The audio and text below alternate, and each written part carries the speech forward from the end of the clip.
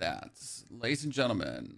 Welcome everyone to today's stream for Barb. We have to push this one further. I think, were we Torment 4 already or still stuck in Torment 3? We gotta check. The character is 4 hours old and an absolute menace. Chippy, boosted boy, good to see you there. We already had the Ramadanis Magna Opus, the Shard of Varathiel. We were sitting in Torment 3, exactly. Like, I thought, Gesundheit! Thought we were in Torment 3 already, but Torment 4, but I don't think we were yet ready to make the jump. The character was missing like a little bit of extra strength. Biobo, get to see there, thank you for the 83. We're gonna be lunging, striking through the world. We need to masterwork things. We need to get ourselves the latest greater affix stuff. I don't think we were able to kill Torment 3 Belial. It's coming back slowly and steady, so we're vibing in. Thanks for the drip video, Silvio. I promised you. So there you go. Like here. That's how it goes. In case you missed it. Burp, burp, burp.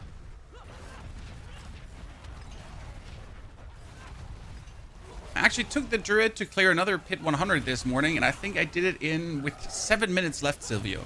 So I twinkered and tweaked the Paragon board a bit to squeeze out another level of strength, and I was actually able to. Come on, put one in. Put one in. Come on. Look, do it. Yeah, thank you. And the other one too. Put one in. Thank you. I am not wasting hearts, chat. I barely have enough as it is.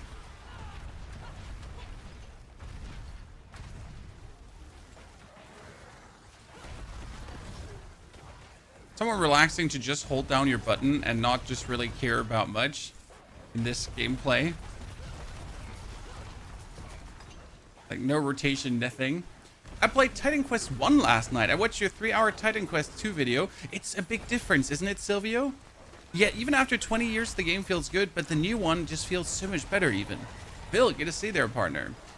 To be honest, even if Barb is the weakest, really fun with Lunging Strike. Height. Barb might be the weakest in terms of maximum pit, but I have to say from a power curve, I put all these items on, right? I masterworked minimally, as you can see, so not really much. And I am already sitting at Torment 3, ready to go into Torment 4.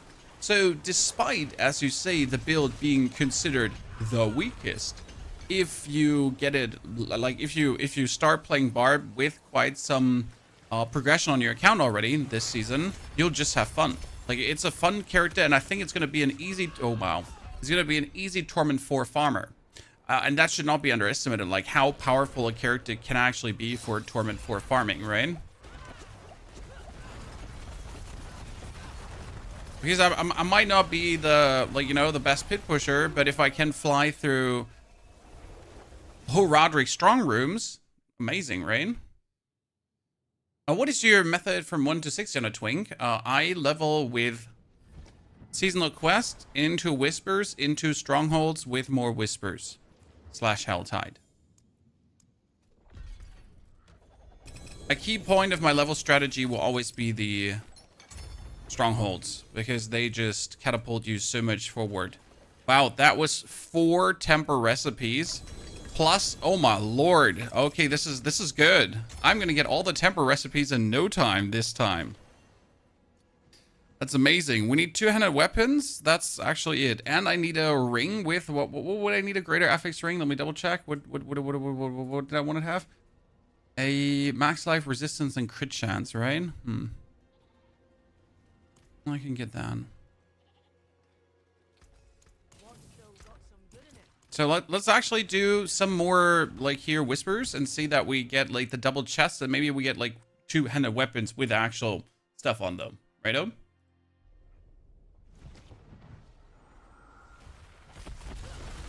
What do we need to do here? Collect cinders. Oh, and hand that in. Cool, this is collect cinders. Then we need to go to the ritual sites as well. That's all not a problem. Okay, we're heading upwards, I think.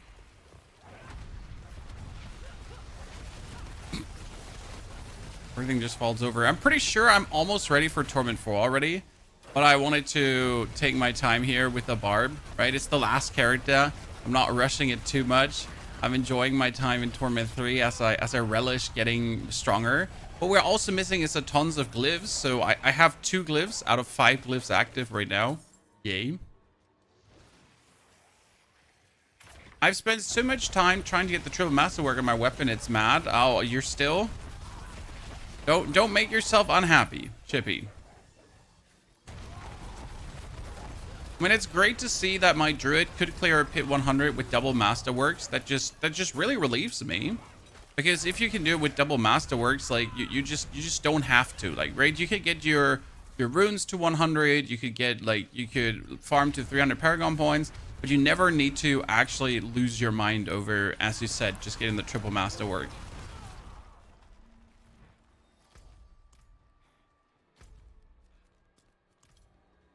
It's just atrocious. What I need to test today is, though, we need to go to a Legion event, because I want to see, like, the amount of, I need to see the amount of Cinder we're getting. Cinder, Forgotten Souls. Like, I wanna compare all the Forgotten Souls resources. So we're gonna do Legion event. I know that's 200, but I also wanted to do a Horadric equipment delve, and we're just gonna check, like, how much what we actually would get from an equipment delve, right? If you would fully do it. Is there material delve, sorry.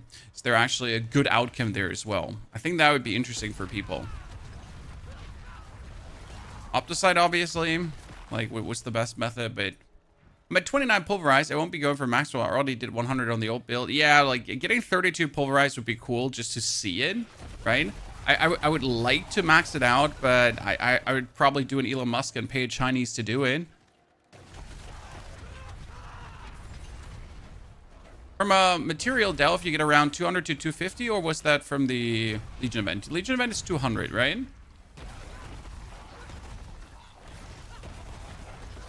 What should you get from a material delve? If you then focus on opening every chest and everything, right? That was so many whispers we did here right now. This is actually pretty amazing.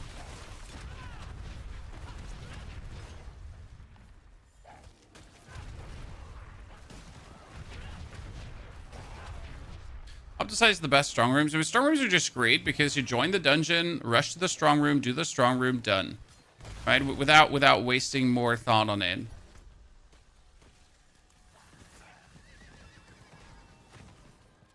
How can you not love that? I wonder how we're going to pull things together with a barb. I guess we're going to play the cry rune as well. How we're going to trigger the cry rune. Because right now, what are we playing? We're playing right now mobility into earthquake. I could probably play mobility into cry rune, right? It could actually be nice.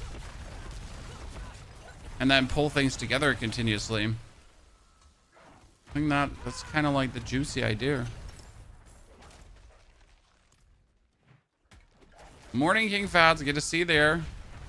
Hope you're ready for a day of fun in Barbarian. Also, tomorrow, by the way, chat, we will live unbox a PC on stream. Like, would you be interested in that? Because I wasn't sure. I could have unboxed the PC off stream, but I was thinking about actually unboxing it on stream and connecting it and making like a little fun setup video and showing you like the cool things that we have gotten. And see how well it actually works, and then, like, you know. Would you buy? Well, you gotta wait for tomorrow, Chippy. We did actually have a short about it, in case you missed it, where we talked a bit about what we're getting, because we're working together with Systemtreff, and they sent me something quite cool. But I was like, maybe I'll do it off stream, you know, instead of on stream. But then again, why not just do it on the stream? Rings. Collection. No, I need amulets. Yeah, amulets is gonna be hard to find, right? Look at that, 3 goddamn manuals, a glyph, right? And then we get the second one for another 3 tempering manuals. This is how it should always be, right? Just give me those double caches every single time. Ambidextrous, yubba dubba doo, chat. That is so good, because this is the glyph we have been missing. So ambidextrous is here, giving us, you deal 8% increased damage while wielding a one-handed weapon, and we do wield a one-handed weapon. I could activate it right away. Yabba dabba doo. That was perfect. Is D4 better than Diablo Immortal? Considering that you can play Diablo Immortal on your phone, right? Diablo Immortal is pretty amazing. Now, they are fundamentally different games, though. I mean, they're both Diablo, but they just, like, from how you skill your character, how you use your skills, the activities you do, they're vastly different. I would say, though, Diablo Immortal has a bunch of amazing game modes. I don't know if you knew this, but when I played Diablo Immortal a bit more, they had an amazing roguelike game mode. They even had, like, some auto-battler style game modes and whatsoever. It was pretty crazy. So I severely enjoyed Immortal. I would just have to keep away from PvP because PvP is pay to win. So that's just a fact. Sorry, like we're not glossing over this fact, right? If you want to PvP in the game, you have to pay. That's it. But if you just want to play PvE and have fun, free to play, heaven. I found a triple GA in life core gloves yesterday. Ooh. I mean, that's big money if you sell that. Big money.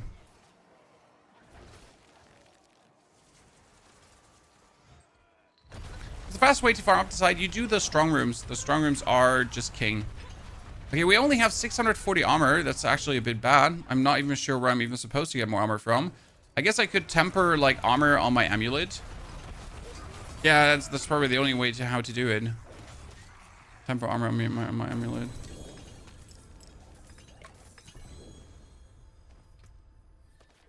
Did we try to kill Torment 3 Belial already? Mr. Vine, good to see you there. Howdy. Hope you're doing fine. Good morning, Sanius. Greetings, brother. Also, I hope you enjoyed the different game that we played yesterday as well, in case you missed it. Played Space Adventure Cobra. There was a little sponsorship happening, and that was quite intriguing.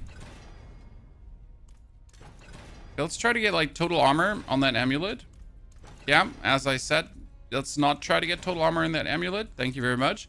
That gives us a lot, and then if we actually pick up the instances from here, right? 1, 2, 3. I can at least go into a dungeon and not be, like, completely, like, look at me. I'm at least somewhat. Okay, let's do pit. Let's do 50 and see how it went. So we need to get ambidextrous up.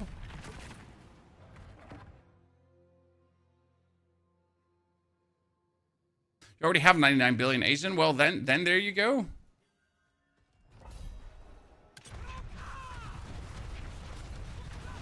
Yeah, that was easy. I remember. We need to get the cry rune. Yeah. I think that's like the next big thing I need to do to get myself that cry rune.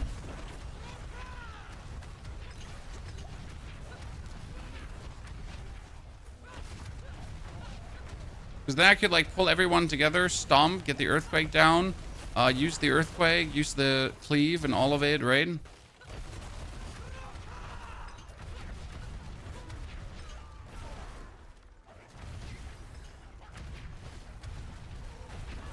If I had the cry rune, this would be nice. Okay, we're doing hundreds of millions of damage. That's good. I mean, technically, from a damage output, we would also be ready for Torment 4. But Torment 3 is just, like, better right now. Didn't we jump yesterday into Torment 4 already? No, on the day. Wait, we need to check if I unlocked Torment 4 already. I think we did, if I remember right. A chill build? Oh, this build is amazing. Like as much as you, like, not think Barbarian is strong, it just has a fun power curve, right? I mean, yeah, it's not a high pit finisher, but who cares about that? If you want to clear pit 75 with a barb, right? You'll have a good time doing it. You're going to have a good time doing Infernal Hordes. You're going to have a good time doing Strong Rooms. You're going to have a good time doing everything.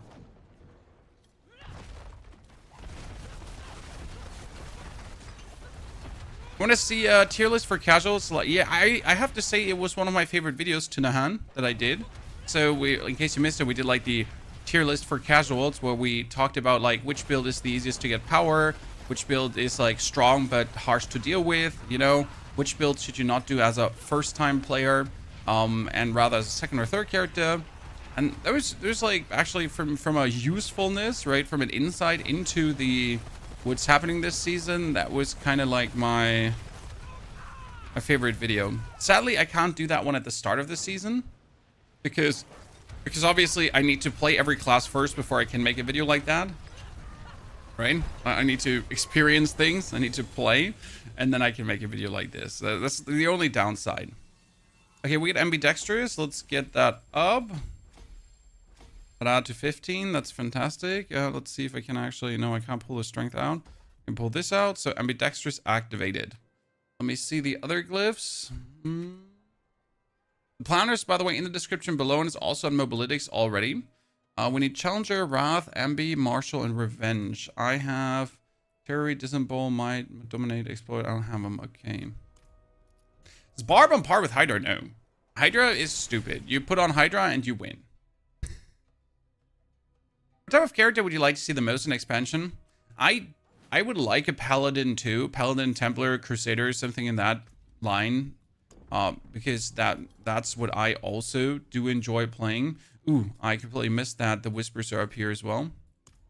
That'd be something I wouldn't mind. Surely.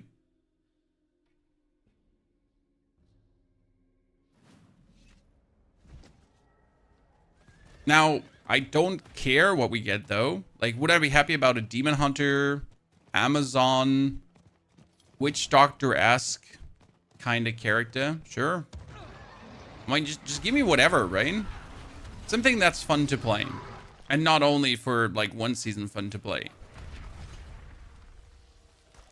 At the end of the day, they're just enhancing my playtime per season. Because by adding another character, I'm going to be having to do Necro first. And then I'll have to swap over to whatever. And then I'll you know...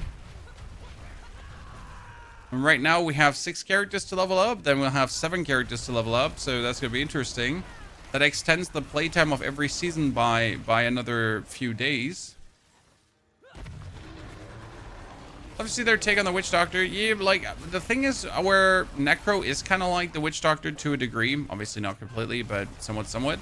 So I'm not sure if a Witch Doctor would be on the menu. I mean, technically, with Nahantu still being a predominant kind of... thingy, maybe. But we could also get a kind of priest class. So instead of getting a crusader, it's more going to be like a priestess that works with holy magic and holy constructs. And it's kind of like a crusader paladin, but not kind of like a crusader paladin. I mean, I wouldn't mind someone like summoning a holy cross that flies behind you and shoots out rays of holy destruction and I don't know, sunbeams from the sky, righteous fire, whatever you can imagine, right? Something in that direction. I would find that cool. I mean, it's kind of like a Templar, yeah, sure, but it would be a bit of a different take, so more like of a caster focused Templar.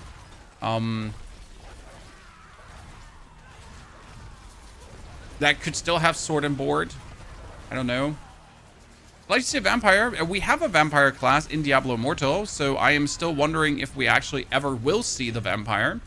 Because, I mean, it exists. The concept is made. All the skills are made, right? It's there. They would just have to port it into Diablo 4.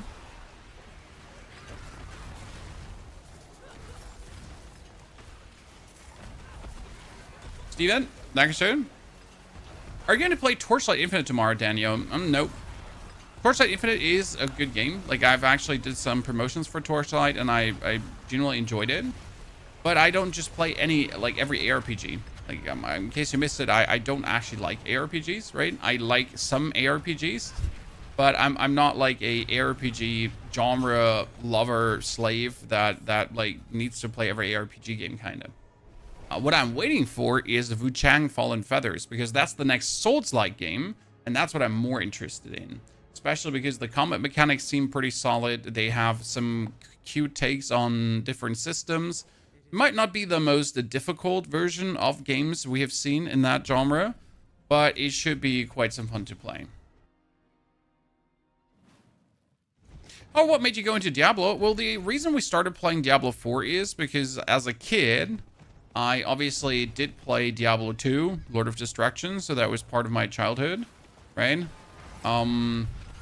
Then Diablo 3, like these are games that I dabbled in, but never dove too deep. So when Blizzard like released Diablo 4, it was kind of like, yeah, I want to play it for the story. Before Diablo 4, I'd never played a season. Before Diablo 4, I always stopped playing the game when I reached like I played the campaign and then I stopped playing. Okay? That was before Diablo 4. So you can consider that actual Diablo was the first time where I was like, you know what? Maybe we should play more.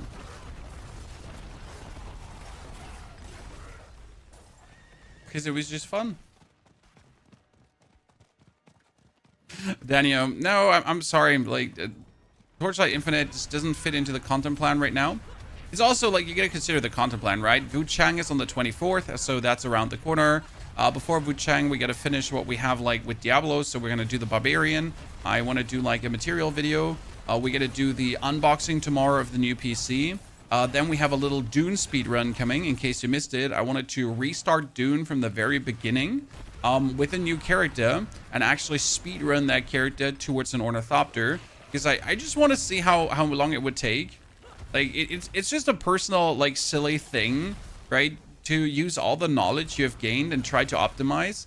And I think, like, everyone that played Dune had that thought already of just starting from the beginning and just see, like, how smart can you play, right? How good can you do it?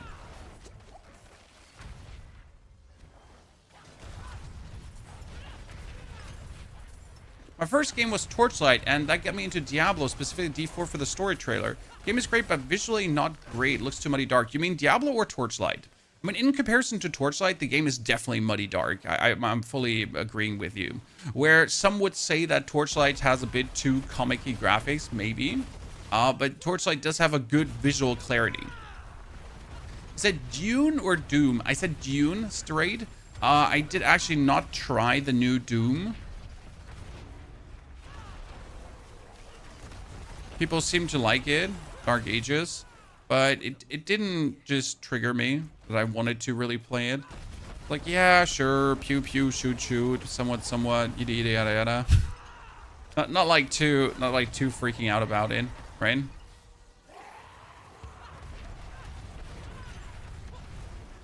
Where's the chest? The chest is up here. Yikes.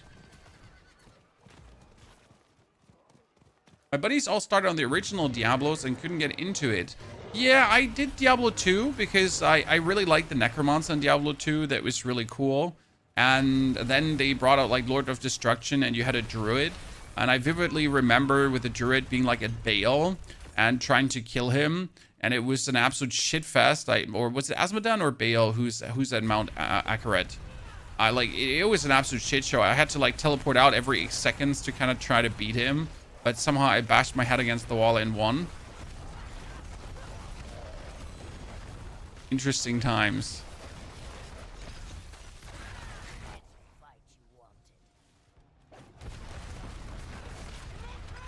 I tried PoE2 and it was amazing fighting bosses. Oh, absolutely. Like, actually fighting bosses is a good feeling. I highly recommend giving No Rest for the Wicked a try, but you might not like it. So I think No Rest for the Wicked is a fantastic game, and I wish more people would like it. But it's like they tried maybe a bit too hard to blend Souls-like and ARPG together. That it creates something interesting, but that's like still far off the shot.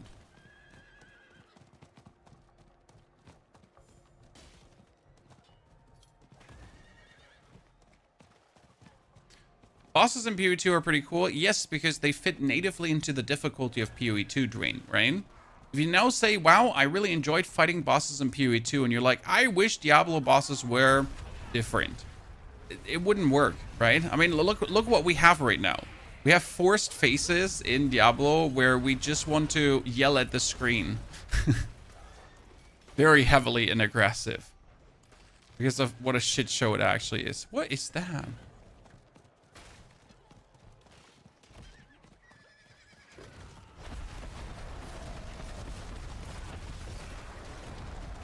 Okay.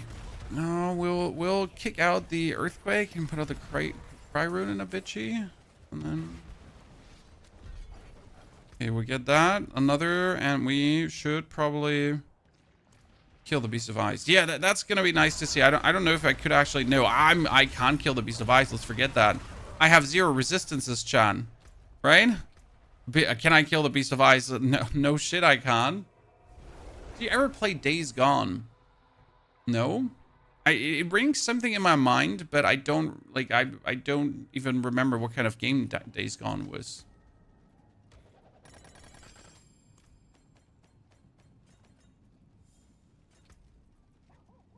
Wow, the dungeon key thingy did not have another chest in it.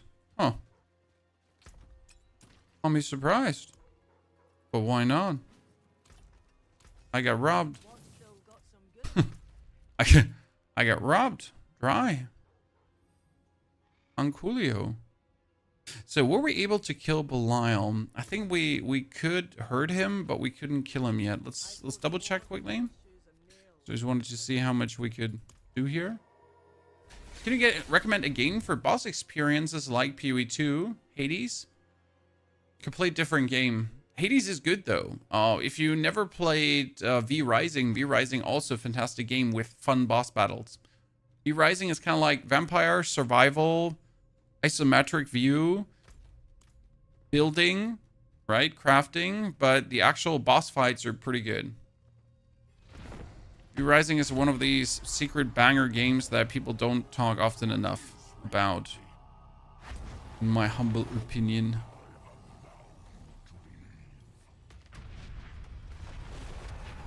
Oh no, we could kill him. I remember. Chat, I remember now. We actually did hurt him quite significantly. If we stand in an earthquake, right? When we're still not blasting him, which is obvious. It would be crazy if we would be blasting him. But we're doing like good enough. I remember we died to a poison pool. Like I walked into that poison pool and died. But see, we could actually kill him. Thank you. I completely forget that. The change to Forgotten Souls is so nice. Yeah, we haven't farmed yet, but we will do because, Jonathan, I'm running out of Forgotten Souls. Daryl and Lilith are kind of PoE. What I wish for would be challenges like Lilith, but harder. So Lilith in Torment 4 is still a joke as soon as you have a good build. And I kind of feel like Lilith is a step in the right direction in terms of aspirational content, but we need like a couple of demons that are extremely hard to fight. I wouldn't mind that. I think that would be healthy and good for the game. To put us in the position of like actually having to really scramble for our lives, right? Legion events are really good again. The only problem about Legion events is that you can't speed them up. Because you're gonna have a sword that can teleport in seconds through any dungeon. But then said sword can actually like not do the Legion event faster, right? So with the Legion event, you always have to wait for the monster spawns. I wish they would create Legion events like spawn everything at the same time instead of putting things on the timer, so that if you're able to do it fast, you can also do it fast and you don't have to like sit there and wait for 5 seconds to pass, 10 seconds to pass, next seconds to pass, right? So you can actually meaningful do that thingy. Nah, like you want like it should go fast.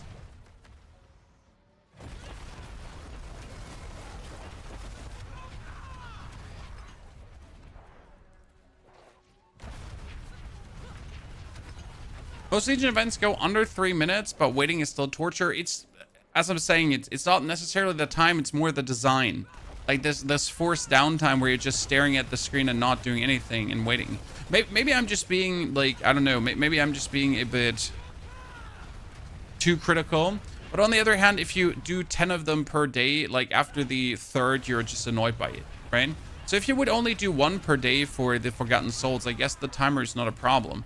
But the more you do, the more apparent and problematic these things become, right?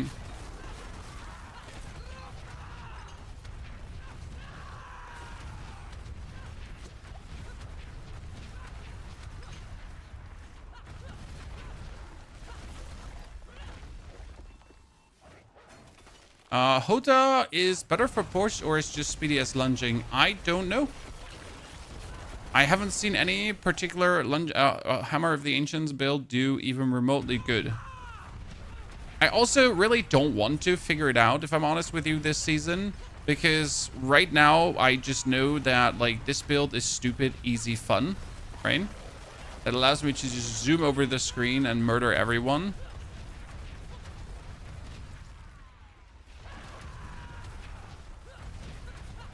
And it's using like the new uniques and stuff, which is good.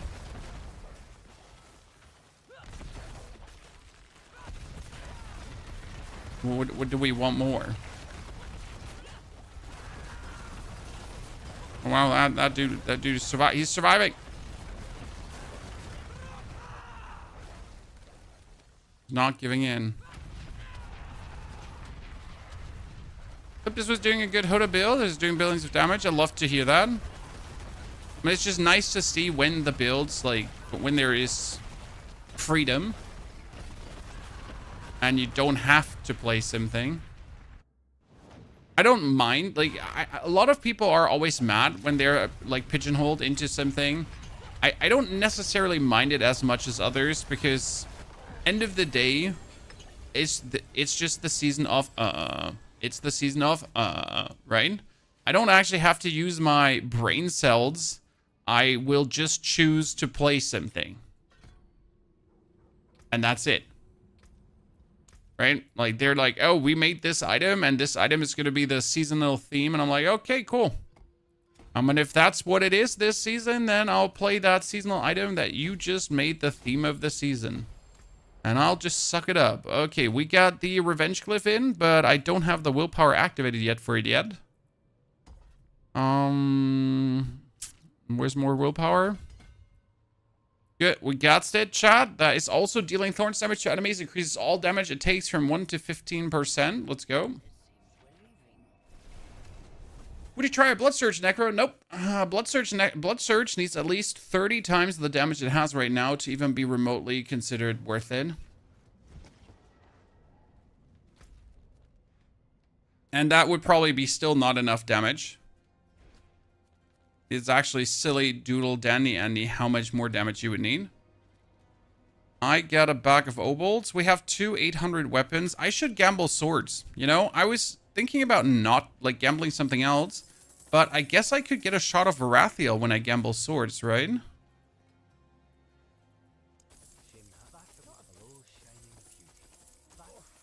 Yeah. Look, Mom. No hands.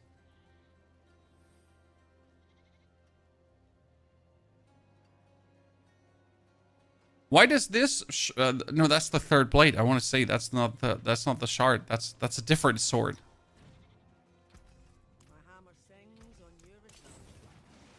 Interesting.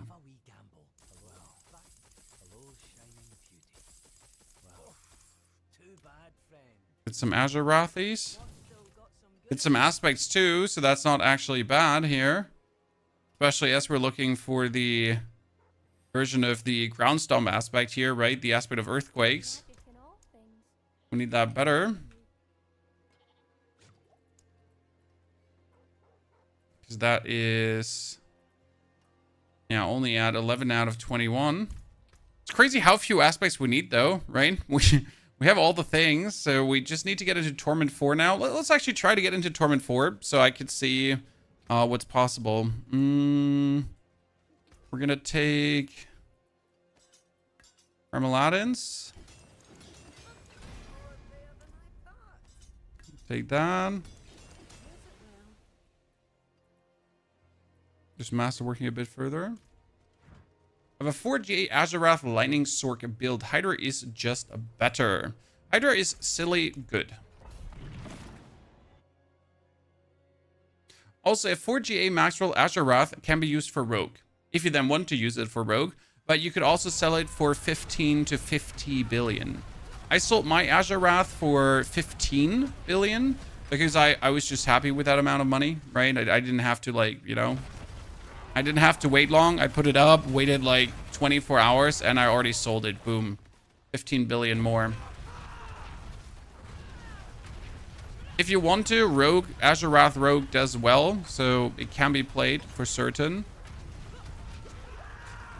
But it's more a lover build than anything but, right?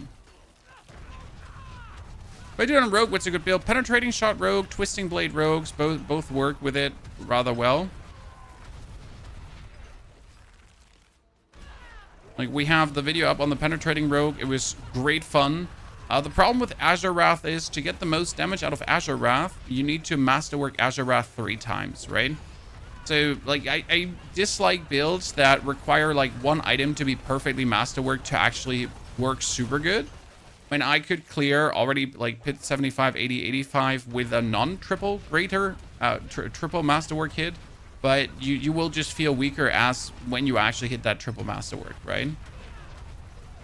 This item's for sale. Use global chat. No, I use Diablo.trade. Not affiliated with the website, by the way.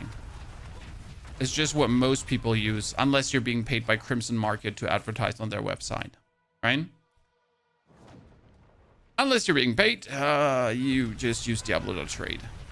But if you're paid, you use Crimson Market.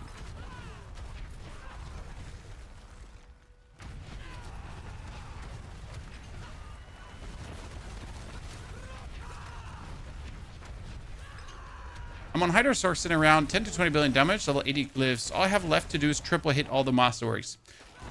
Ollie, same problem here. Like, my Hydra Stork also, pit 90, pit 95, feeling extremely good. Could probably do pit 100, doing the 10, 20, 30 billion damage, right? Mythics in. But the only way how to get further is triple masterworks. The glyph level to 100 is such a tremendous grind. Yeah, but it's also unnecessary. Like, the thing is that, again, getting your glyphs to 46 for legendary, that's nice. And with legendary glyphs, you can easily knock out the seasonal journey. And then afterwards, everything you do further is obviously grind, but it's also the grind that is, like, your choice, right? Do you want to play after finishing the seasonal journey? Good.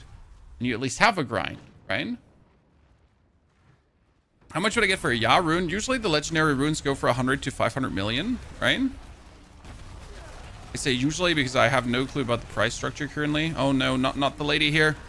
She's so bad, chat. Because she does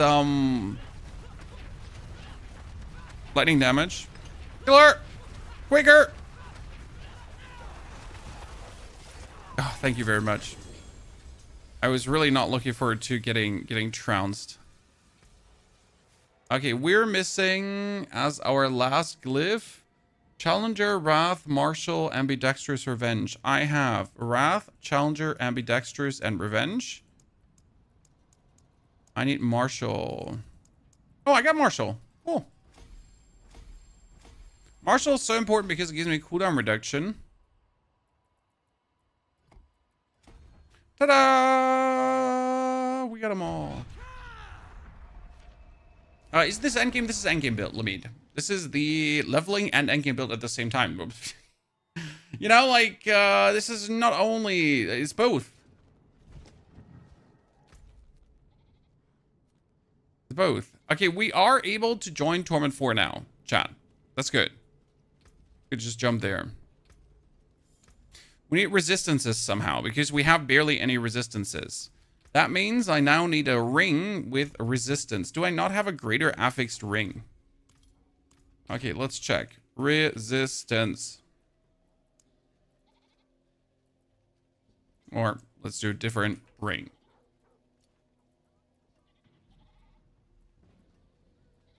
I would need a ring with a greater affix resistance to elements. I think I picked one up of those. But I don't remember if I used it.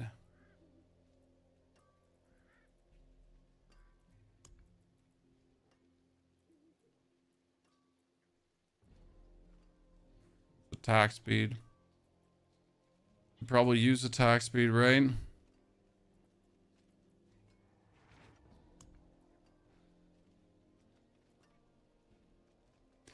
I mean, this one has resistance to all elements, so I guess I'll take it. It's the worst that could happen.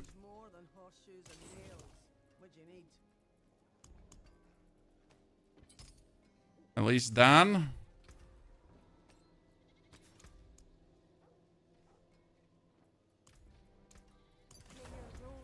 Hey, where am I even gonna, like, which am I even gonna push here? Oh, the Wrath Glyph for more crit. Well, we got Challenger here, who's boosting my strength, so we need to get that one up anyways. Right? Strength points. And then you got Wrath Glyph here, and it needs dexterity to grow.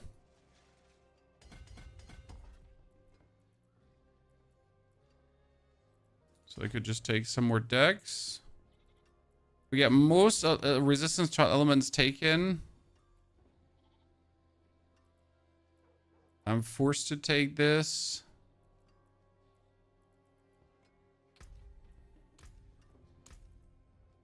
Still like 33 Paragon points. That's vulnerable damage. That's maximum life. We probably should. Maximum life, magic nodes. We did do rare nodes.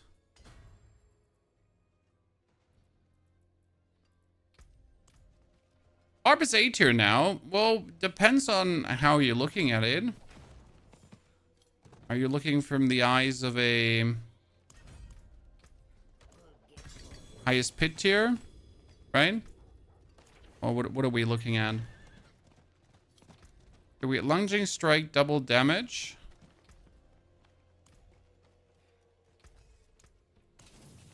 And lucky hit chance to heal. Right now my weapons are not good. I just get some random hocus pocus here, right? Strength. Strength. What other temper did I need for it though? Ah, bonus to belligerence. Yeah, I remember. Here, what do we have? Ranks. Do I have the... Here, bonus to belligerence, right? Trade. Belligerence. 4 ranks. And... belligerence 2 ranks. Because with those 6 ranks bonus now... we're doing 40 damaging enemy with basic skills of 44%. I mean, it's 4% more, but like 6 more ranks, 24% more damage. So I guess, yay.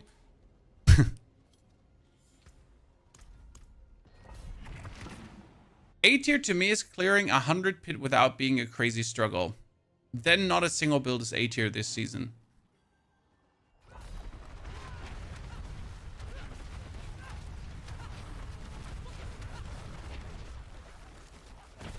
So Barb is, like, if I would have to assign Barb a tier, Barb is enthusiast tier this season.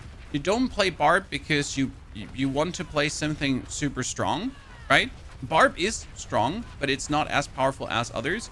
You play Barb because you want to play Barb, and you will still have fun, right? Barb has a great power curve, but Barb also needs a bunch of uniques. I mean, look at me. Shard, Magnum Opus, Ping Gorgeous Gauntlets, T-Bald's Will, Hooves of the Mountain Gods, Rage of Harrogath, Ugly Bastard Helmet, and also the Ring of Red Furor, right? I am just steeped here in uniques. I'm not playing anything else, but this also means if you want to play Barb, you better have Belial mats, right? You're not playing Barb if you don't have Belial mats, if you're not swimming in them, right? You didn't woke up one day and you were like, oh, I want to play Barbarian and I really want to farm all the other bosses. That's very important. I mean, I'm even running out of Belial mats, which is an actual problem. I need to find a fellow trader in the chat, so I should have an eye on the trade chat here. When someone is offering to sell somewhere Haas, I should ask him what's the price, what's was letzter Preis, as we say in Germany, which means what's the last price.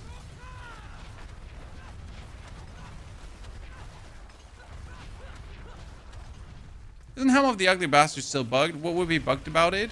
I mean, the last known bug I had, that one of the prolific furies or so on is not working. One of the bonus ranks is not ranking. That was the last thing I had in my mind. We mostly play Ugly Bastard Helmet for the cooldown reduction on Wrath of the Zerker. So I get to use Wrath of the Zerker more.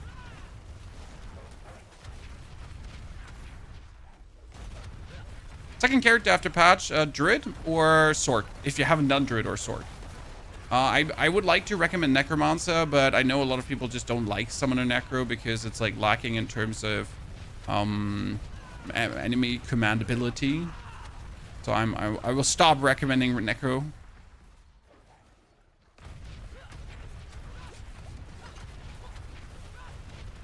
Then with Sorg, then Pulverized Druid will feel good.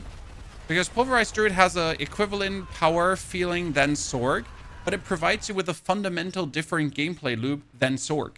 Because Sorg is making these, Sorg is running around and making these Hydras, right?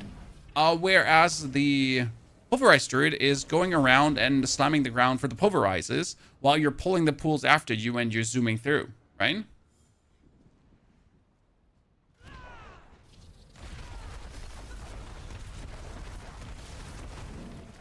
You see people play with Crown of Lucian. Crown of Lucian is popular because you can like play with like your basic skill does actually use resource, so you can actually use Crown of Lucian.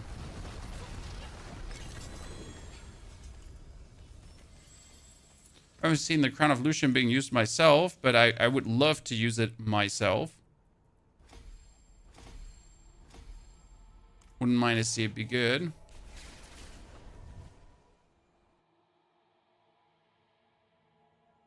I'll sell you 500 husks for whatever you're comfortable paying. Oh, I don't need that many husks, my friend. Thank you for offering, though. I mean, we will see, like, once I'm out, I'll probably either ask in trade chat or see, like, whoever chat wants to pay. I mean, I got 15 billion lying around, so it's not like I can't buy myself husks. I just need a trader.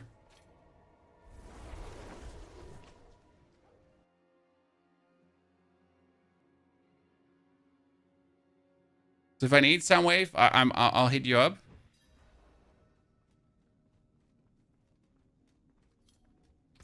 The first thing we gotta do is more like goddamn Infernal Hordes because I need the shot of Arathiel.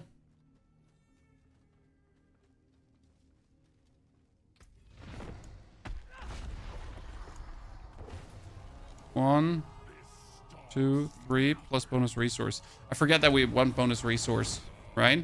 Because the more resource we have,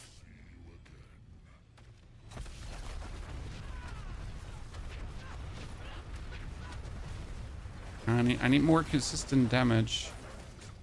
Can we do good damage?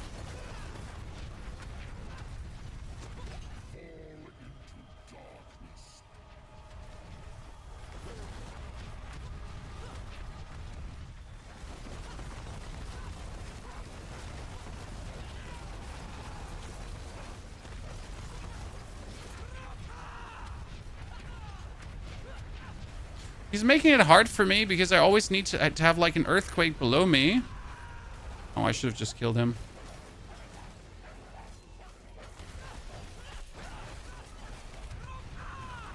Good.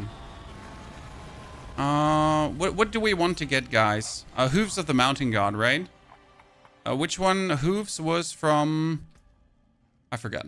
I was like, which one was Hooves again? I forgot. Hooves of the Mountain God is from Beast of Ice.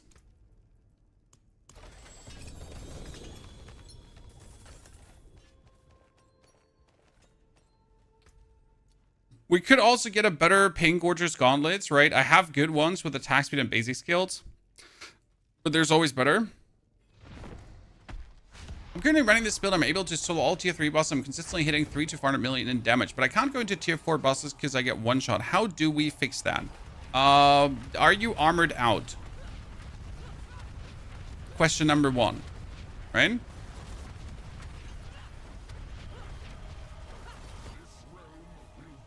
Are you resistanced out?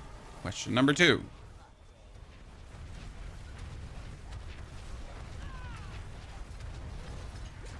These things often get forgotten, right? Because they're like, it's so important to be fully armored, fully resistance out. Do you have like enough damage reduction taken, especially from the Paragon board, right? That being said, Barb always suffers like, oh my goodness, there were so many poison pools I didn't know where to run.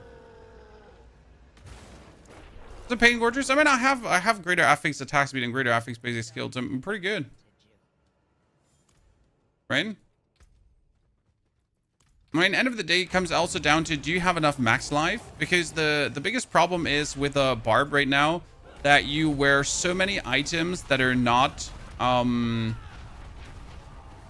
you have so many items that are not, come on, brain, say it, that are uniques, Now you potentially just have like a general max life issue too.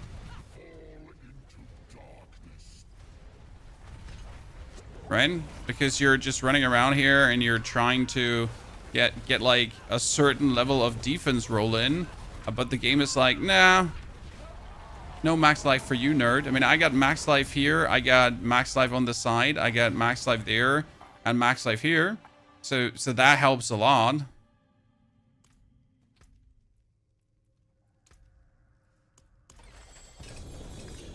Ah, booze. Yeah, GA max resistance, exactly. Like, look at my resistances right now. I'm in Torment 3, and my resistance is, that's my resistance. And that is considering that I really took everything I could. Like, if I go here for resistance now, resistance, right? So I have taken this. I should, I did not actually think that I need to invest points, but I think I need to invest points to get myself goddamn normal lightning resistance. I also do believe I should invest the points to get myself fire resistance. And then I believe I should probably invest points to get even more fire resistance. So at least like this, I am now sitting at enough fire resistance. Like probably that one has fire resistance anyway, so that's good. Right, I had to get rid of this ring because that ring has fire resistance. That makes no sense. I need to get another ring without fire resistance, right? So lightning is up. The others are like low, but we're getting there. But you notice, like, getting these resistances was already, like, really helpful now. Probably should take that. Yeah, if you get Ring of Starless Skies, that's also, like, a big one if you don't play the Ring of Red Furor. Because the Ring of Starless Skies is, like, all resistance. That's actually, like, scam. Wow, 15 Fury per second, but I do think I need Belligerence Greater Affix, right? Not mistaken.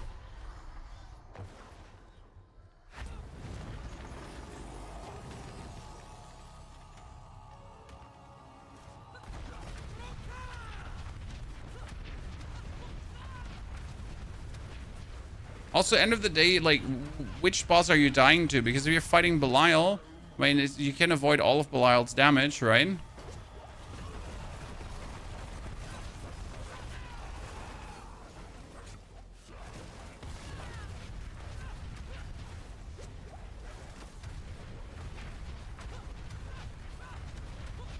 Or not like I actually have to take, like, a hit from him. The only problem I have here is just poison pools that I need to walk past them.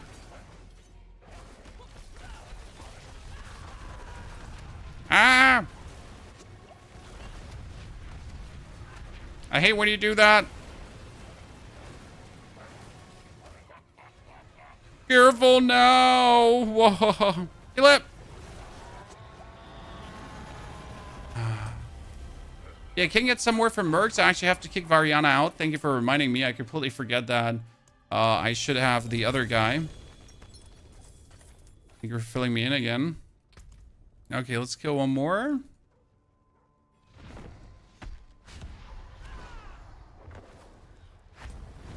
And we'll have to get ourselves, like, further deep into Torment 4. We already are doing Torment 4 in terms of, like, the overworld, right? But I also can't kill a Torment 4 Belial right now. It's too soon for that. Like, I have not enough Masterworks, nor do I have the equipment. So I'm far away from that goal. Not far away, but we're like 1 or 2 hours away from that goal. We also need more cooldown reduction on our ultimate skill, that I can spam our ultimate more. That's also going to make a big difference, right? Careful now. Oh, I thought I had you there. Kill him! Kill him! Thank you. And we don't even have like a single legendary glyph, so there's much to still do. Varshan, Beast of Ice. Oh, that was a lot of greater affix items, but not a single one of the greater affix items that I need. Yay. Yay, chat. Not a single one of the greater affix items we need.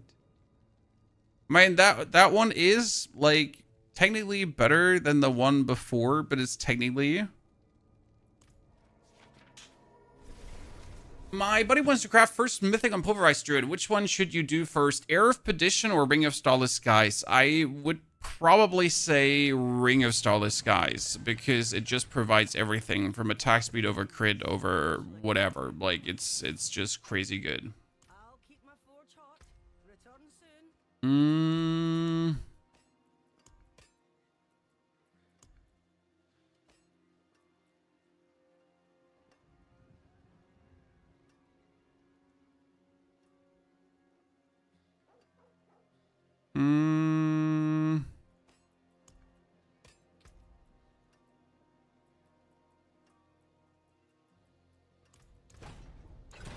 Whatever we get from here.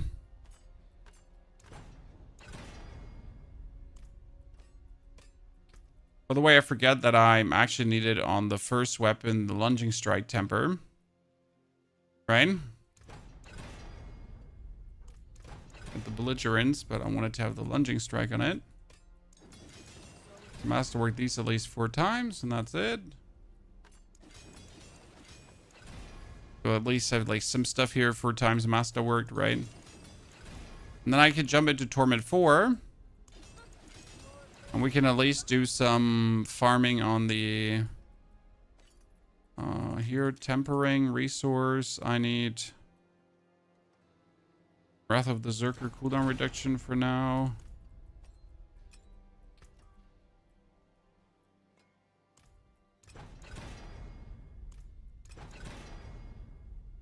Wrath of the Zerker cooldown reduction. As I said, thank you. Okay, now we're going to go into Torment 4. And what we're going to try is, like, how well would we be in a Stronghold room? Because I do need Opticide, right? So how would a Strong room feel?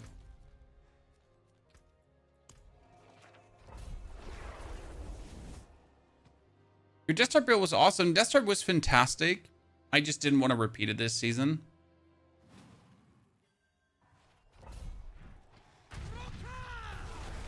I like to keep it fresh every season. I am surprised how much damage we're just doing in Torment 4 raid. This feels like we're fighting a bunch of children with weapons that try to kill us. But like, you know, toddler destruction.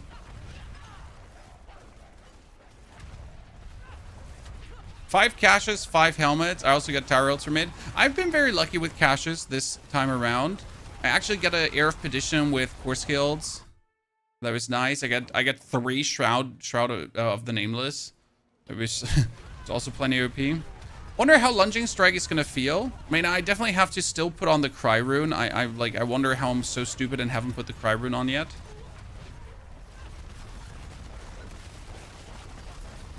Here, chat, remind me, Cry Rune. Okay. Thank you.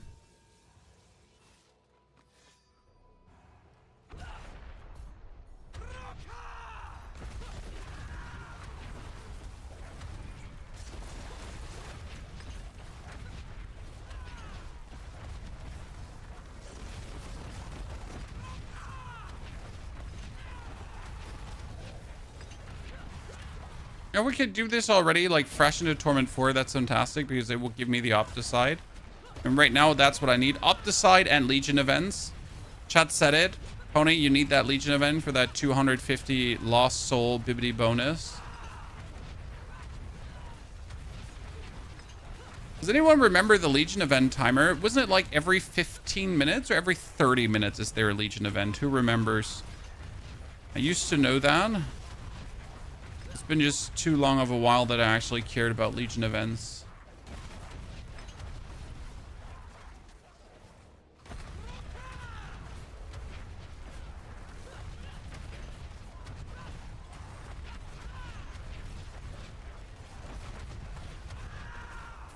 Didn't like helltides.com also have a Legion event timer?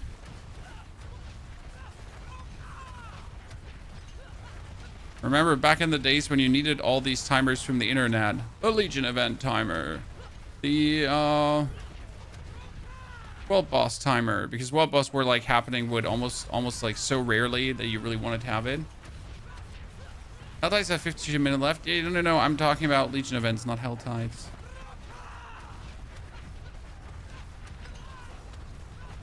Okay, this is a pretty good start, right?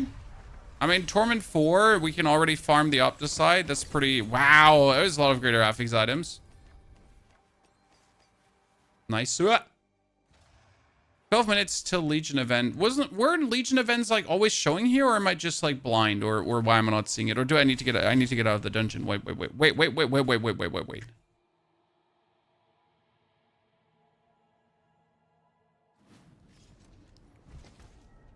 Okay. Well, boss, but it's not showing the Legion event. Huh. Yeah, I use Mobalytics to display events. Like, doesn't helltides.com have that too? Let me double check.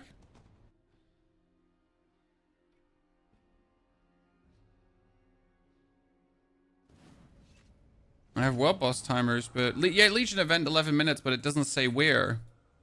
It says Legion event, but it doesn't tell me where the Legion event will happen. Mobalytics has an on-screen display. I should use the app more. I should really use the app more. Do I have Mobalytics installed right now? I don't have it installed right now. Beam.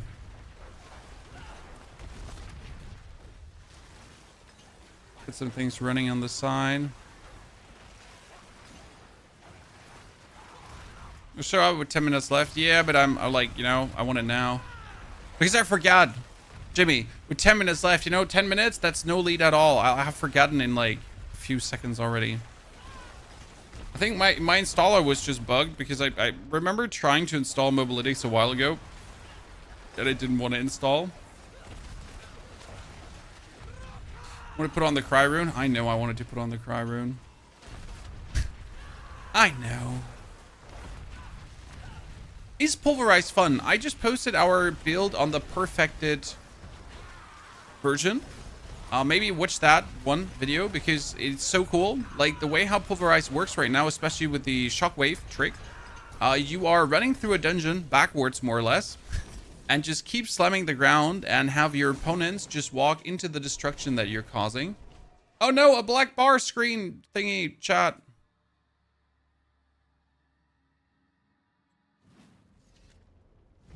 Okay. Change Merc, we'll do that too. Chat is so smart. I wish I was more like chat. Gauntless chestplates boots. Boots. I mean, maybe we get the boots that we're looking for in Ancestral. Ta-da! Penitent Griefs, the wrong ones.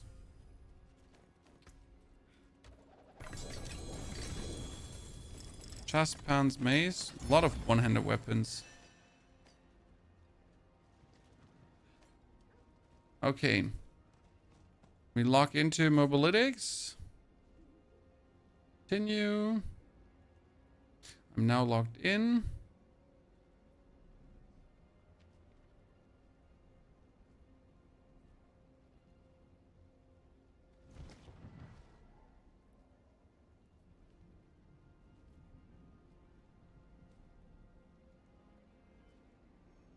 Okay. Doesn't log me in. Great.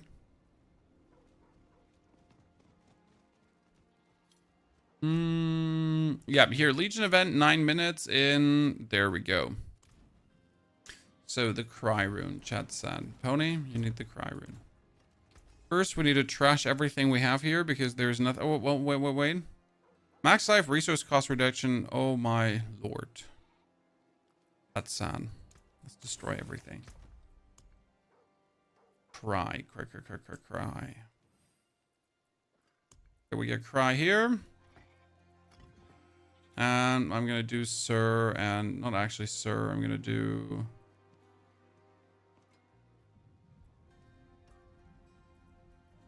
Buck. And still Tech, probably. Quab, Tall, Tap, Tech. Yep.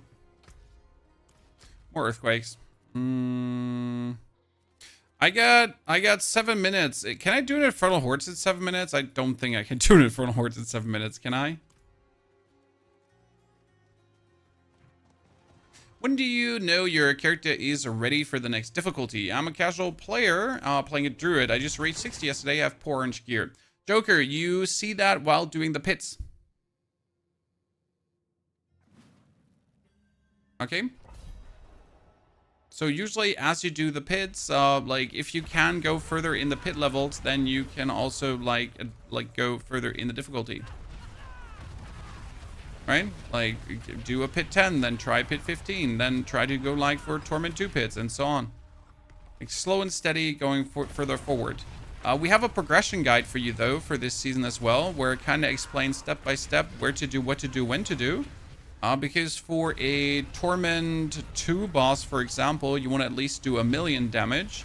And for a Torment 3 boss, you want to do 100 million damage. And for a Torment 4 layer boss, you want to do like 500 million to 1 billion damage.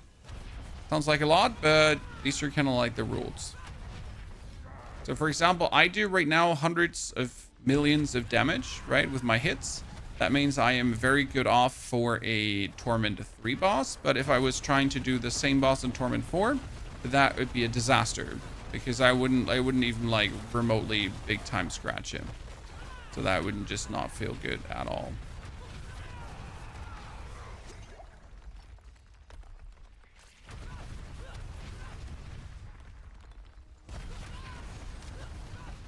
See how well we pull them together now with a Cry Rune, how useful that is? You're going solo today, you're doing some groups. Jonathan, we will probably do some group Infernal Hordes, because I need to do Infernal Hordes for a Shard of Varathiel, but at the same time, I need to do Infernal Hordes for Opticide, so we have to do a little bit of both. The thing is, I'm only planning to do 6-wave Infernal Hordes because the Shard of Varathiel is from the 200 chest, and I don't wish to spend too much time like doing 10-wave Infernal Hordes when I could have also do like less wave Infernal Hordes to get my Shard of Varathiel with a greater affix. Because that's going to be hard enough to actually pick off. Like it's the hardest item to get for this whole build, as I can't really speed grind it, right? I just have to do hordes and hope for the best. But in order for this to work, I need to be able to do Torment 4 Infernal Hordes to really get the most out of it. Very knowledgeable. Well, I put thousands of hours into this game, so either I turn out to be knowledgeable or fluke, right? But at least try to understand what's going on.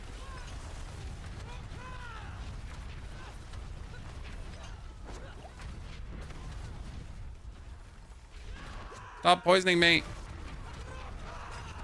Like, when does this poison finally end?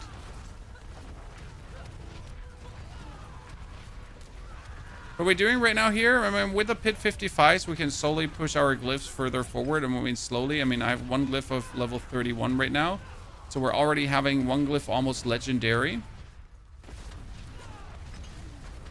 It's like usual in next goals. So as soon as you're in Torment 4, right? You want to make your way to pit 65, and I think I could do pit 65 right now, but it would just be a little bit too long because we're sitting at 11 minutes and 15 seconds. So I would want to do a pit 65 in like roughly 3 minutes, and if that is possible, then we're good to go.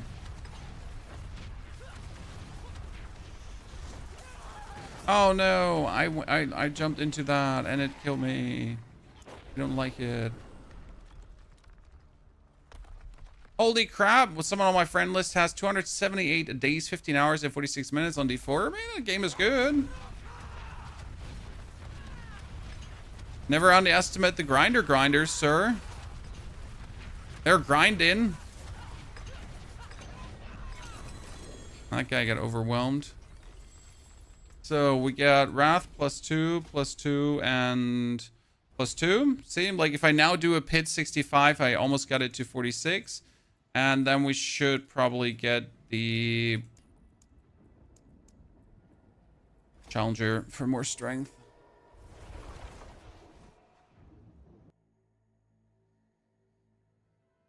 Yeah, some people also just stand around in town. That's true. Like you wonder if people like still shut down their PC and actually lock out every now and then. They just live in town. That's true.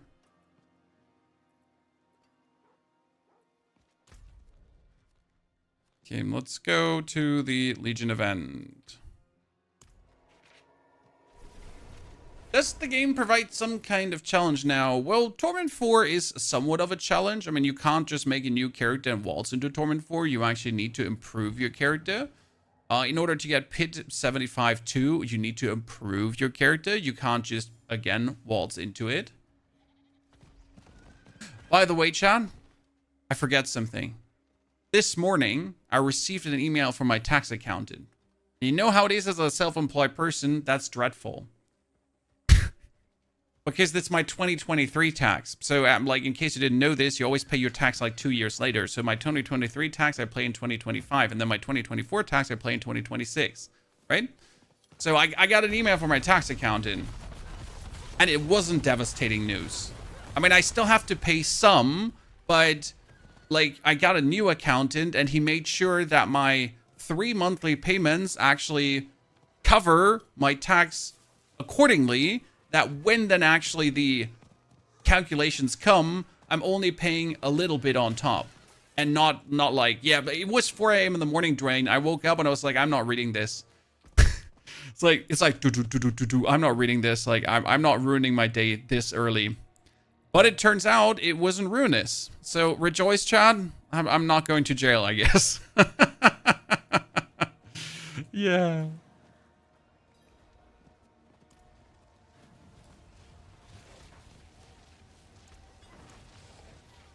VIPC, 641 forgotten souls, ladies and gentlemen. Remember that number, 641. Let's see.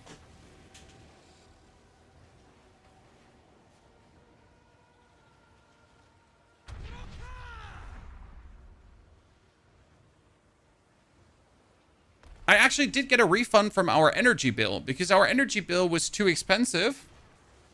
And I got solar panels on top and they had to give me money back. Ha ha ha!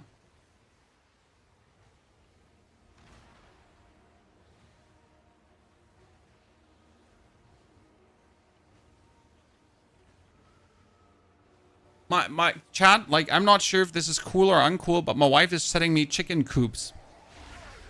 Now that our garden is done, my wife is like, I'm getting chicken coops here per WhatsApp. Well, what is she trying to tell me?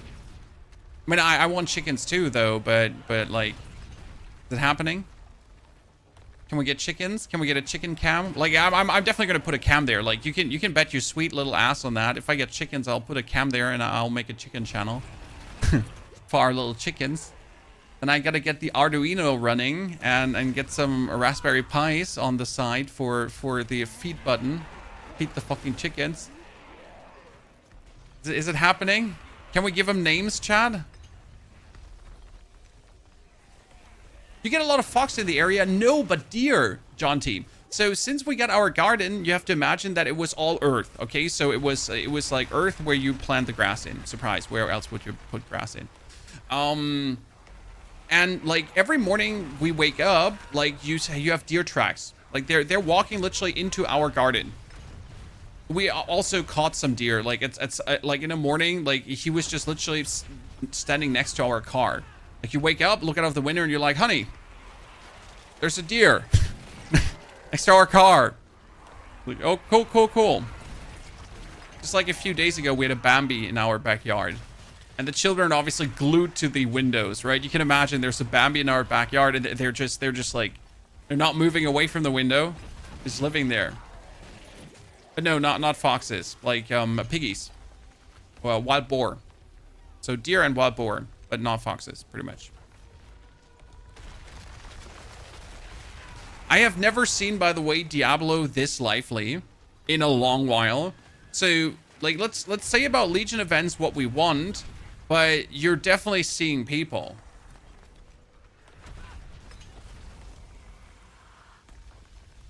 Now, when I say Bambi, I meant like tiny deer, like baby deer, right?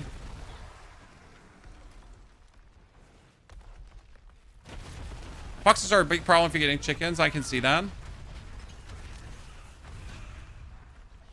Gonna have to, like, set my mowing robot to devastate foxes then, right? Mowing robot, fight foxes. I get this motion sensor from my garden that growls like a bear anytime a deer comes up. It's funny to watch on camera. No, I want to have the deer. I don't want to scare them away.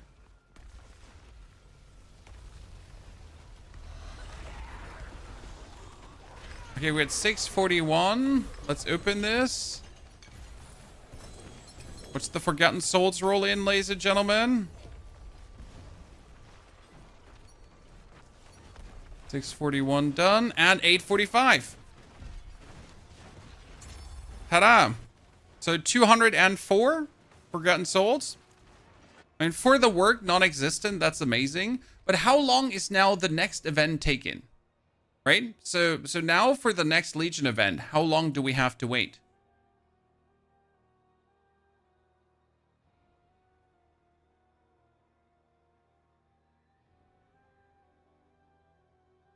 $25 minutes, right? Yeah, 21 minutes. So it's every 25 minutes in total is a Legion event.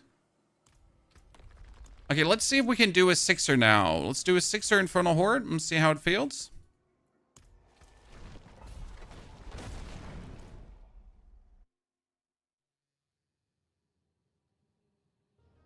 That's okay.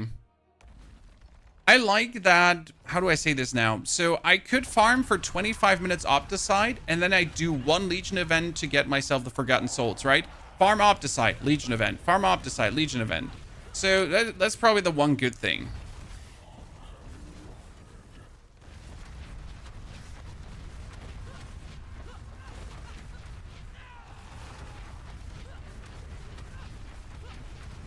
Instead of using Bach for traveling, I need Lith. That would be better. So there's Bach. Bach says you travel, right? But Lith says you stand still. And when I'm fighting a boss, I'm mostly standing still. I'm not traveling, right? So if I stand still for 0.3 seconds, I get 25 offering. If I stand still for 0.6 seconds, I get 50 offering. Ergo, it would be like so much better to stand still, wouldn't it? By the way, that Cry rune is doing work, Chad. I mean, this is fun. I hold down the Lunging Strike button, right? I spam my cooldowns, but I'm pretty much not dying unless like there's a poison explosion like that happening. But this is pretty fun gameplay loop so far. I just need more damage for Torment 4, right, to make this safer. Oh my goodness, there's so much poison explosion. I need to like more survival. Salted Hordes, Elite, Hellborn. Why, like, we're not doing this for Opticide. Sorry, Ollie. Ollie, in case you missed this, we're not doing this for Opticide. We're doing this for the Shard of Varathiel. The Shard of Varathiel is one of these unique items you can only get from the Infernal Hordes. I'm not sure how good that is because, like, I would have to get a greater affix Shard of Varathiel now from the Infernal Horde chest if I am lucky, right? So that's kind of like a bit of a bummer maybe because I have like 0 influence over if it is going to be a greater affix item or not. And that could be harsh at times. Okay, where's the guy that reduces like your life overhead? And we need a bit more damage. For that, I would need the Shard of Varathiel as a greater affixed item. You know, I'm not even sure if in Torment 4 I can currently gather enough ether to open the chest. But I refuse to do it in Torment 3 because it's not worth it to do it in Torment 3 if I'm looking for the greater affixed items.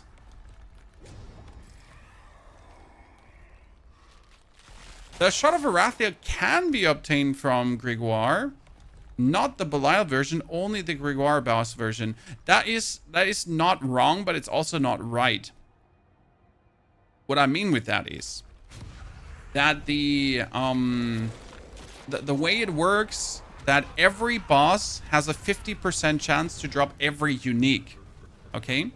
So they changed how lair bosses work in general. Not Belial. Okay, Belial only drops Greek loot. But every boss, Grégoire, Lord Zur, Duriel and Dariel, Belial, like everyone, right? That is not Belial. They're dropping their own loot. And then the second half of their loot is any loot. So you're right. there is a world how you could actually get what you just said. It's actually could be considered almost an idea to just like find a Torment 4 boss I could just destroy, or like a Torment 3 boss, and then just farm him down. Well, it's not a terrible thought. But it would be gambling because you're never like, you know, you could get the Shot of Varathiel, but like I would have to get the Shot of Varathiel and Greater Affix, and I think that's just not going to happen that easy. Yeah, I didn't know that. Like it was one of the big changes that I actually like, because now you could do Lord Zur, but you could get the item you need from the Beast of Ice. You could do like whoever, right? And you could still get like you could actually get the items that you like need from someone else. So that's kind of cool.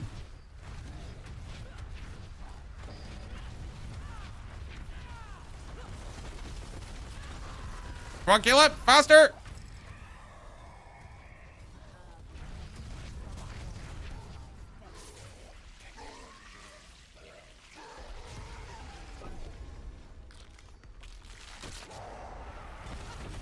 Infernal Hordes take too long to get a decent Shard of Varathiel. I don't think, like, if you would actually farm Opticide on the side, it would work.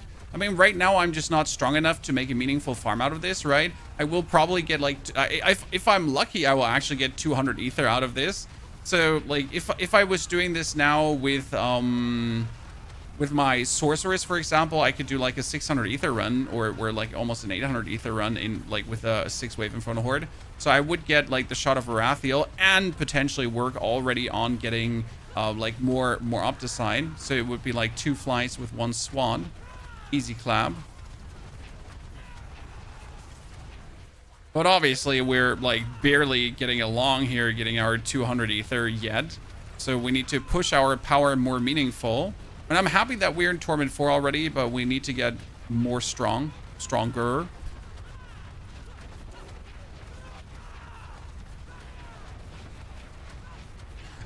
Does a boss that doesn't suck get items from a boss that does? So I don't know if Lord Zur can get Duriel loot. I know that Lord Zur can get Beast of Ice loot. So I am not entirely certain. Maybe someone can back me up here. If the lesser layer bosses can get greater layer boss loot. Like obviously the greater layer bosses, they have loot from everyone anyways, right? So they have all the same loot. You don't need Vortex, you have ulti 5. I don't have ulti often enough to not need Vortex, sir.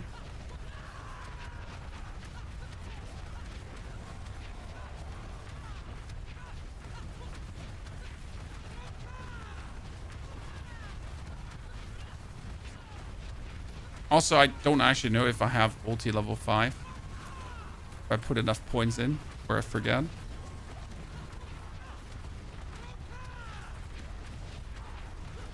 Come on, make that 200 Ether. We got this.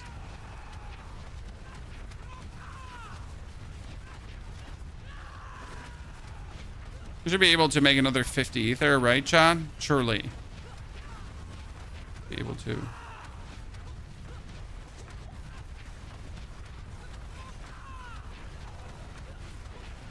Rage of Haragath ulti doesn't have CD with it. We have the Rage of Haragath. Ulti still has CD.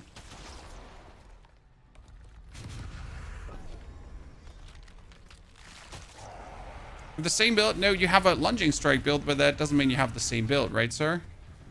I mean, so like Lunging Strike can be vastly build different. I've also just forgot to put the 5th point into the ulti. Double check. Okay, we got the 200 Ether, Chad. GG. Now just give me a Shot of Varathiel with a greater affix so I don't have to do this again. This would have been an insane Ether Infernal Horde with like any of my maxed out characters already.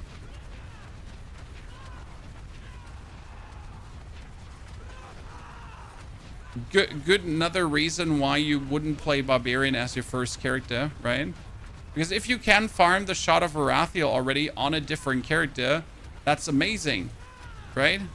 Imagine getting to 60 with your Barb and you farmed the Shot of Varathiel on another char. That would make worlds of a difference. Yeah, let's see if we can even kill the bosses. I mean, we should too, right? Surely.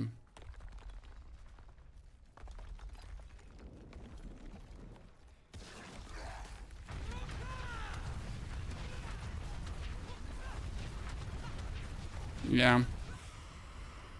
Got him, chat. We got him. Ow, you did damage. Whoever of you does like a lot of fire damage, stop it. Not okay.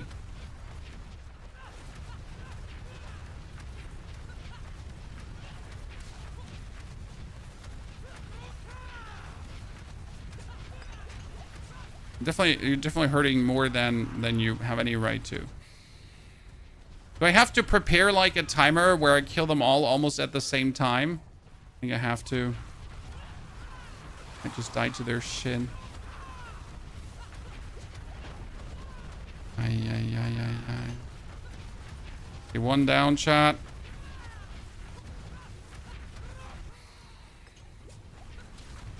Oh, I'm definitely going to die.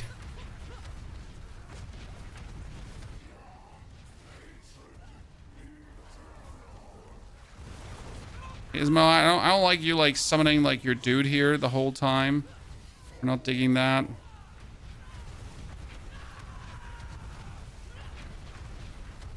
Who's gonna kill you now? Thank you. And we get to take down the last one. It was definitely rougher around the edges than it had to be. But hey, at least we got it done. Oh goodness, I gotta look out to not die to like any weirdness here right now. Pretty sure like any of these fire elemental damages just takes me out. Right? Just get touched by it and I die. Yikes. Please, a shard of Arathiel. Thank you very much. I would like to see that. That is not what I would like to see.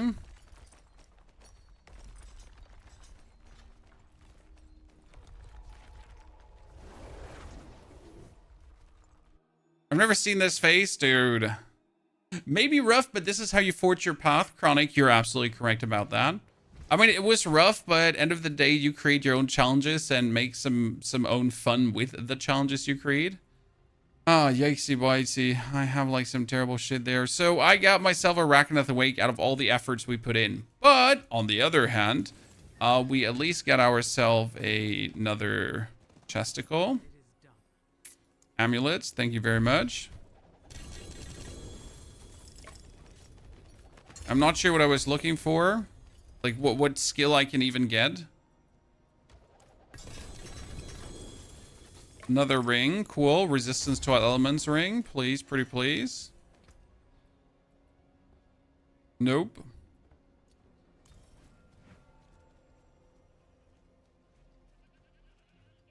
Have a shard with basic attack speed GA? No, thank you for offering, but I don't want your shard. I don't want your shard.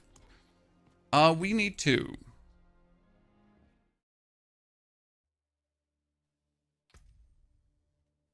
Because I don't have like the most Belial mats anymore. We need to do something.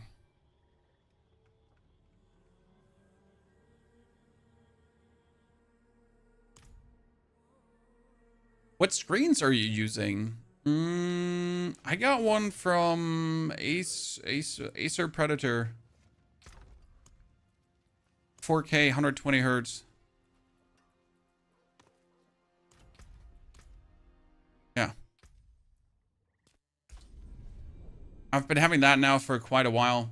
I mean, I don't really care about like these 240, 380 hertz screens, 540 hertz.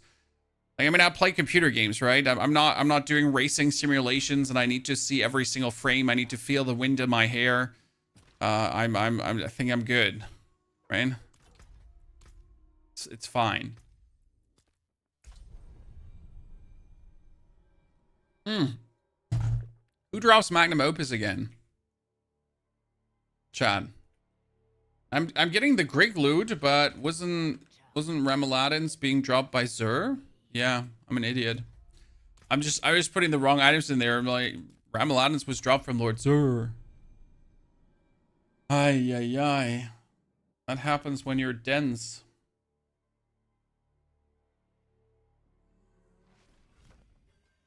Okay. 99.46.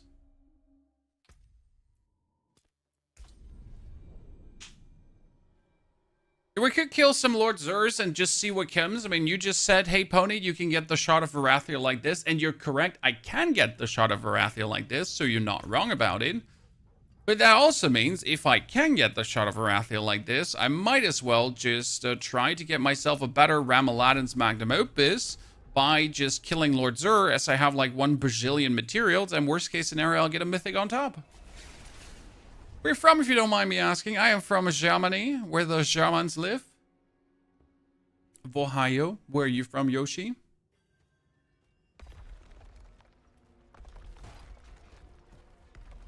And we need to change our bug rune for the Lith rune, if I can actually find the Lith rune. I know I have one on 1 character. Don't know where I put it. See, I got 3 out of 5 Wrath of Berserker. There you go.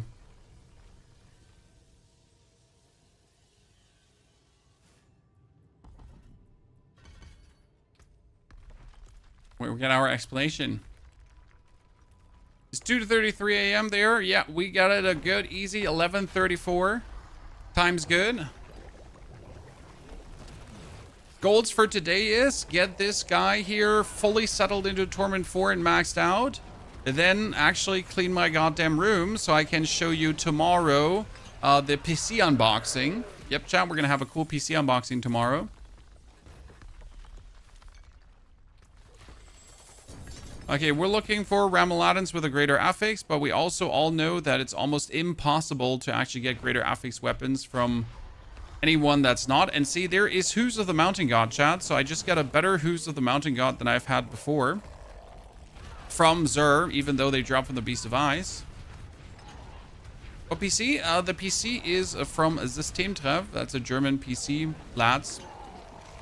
And we'll have an unboxing tomorrow. And we also will have some test streams and everything coming. More information will follow.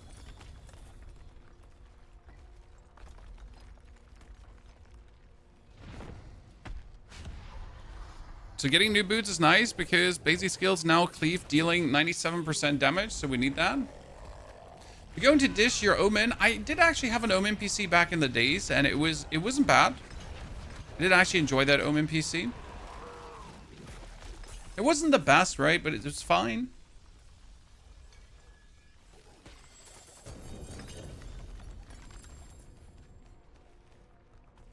Beanie, thank you very much for being the very first subscriber today. Ladies and gentlemen, applause for Beanie. The man, the myth, the legend, the first one. Appreciation.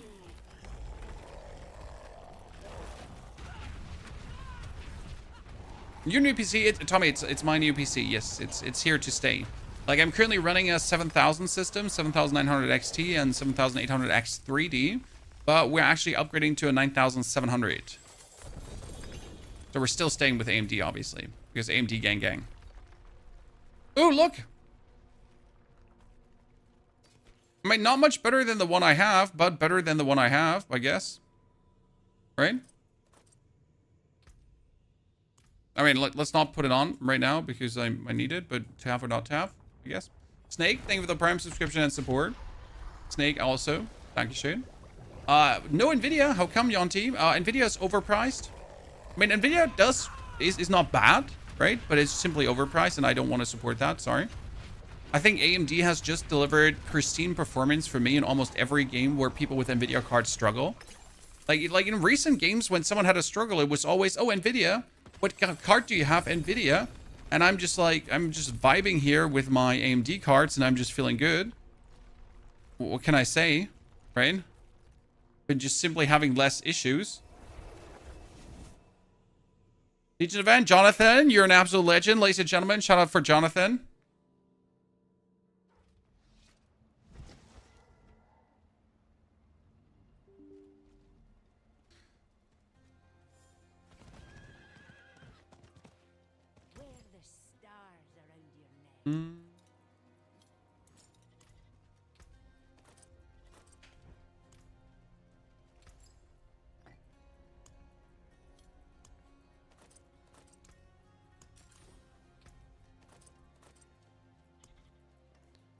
Cry and Moni.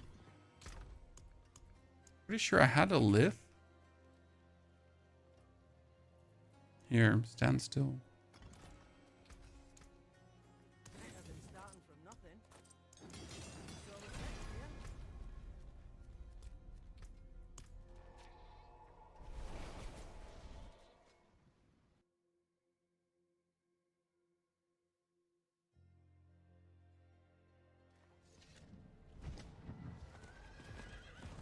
Only someone who streams Barbarian. I mean, it's not like the most wanted class this season, but it's still fun to play. We're currently trying to put it together. What I like the most about Barb is that the most damage you'll get is over maximum resource, right? I find that so amusing this season. So you get maximum resource, and then you get maximum resource, and then you get maximum resource, right? And then you get a little bit more maximum resource, and all the maximum resource together is pretty good.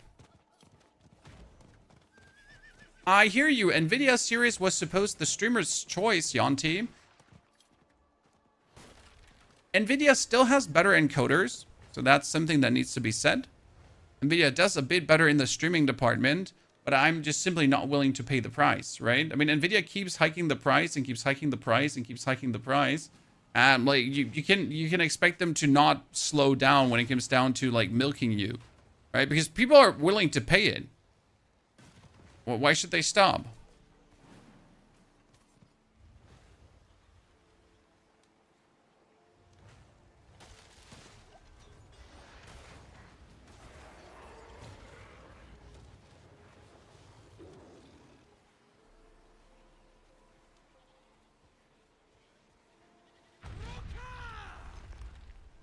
It's like Diablo, Blizzard with the Diablo cosmetics do. The Diablo cosmetics are crazy. And I have tons of them, but I also play with Blizzard credits. I like Nvidia, but unfortunately they're expensive. It's just simply not worth it. Like, right, if you can buy an Nvidia, if you can buy an AMD card for the fraction, why bother? It has become the same with the AMD CPUs. The CPUs are just so good. Like, why even look at Intel? I know there's still people who like their Intel CPUs, but I've been now AMD CPU since, I think, the past 8 years or longer. I've been AMD CPU since they started doing like the Threadrippers and everything and the Ryzen series, and I've not looked back. Not even a single time. My last Intel CPU was an 8700K. Yeah, 8700K. That was my last one, and since then I haven't looked back. Like, it has been AMD and AMD wombo combo.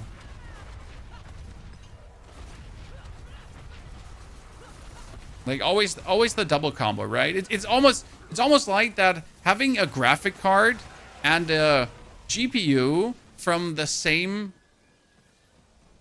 creator is actually a good thing. Right? Almost like they interact very nicely with each other. Okay, how many Forgotten Souls were we at? We are at... We're at 966 Forgotten Souls, guys. Remember that number? 966.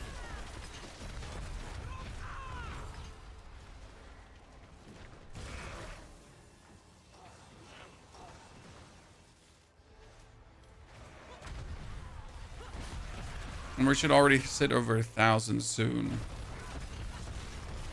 I still wonder if the material delve could be better. The Horadric material delve. Did any one of you try one of those out? Like the... Do I have one?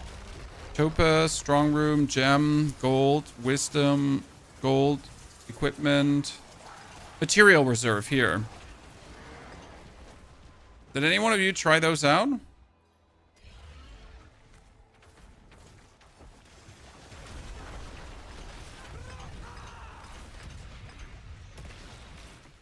Jessica's 15. Yeah, but like if you finish a whole one, how much would it like give you? How much would you end up with? Getting solds. And we're sitting at 1,112.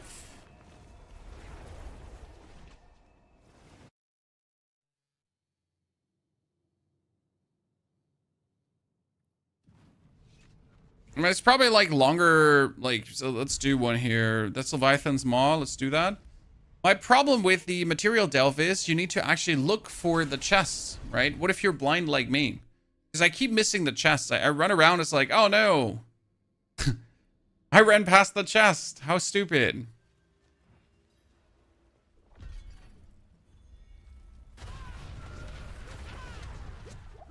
I want to buy a 7900 XTX and couldn't find one, so I ended up with a 4080. My main rig portable ITX has a 5700 XT and I love it.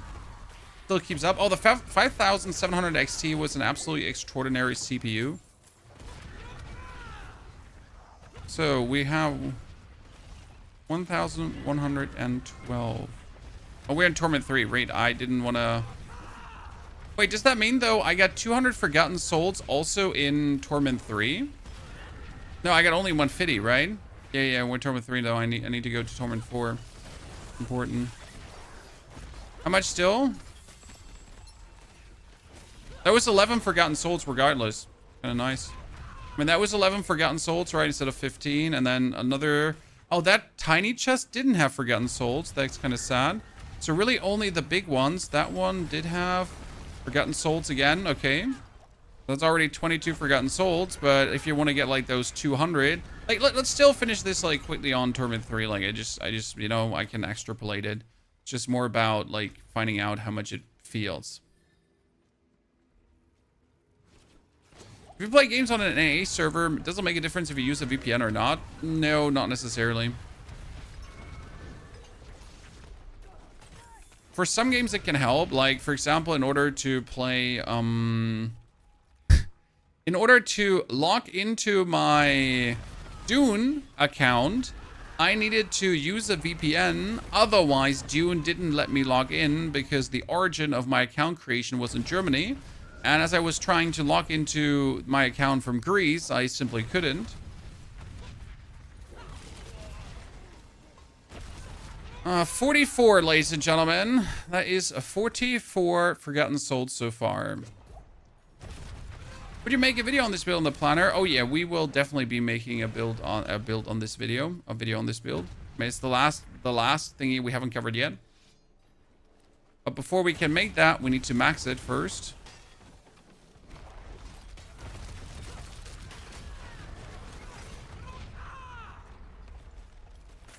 Like, I guess my biggest downside from doing the material delve is that I have to do the whole dungeon. Right? Like, I have to go everywhere in the dungeon. I have to check every nook and cranny, every corner. Like, if there is one of these stupid chests, right? I don't have the luxury of saying, I'll be AFK in the Legion, right? The advantage of the Legion event is you can just go there AFK, like, watch something on your phone. Do your homework. I don't know. I don't care, right? And you would still get something out of it.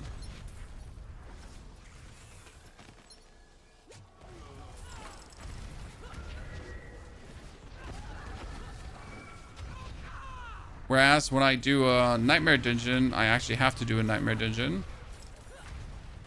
Well, I guess the only advantage is you get up the side from killing things, so I get Forgotten Souls and Opticide at the same time.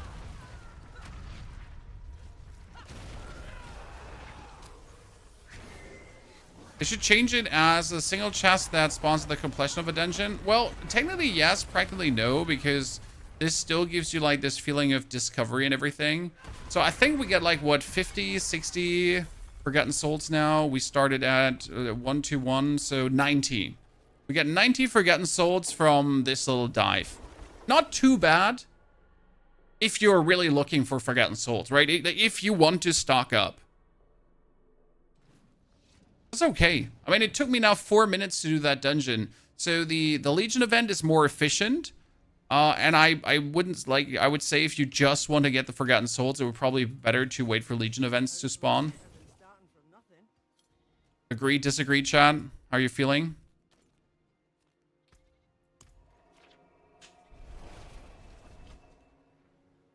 Let's try to get that Ram Aladdin's Magnum's Opus now with a 0.5 because you really needed 0.5.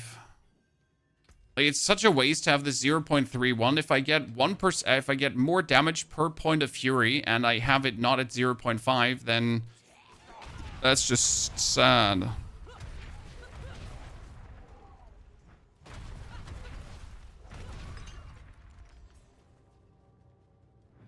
Hello, Lord Zor.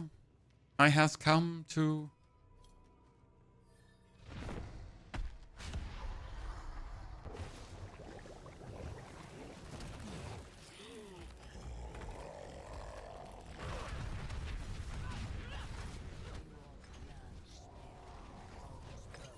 I still don't think I'll ever see a greater affix Ramaladins, but hey, one can pray and hope. I got the blood. I might as well use it. You know what the sad part though is? How many have we killed now? I wanted to say we haven't even faced a single Belial, right?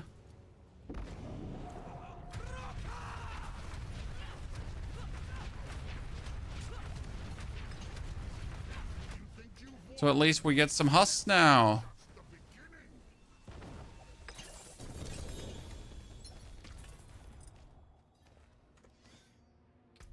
Finally, an ambush Belial. Whoa, whoa, whoa, whoa, whoa, whoa, whoa. By the way, where did Mighty Throw Barbarian go, Chan? What garbage? Why did you stop playing Dune? I didn't stop playing Dune, sir, but I can't just keep playing a game just to play a game, okay? If there is no content to be made in guide form, then I cannot, for the matter of fact, just game. It's sadly not how my channel works. Ooh, another one. Let's go. Ladies and gentlemen, just complain hard enough. You get a 4 GA Opus on your Barb. You know what? It's probably also not worth anything, right? All the 4 GA items actually worth something. But a 4 GA Magnum Opus is like, I see, I'll give you 10 million for it. Yeah, take it or leave it. Oh, shit. Be happy someone wants to play Barb. How does Barb Endgame feel? This character has total like of 6 hours game time so far.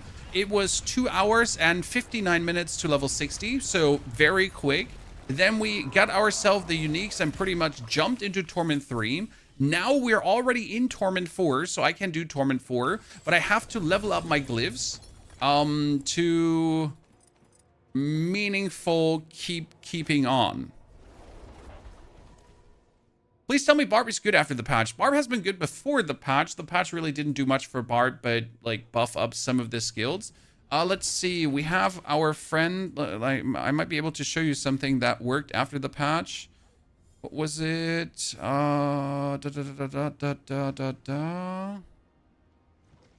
we have Mr. Cliptis. He's one of my fellow creator friends in the community. He likes to play Barb a lot, and I think he made a Hammer of the Ancients Barbarian. So that's Hammer of the Ancients, actually.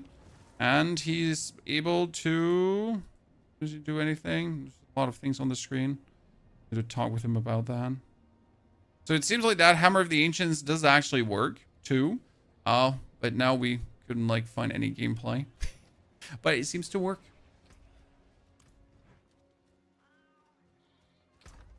Once I hit P300, you'll do a Barb. Jeez. P300 gang represent. Okay, let's farm our last materials for Zur down.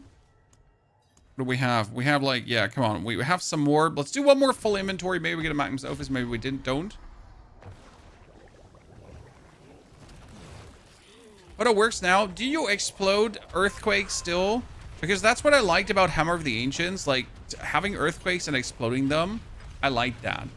That was actual fun, right? It was a gameplay loop I could get behind. Make earthquakes, explode earthquakes. Make earthquakes, explode earthquakes. Oh, chat, look! We got an axe with 2 greater affixes. Wow! Like, someone shoot me. Right between the eyes, please. Yeah, no mercy. Just do it.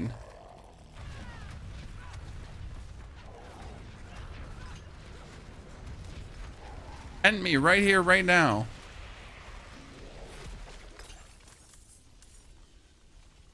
I don't think that axe will ever be used. I don't know why that axe exists in the loot pool.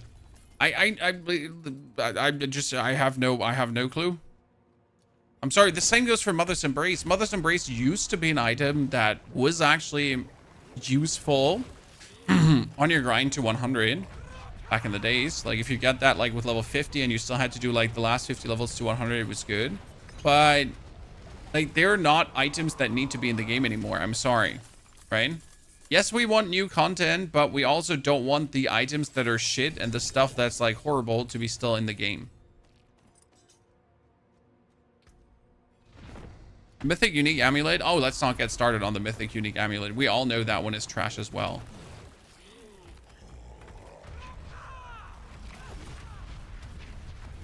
Don't need to be a rocket science engineer to know that.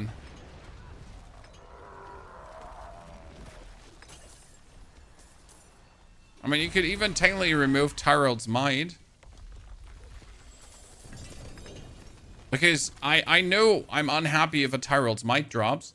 I'm not like, wow, Tyrell's Might, it's so good. Same goes with Andariel's Visage at the current point, unless they buff it. You get a helmet and that's not Air of Perdition or like a Harlequin Crest and you're like, yeah, fuck this. I hate it here.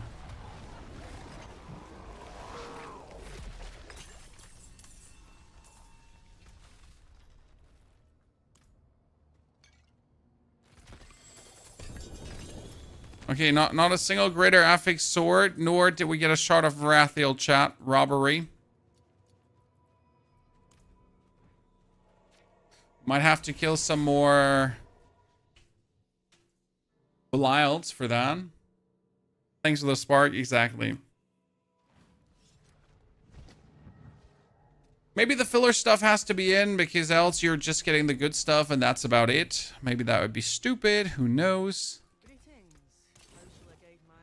Okay, let's see that we do a pit 60, chat. 1, 2, 3, 4. Do a pit 60. Should be able to get that knocked out. Would be sorry if we couldn't.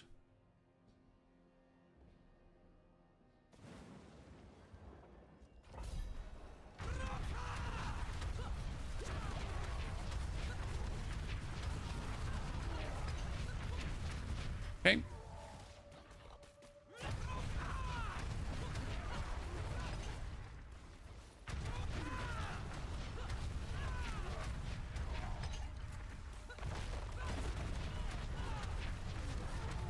So now the cooldowns are looking better. I might be able to put the Cry Rune away again and just use the Wrath of the Zerker. And again, we've used the Cry Rune to this point. We might finally have arrived where I don't need it anymore. So which other runes am I going to be playing? Oh my goodness, that poison damage should have not killed me.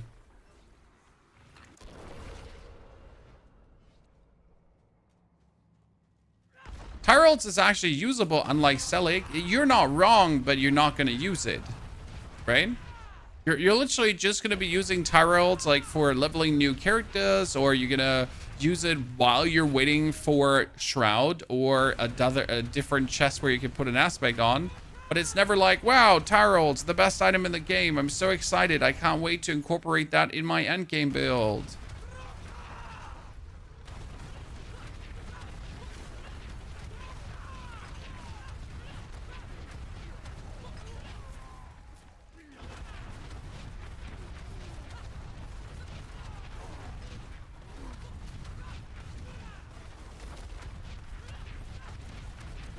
I would trigger Blizzard to nerf them. I don't think there's any need to nerf mythics. They're still hard enough to acquire.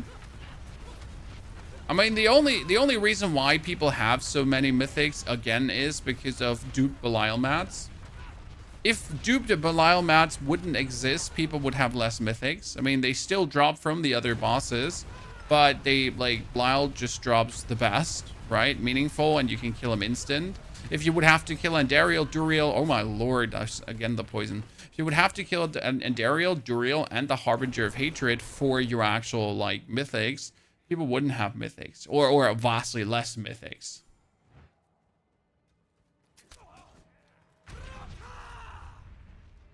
Right? Did they make enemies stronger? No. Not that I'm in any capacity aware. Do you feel weaker?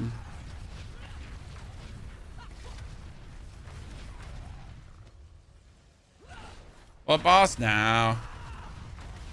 What's a world boss gonna do for you? I died clearly too often in this pit here already. Need to work on my resistances. I mean, my Torment 4 resistances are atrocious. But I'm already running an instance and everything. I mean, unless I get a greater affix resistance on an amulet, on a ring, I don't think we'll actually be good off.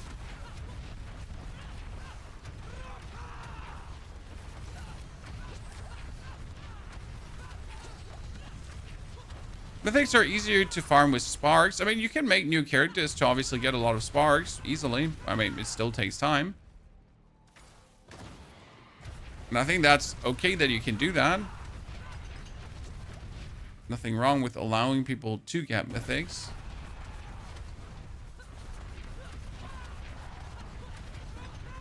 At least we have some kind of pinnacle item to grind, right?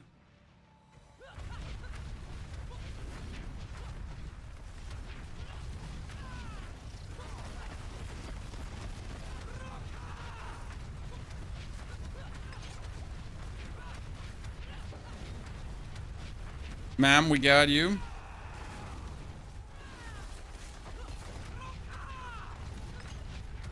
Okay, I assume this would take like a bit longer. I'm happy it doesn't, right? This was an okay run.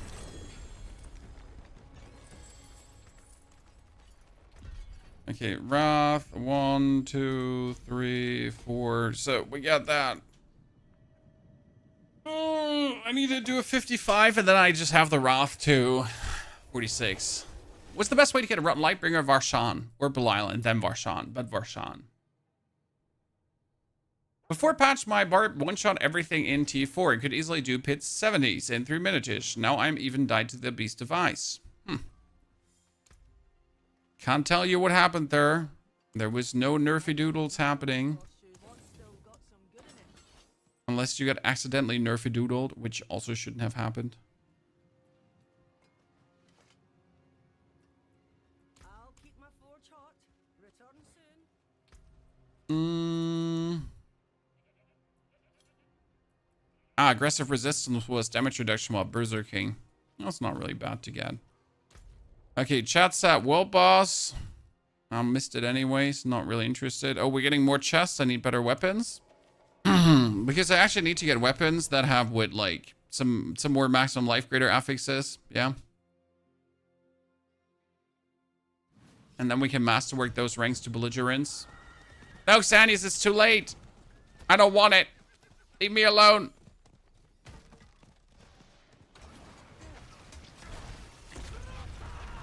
Why Ugly Bastard instead of Crown of Lucian? Well, because Ugly Bastard is, again, easy to get while I don't even have a Crown of Lucian. So that's the main reason.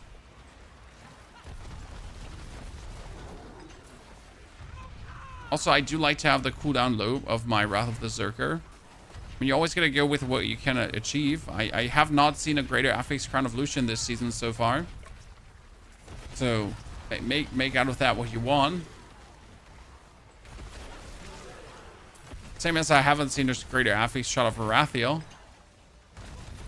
So, yay. How's it going? Very well, Lord Overflow. I hope it's going well for you too. We're gonna get this absolute... the slapping Barbarian, hopefully to also kill Torment 4 bosses today. Wonder what that actually takes, like, to get to the point that I killed Torment 4 bosses. Kind of feels like with a Barb, that's like a hard road to go down. Still have a lot of damage scalers, still though. It is done. Rings. Horde is best bet for GA version. I totally agree.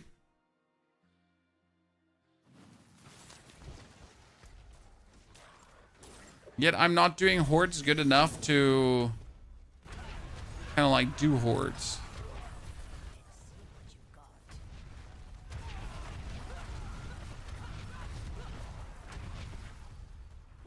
We got the 200 ether last time, but I didn't feel like, you know, it wasn't awesome enough.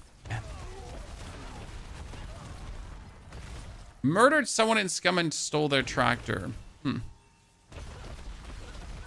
You evil person. What did they ever do to you? Also, their tractor. You can't just take a man's tractor. That's evil.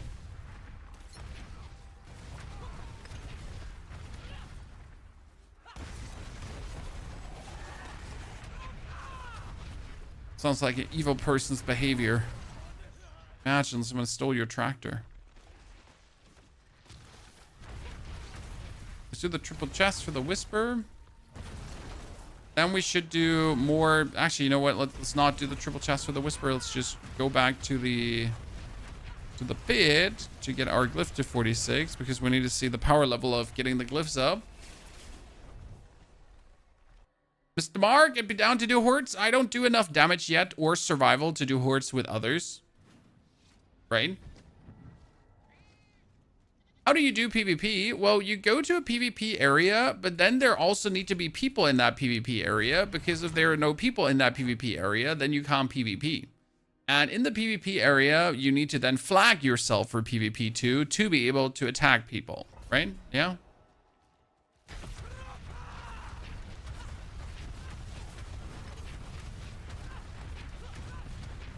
Excited for Wu Chang Fallen Feathers? Yes, I am excited for Wu Chang.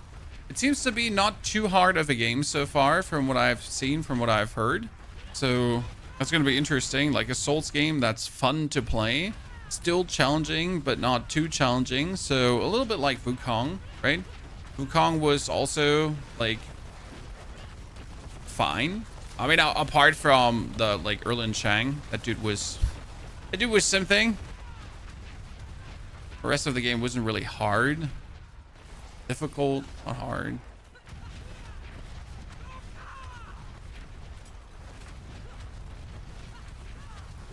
Should be a fun challenge. Nicely set in the Chinese history.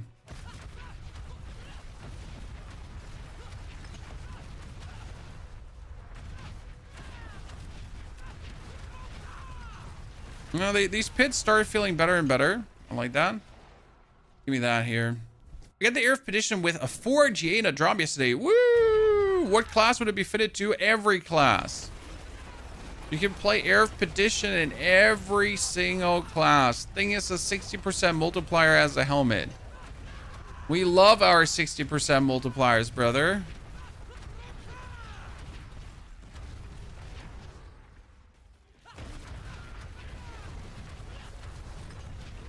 I mean, Pulverized Druid profits from it extremely well. Necromancer does good with it too. You can play it on Rogue. You can play it on Sword.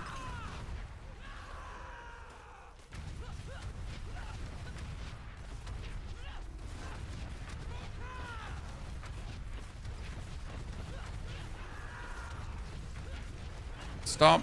Heal.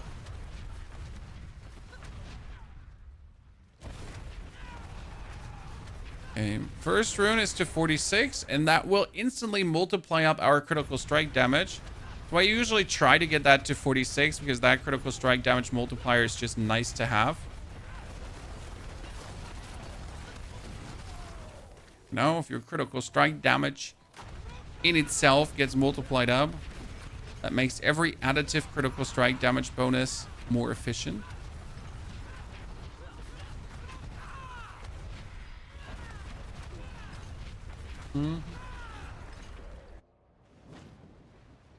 Should I run GA movement petition over Ale of Verglass, GA CDR? I never understood the running of GA Hail of Verglass. Why people were actually running that in Hydra Sorg.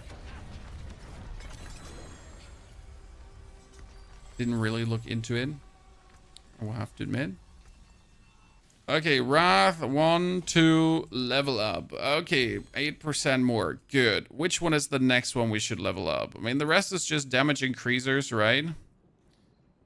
So we should probably just get the challenger up for more strength.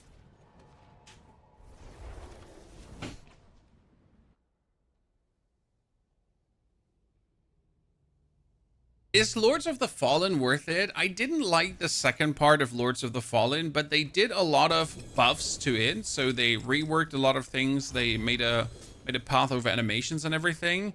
I haven't played it since then. So since they really tried to actively improve the game heavily, it might be that it is now more worth it than ever. But I can honestly not tell you if it is or not.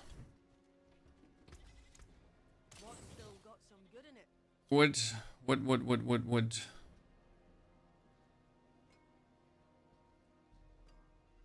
We could replace the cry through Zen. Right? It should be nice. Let's see how much more damage you would deal with that. We're Torment 3, right? Yeah, let's quickly kill Belial. Let's actually see how much quicker we kill Belial now with that Zan rune. Because now we have like random overpowers happening in between, right? So that's interesting.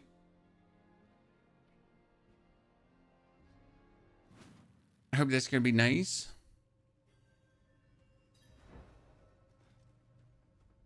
For the rogue build, cold penetration build, I don't equip Dark Shroud skill to my build right now. No, you're using the Umbrous aspect to make Dark Shroud Shadows King of Strength.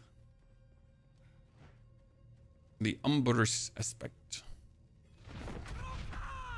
Oops. Didn't mean to activate you so early.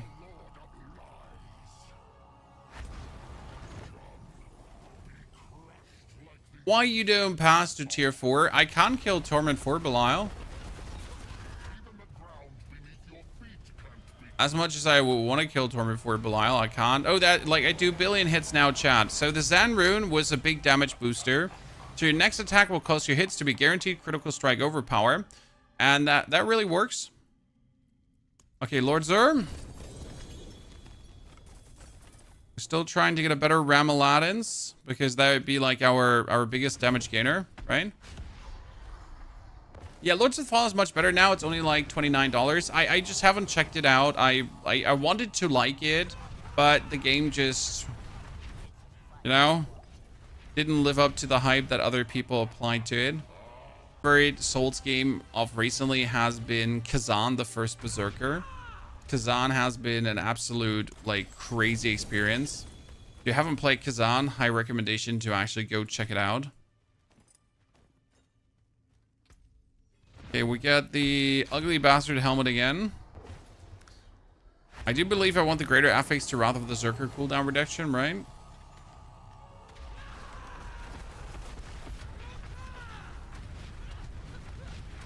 Come on, we're gonna kill him before he kills us.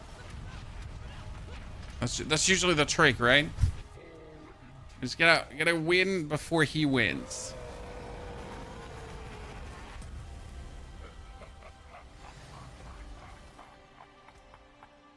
The Air of Petition works better than Cowl of the Nameless. Yes. I mean, the mythic items always good.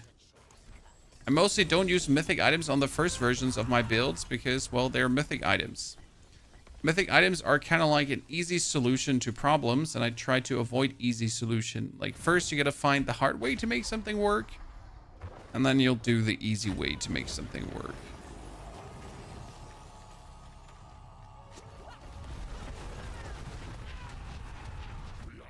They're 800 million damage, chat. That's those Zamrune overpowers going.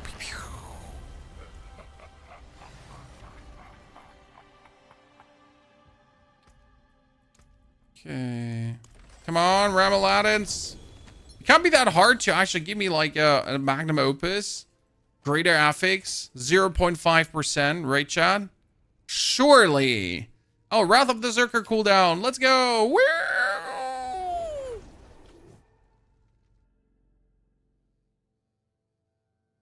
I mean, chat keeps saying Pony, Crown of Lucian, but I'm like, nope. By the way, wouldn't, like, what would be better? Is Wrath of the Berserker cooldown better, or the lucky hit chance to deal bonus fire damage? I mean, the lucky hit chance to deal bonus fire damage should give me more damage, shouldn't it? I kind of like that idea more. What if I take this and that master work it up and just like try to hit the fire damage, see, like it, and just be happy about it. Cannot do that. 6 to Prolific Fury. Which one was Prolific Fury, by the way? Oh, that was here, Fury Generation. Yeah. Steven, thank you for joining as a member on the YouTube. That's very kind of you, Mr. Steven. I forge more than horseshoes and nails. What do you need? As our first YouTube member today. Bach, Theo, Moni.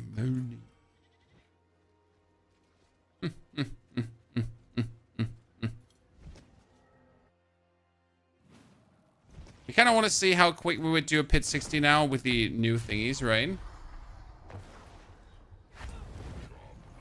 Because I feel like that introduction of the Zan rune is like a big differentiator.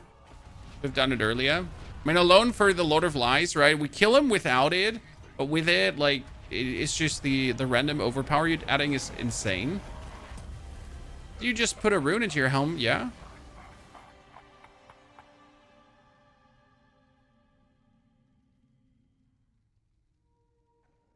Probably put them on my weapons in the long run. I'm just so used to putting them into the thingies, you know?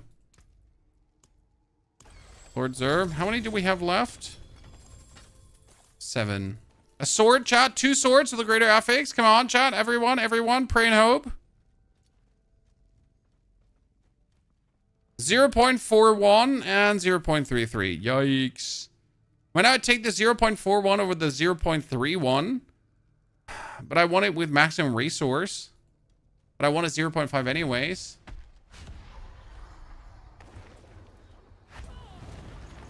What's the best coin method? What do you mean?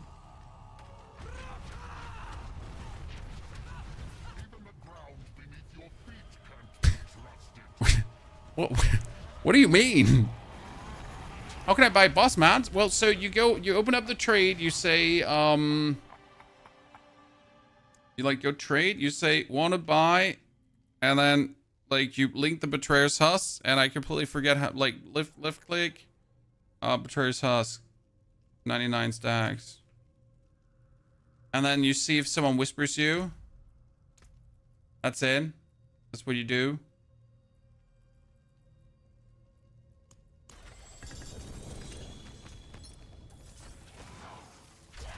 Then you hope someone writes you, and you're like, whoa, please speak English, sir. I do not Chinese. Right? Are you going to update the Rogue Penshop build on mobile? What's there to update, Steven?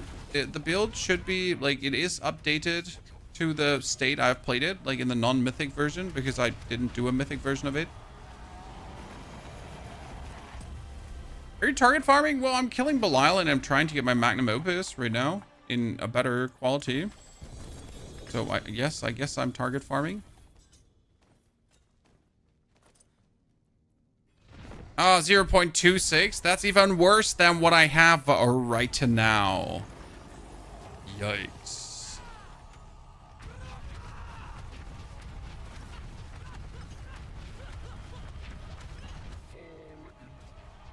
Good. Now we just need to get the right Rama Aladdin's Magnum Opus. And I haven't even seen a 0.51. Okay, Satnus. Let's get out. We're out of Belial mats. Ay. The runes are in there. I'll have to check, Steven.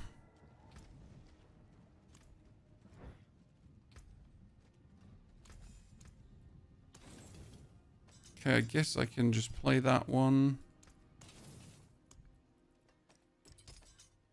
For the time being.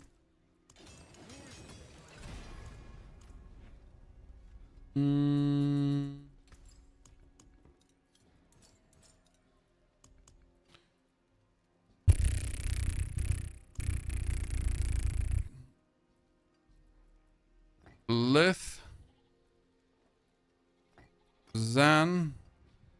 Moni.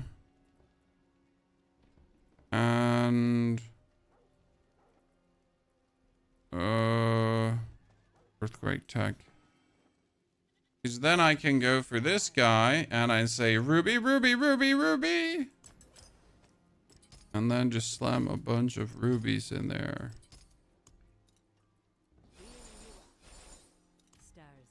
Surely.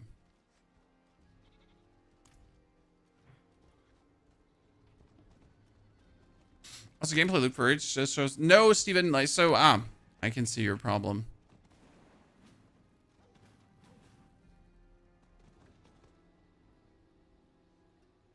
I mean, like there's here like the tabs. Just saying, because you didn't know that, right? There's one rune missing because I wasn't sure which one to do. I mean, a hook walks. The other rune was free of choice. I refunded D4 this summer sale, kept last epoch. Wish I did that the other way around. I refunded D4 this summer sale and kept last epoch. Wish I did the other way around. Diablo 4 is free on the Game Pass, in case you didn't know that.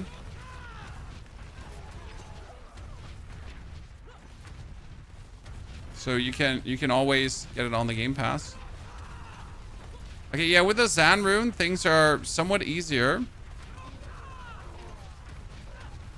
We have a sorceress build. We have a build for every single class this season. We have a version of the Hydra sword that does not require mythics, right? The non-mythic version that still does pit 100 and feels extremely good. As we have non-mythic versions for every build. Including the full mythic out druid though, too. Yeah, that Zan rune really is the big differentiator right now. That was 1 billion damage, chat. We did it. How old is the character now? Like 6 hours? Yeah, 6 hours. 6 hours, 1 billion damage, gang. Overpower, still overpowered. Another 1 billion, let's go.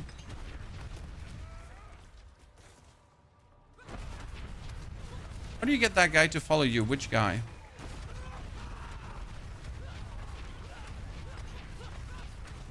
You mean your mercenary? Well, you need to unlock the mercenaries for that. Get the DLC. Do the mercenary quest. And then there you go.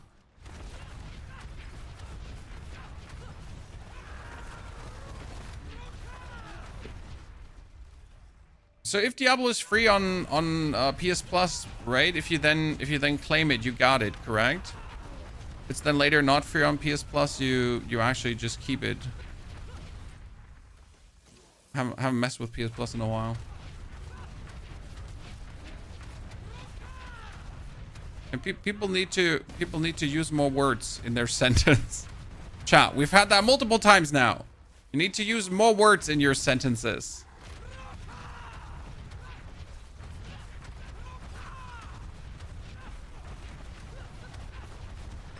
To form coherent meaning.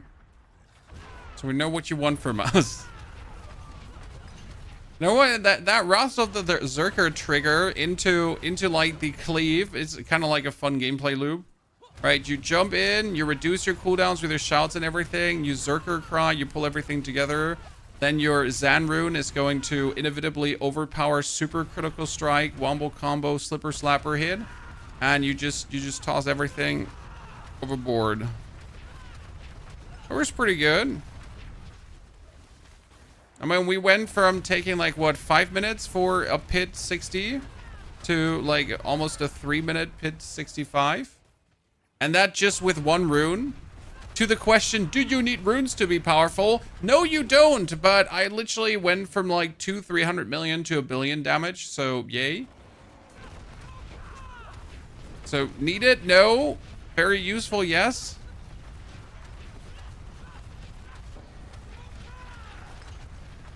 My poor tree just getting flabbergasted. Bibbity bobbity.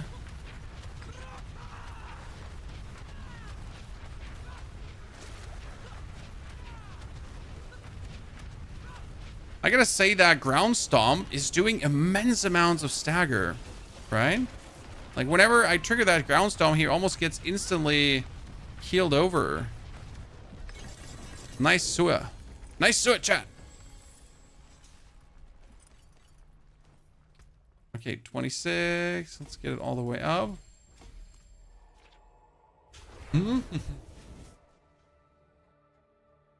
Would it be more beneficial to get Air of Perdition or Shroud first? Considering that most builds have shitty chest slots, the Shroud is insanely strong. The problem with Air of Perdition is it requires you to use some kind of core skill, right? To really unfold the biggest strength, where the Shroud is just always useful. And there's just never a moment where Shroud is not useful. How do I optimize my Paragon tree? I used ChatGPT, but I think I lost damage. Huh. I mean, first and foremost, you need to use the right glyphs. There are definitely wrong glyphs to use for your build, so if you're using the wrong ones, you might be losing damage there. Then the correct pathing also plays a role, because you might unnecessarily spend points for pathing through things that you don't need to pass along. There are optimal ways to enter a board. There are optimal ways to leave a board. I don't believe that ChatGPT is actually nuanced enough to go down on all of it. Interesting use of ChatGPT, though. I'm currently using ChatGPT for gardening a lot, in case you want to know. The question is always, looking for tree, very sunny, like ground, bit of turf in there. What good? And ChatGPT like, oh yeah, you should be definitely planting this and that, and then like I would recommend for a half shady place there and then. Very useful. Like before you Google all that information. God, gardening, very complicated. How do I kill my neighbor's plants that are growing on my property? I totally didn't Google that. Like here, so what's that plant called again that likes to climb up on buildings? That is very destructive to building substance. That you totally do not want to have anywhere near your house. In Germany, it's called Efeu. Yeah, what is it called in English?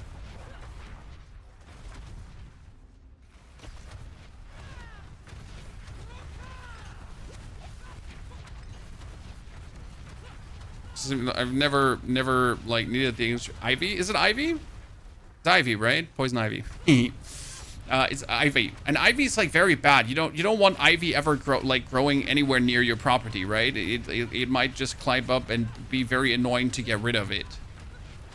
But my neighbor's growing it right now, right next to my plants, and I'm just like, how do I kill his ivy now? Like during the night, without him ever knowing. Because I don't want his ivy there. I'm sorry, Mr. Neighborman. When your garden stings anyways, but like I really don't want your ivy there. Especially I don't want your ivy like getting roots and like growing in between my plants. Thank you.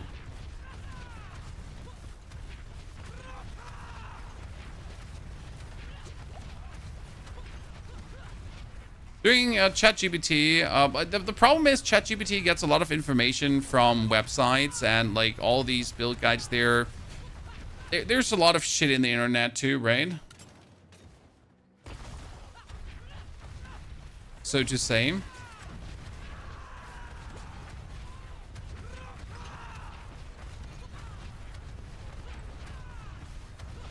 I'm pretty sure if you ask, like, if you just ask ChatGPT to make yourself, like, make me a Diablo 4 build for a sword, you're gonna get shit.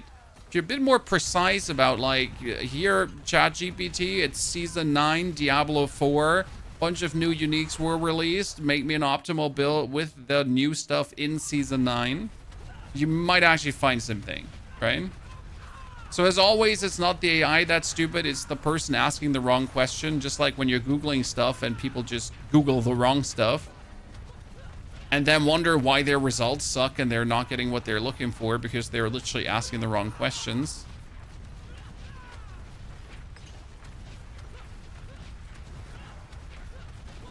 Right? Surprise! It's not Google giving you the wrong answers. You're just not asking the right stuff.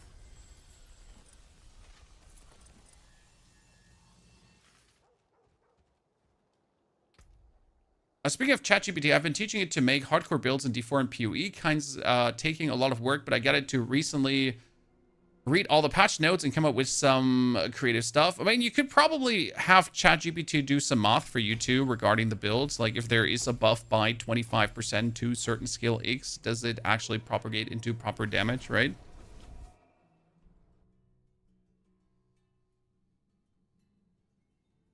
Can you get mythics from heraldry caches? You can technically get mythics everywhere from level 35 on. Every single cache, every single monster, every single drop could be a mythic. It's just an infinitesimal small chance that it is actually going to be something in that direction, right?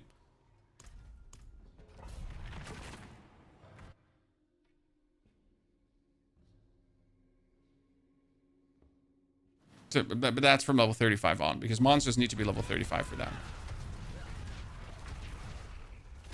Okay, right now getting my glyphs up.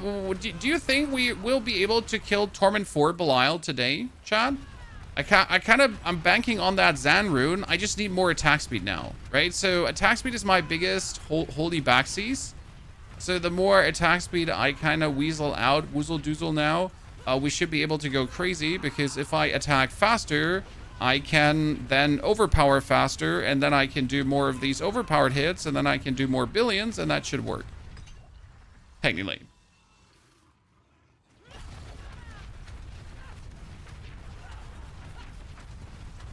Oh, we could probably kill him right now, but it wouldn't just be fast enough, right? That's like the problem. My rogue can also kill Torment for Belial. It just doesn't feel very good. My druid just poops on it. My necro poops on it. My sword poops on it. The Spiritborn can also kill Torment for Belial, but it just doesn't feel good.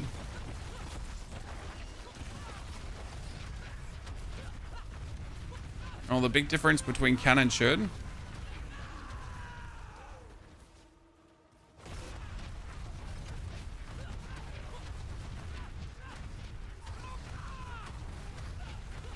Actually, my Spiritborn is still like for farming, killing Torment 3 Belial.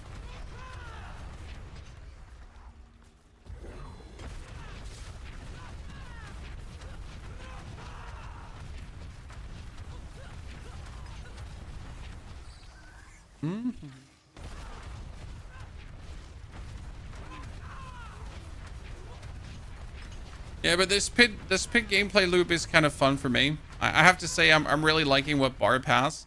Like with the Cry pulling things together, then just like Cleave hacking everything away, so you don't actually have to care about area damage, because you are the area damage, right? So just get enough cooldown reduction that you can just consistently have the cooldown low, and then you're just going from pole to pole to pole to pole. Your Ivy problem, use a weed killer containing glyphosate and triclopyr. I totally never saw what you just wrote there, and I'm definitely not writing that down, sir. To take care of my neighbor's Ivy.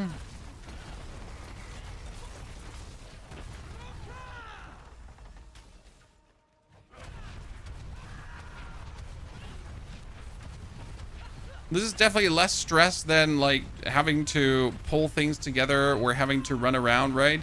You hold down your right mouse button and you go in. Like Barbarian, definitely a full-on convenience char this season.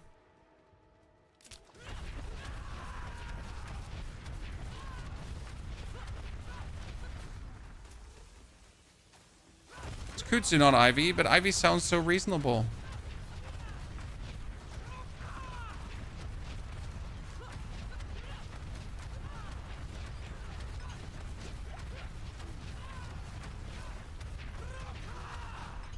And there we go. Maybe we'll find out the neighbor's name is Ivy. Nah, we don't dislike our neighbors enough for that.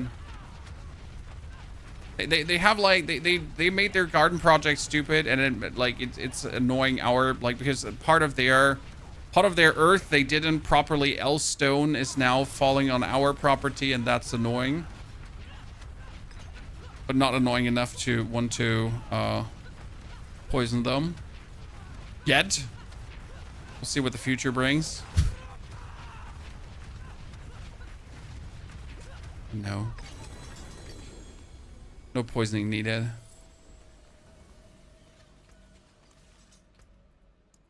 Okay, Challenger up as well. So 2246, ladies and gentlemen. That went really quick. I guess Kutsu is an Ivy, so Ivy. Yeah, but I mean, when I go for Ivy, I mean that stuff. It's like really mean, and that like you don't want this to ever happen, right? This is the biggest nightmare, that someone does that to your property, that Ivy grows up your house and starts damaging the building substance.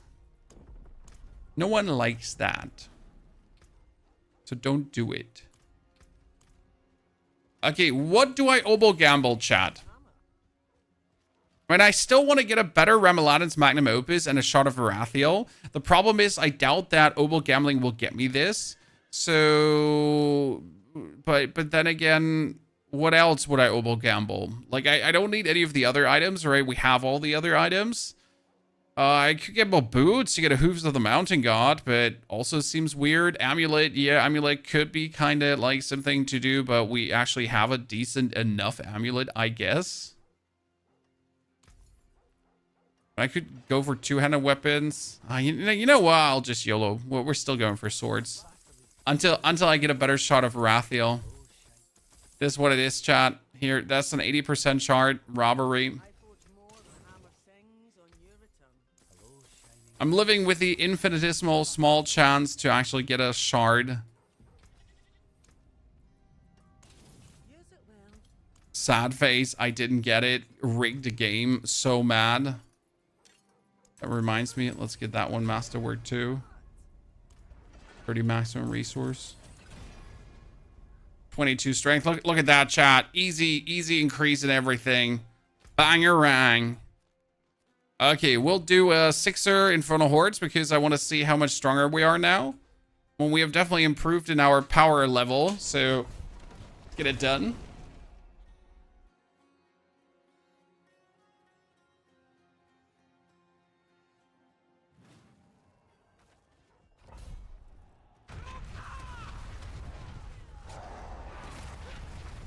Okay, stupid things.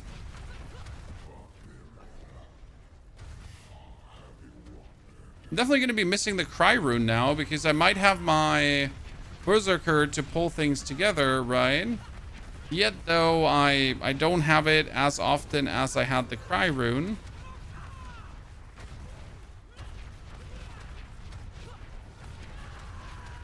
When we're definitely now more dangerous. I saw 2 billion hits, so that's actually kind of crazy. Like, we're like, I'm like, suddenly you're exploding the whole screen. It can't be that the Zan rune just makes such a difference. Can it be, chat? That's a bit silly. Like, didn't we want to, like, didn't we nerf overpower so this doesn't happen, that the Zan rune makes this much of a difference, right? We can still die if we're not careful. Ow. We can still die instantly again if we're not careful.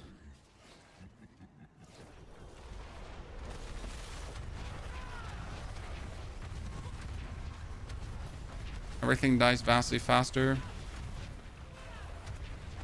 Good.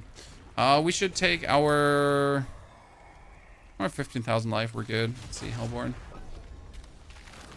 Shard. No, I don't want your shard. Thank you for offering. We need to find it ourselves. The ground rules still apply. It might be my last character, but if I can't find a shard of Varathiel, then that be it is as it may, right?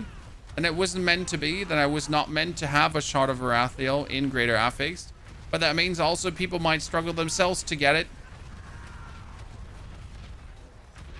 Because that's just the reality of things, right? I mean, I'm playing the game, I might not get the shard, but you might play the game and you might actually have the shard, so it's good. Like, your character is actually going to be stronger than mine.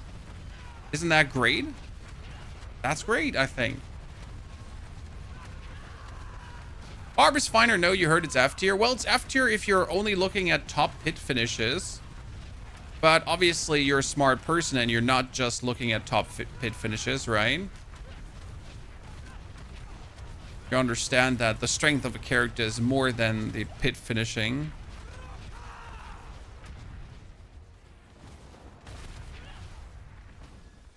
Like your big giga brain.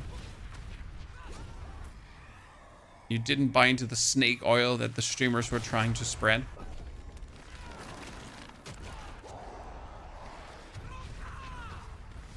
Barb's nowhere close to F tier. Honestly, everything is really balanced this season. You have Spiritborn sitting at what, 120 so far. Sork is at 122. You got Druid at 115. You got Necromancer at 112. Everything is extremely close to each other, as it should be. Barb is 109, then Rogue is 108. Obviously, these finishes are for people that are extremely maxed out, so the average is obviously lower. But if you're looking for the general seasonal finishers today, so seasonal journey, pit 75, every class can do easily pit 75, at least with the one good meta build that's currently out there. Let's not talk about build variety. Let's just simply talk about that one meta build. Everyone can do a good pit 75. And that's also the only thing you need, because with a good pit 75, you're done with the season. Balance after that is harder to achieve, especially power curve wise. So it's fun for casual players still. Exactly. It's not only fun for casual players, it's quite brilliant. I mean, you can see how I'm playing. I would not start Barbarian as your first character, so that would be a big mistake. Because you can farm half of the uniques that Barbarian needs, like with other characters, right? Or let's say not half, but at least the ones that are hard to get, like the Shard of Varathiel, right? You can farm that one with any other char. And then when you have a Shard of Varathiel, it might not even be a greater affix one, you can start building into the Barb. When you also want to have the Belial mats, right? You want to have the money, you want to have the upgrade materials, and then you can just get your Barb like warp speed to a good level. I mean, this character is not even 6 hours old, and we're sitting in Torment 4, farming Torment 4, right? I can't do Torment 4 bosses yet, but we'll get there quickly, I think. Hopefully. I mean, the power curve has certainly been better than Spiritborn, and Spiritborn is considered the Ultra S tier. Where Spiritborn power curve is like really shit. I mean, if you, for example, with Spiritborn, don't get the Mystic Circle Temper, then you can't just progress until you have the Mystic Circle Temper, right? You cannot get stronger. And that by magnitude.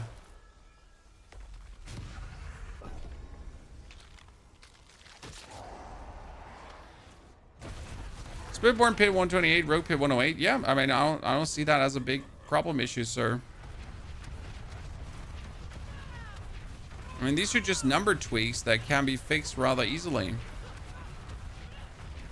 And you would expect now, obviously, when I say number tweaks, that the Rogue slightly gets buffed to further go upwards.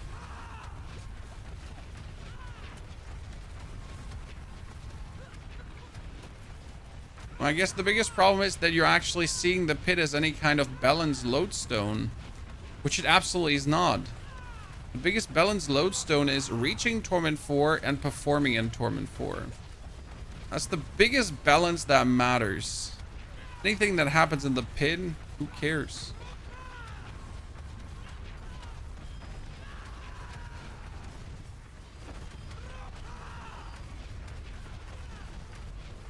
Balance is enjoying what I play, and that is a very healthy attitude, sir. Okay, considering last time, chat, we could barely get 200 together, and now we're just steeped in that 200. How many people play at pit level 128? Maybe 5%? That's not 5%. You're talking about 0.01%, and actually it's 0.001%. There's maybe like 100 people or so of all the player base that play at pit 128. Because in order to get pit 128, you need perfect equipment. We're not talking about good equipment. You need perfect equipment. You need the greater affixes and multiple greater affix items. On top of the multiple greater affix items, you need to get yourself the Masterworks, and then we're talking about the triple Masterworks, right? And then the 128 finishers, or the highest finishers in the leaderboard, are often people that are working on duped items, right? So they have quad greater affix items left, right, and center. Either they bought them for hard cash, or they you know, bought themselves hard cash to trade for them.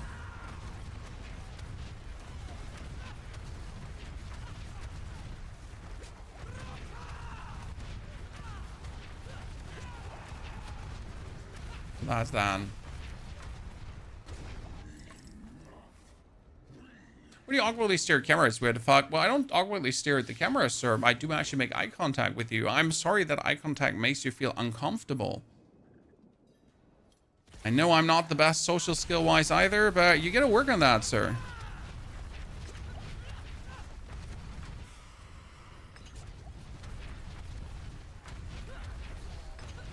Also, how else would I wink at you?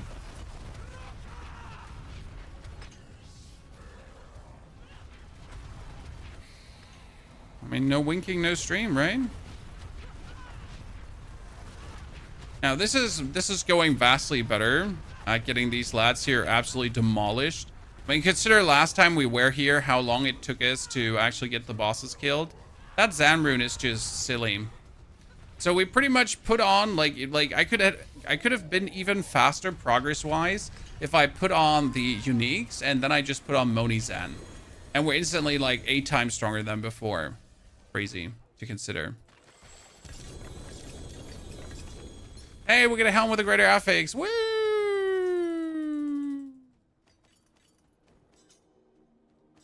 And we get a shot of Varathiel without a greater affix, but at least we get something. Okay, so that's a Crown of Lucian, chat, with cooldown reduction and everything. So technically, you can also play the Crown of Lucian. That's a better shot of Varathiel than I have currently. This is a 125 instead of a 100, so that's 25% more damage. How many screens are in front of you? 6. We actually have to activate that camera again to show you the fancy-pantsy amount of screens.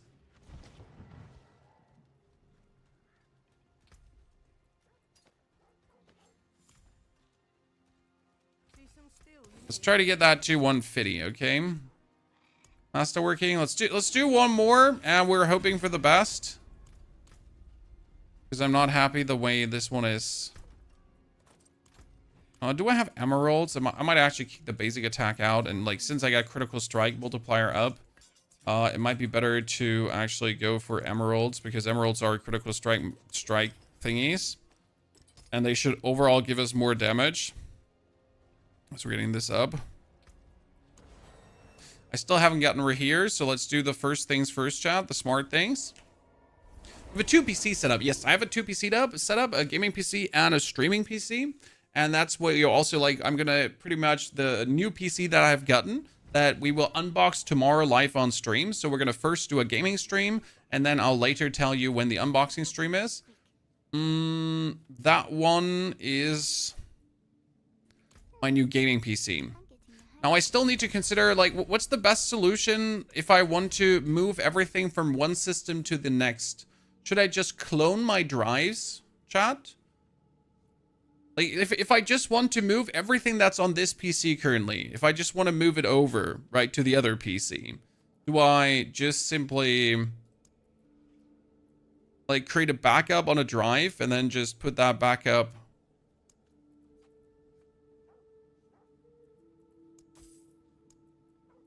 over on the other PC?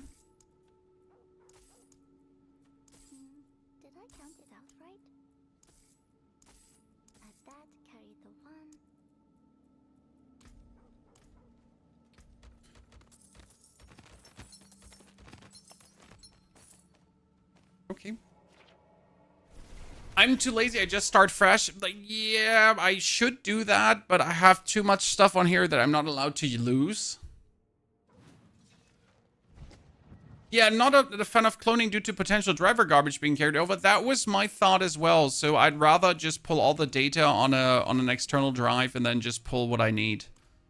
Man, that's the only thing I hate about swapping PCs, right? It's just like, Lisai, why you make me do this? I don't want to do this. The only not fun part about getting new stuff. The pain of moving things over.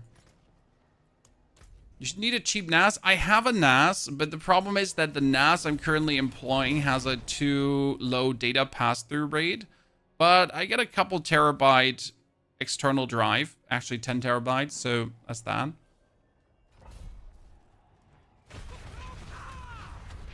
It usually does a good job. How do you reset Grizzly Rage cooldown on Pulverite Druid in between boss fights? It stays up in the pit hordes. You just never run out of Grizzly Rage. That's the trick.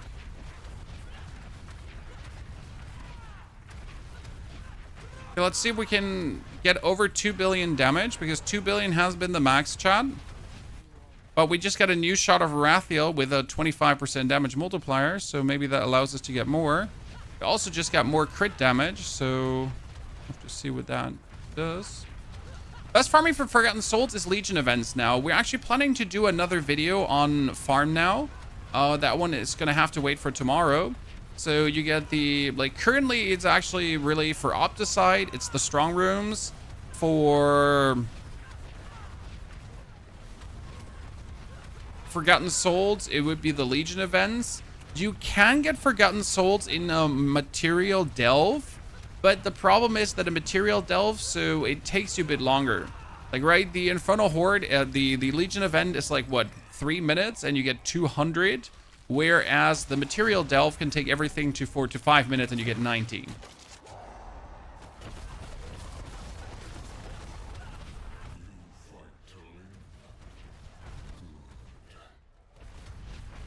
What is the proc gen in this game? Loot enemies areas. What? What do you mean with proc gen? More sentence. More sentence, less abbreviations. Words. Can we please talk in like fully fleshed out sentences?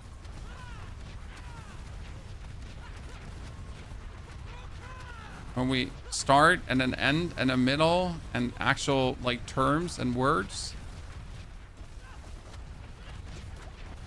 Procedural generated. There's nothing procedural generated.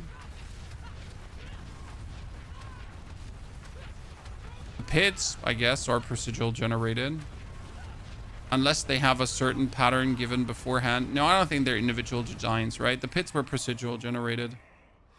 I'm not mistaken. Someone correct me if I'm wrong.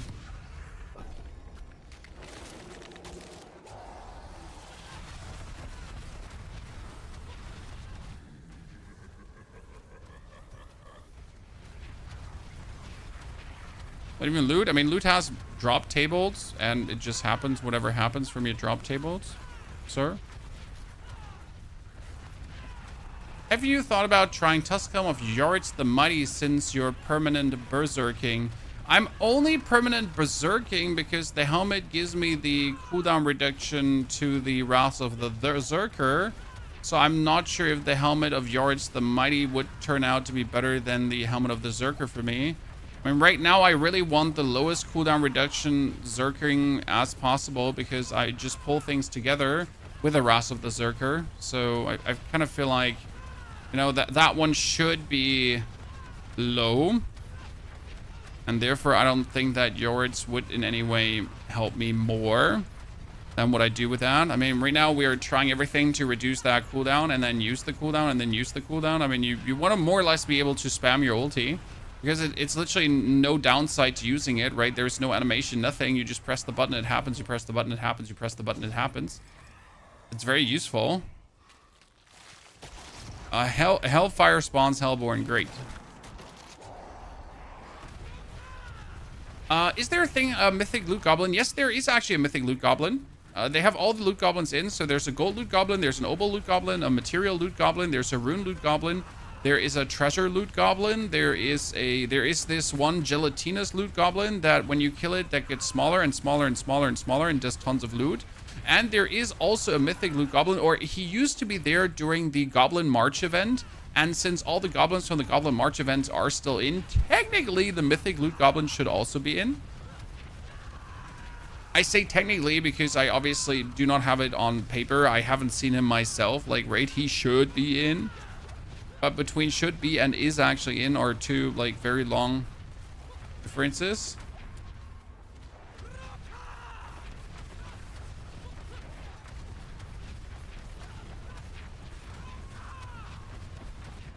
Do you think the devs have the higher pits in game to know what builds classes need a nerf? Nope. The devs literally just sometimes poke in the dark and see what happens.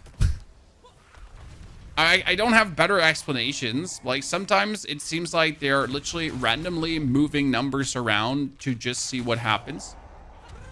Because some of these numbers just seem completely gripped out of Like they have like 3 letters with 3 numbers on, and they turn them around, and then they choose one that was randomly generated, right?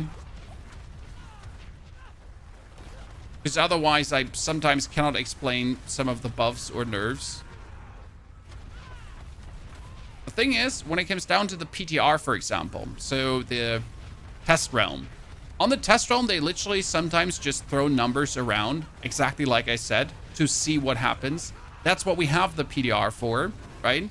They can just make something too good or too bad on the PTR to then, like, turn it down afterwards or turn it up afterwards. The problem is that Blizzard kind of forgets the turning it up, right? I mean, they literally torched Overpower. We all know Overpower is torched. Overpower is gone. It still does work to a degree. It still does fine-ish. But after they took away, like, let's say, a 4,000 damage from every Overpower build, they kind of forgot to also buff every single Overpower build, right? So all the Overpower builds that usually were possible on Necromancer, like we had Blood Surge Overpower, Bloodlance Overpower, Bloodwave Overpower, and you even had Bone Spear Overpower, and you had Bone Spirit Overpower as well. None of them works anymore. Apart from Wave, but, like, that's now a Shadow Wave. Do you think they should add Torment 4 or Torment 6? Nope, wouldn't do anything. We don't need another Torment tier. Another Torment tier wouldn't be good for the game because it would just have people, like, people already struggle with Torment 4, right? And they're unable to get there, and now you get another Torment tier. Like, it just creates another chase that's not really a chase that will just be beaten. What I would prefer is individual difficulty juicing. We talked about this many times now, but I would like to be able to take my Nightmare Dungeon Sigil or my Infernal Horde Sigil, go to the Enchanter, and then I got an option to turn my Infernal Horde Sigil into a Super Infernal Horde, into a Burning Infernal Horde, into a, like, Nightmare Infernal Horde, where it then is vastly harder and offers a bigger challenge for more rewards. Because my Sork right now is too good for a normal Infernal Horde. It's no challenge anymore. It's no fun. So why can I not make it harder myself? So I think we need to put it down to the player itself. If you make new world tiers, like right now, world tier 4 is aspirational, right? World tier 4 is kind of what you aim to reach, like what your build should clear. If you now create world tier 6 and say, okay, world tier 6 is only for the pros. You're not meant to get world tier 6 as a casual player. How is that going to make you feel?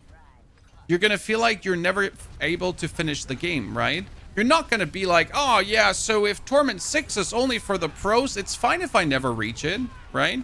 Nah. You'd be like, what the fuck is this? I want to be Torment 6. What's that shit? Right? You don't care it's only for the pros. You're pro. Like, people are just going to get mad and they're going to ask, can you make Torment 6 easier because I'm unable to get there because I suck?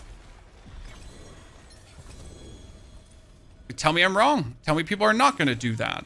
Look me in the eyes and tell me people are not going to ask to then reduce the difficulty of the further Torment tiers, no matter if it's aspirational or not, because they're unable to get there. Tell me.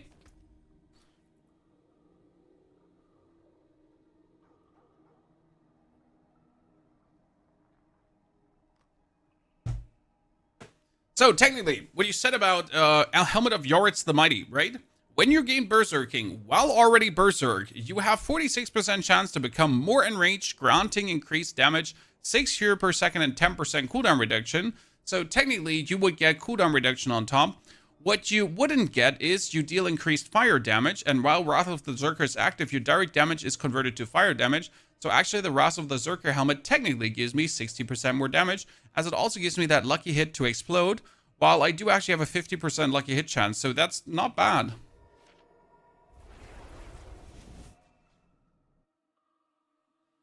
So I don't see where Yoritz would actually lead to more damage than what the helmet does. All in all. Wow, that's worse than what I have right now. Okay, what we wanted to know is how hard would Belial hit me now? And how hard would I hit Belial? Right? Can we already clear him? And obviously, I need to level up my glyphs to 45, and we're going to do that because we have to do this. The fire damage is still bugged. No, I don't know exactly. Let me check the bugged reports on...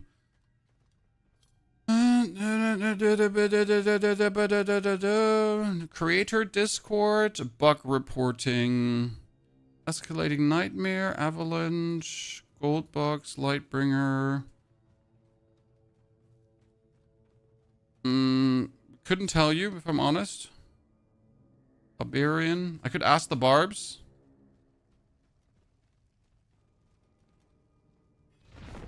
What is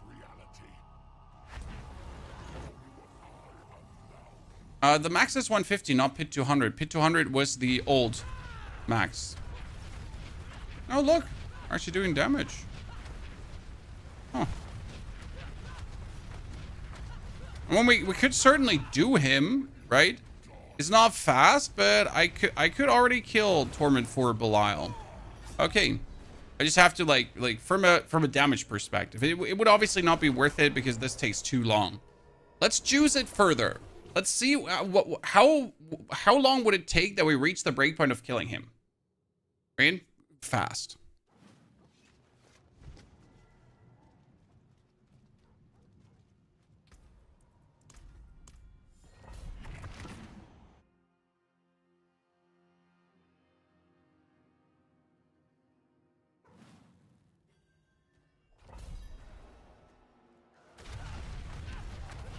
Okay, let's get our glyphs to 46. That is the easiest power gain you have, right? Always recommend to do this. So if you're in Torment 4, if you have gotten there, if you still need to master work, but you can already clear a pit 65 in 3 to 4 minutes, then that's the first stop, the first thing I would do. Since it's like an investment of like 20 minutes or like, yeah, maximum like 30 minutes to get most of your stuff properly upgraded. As you already have some upgrades done to this point, right? Just to push them finally to 46 goes relatively quick most of the time.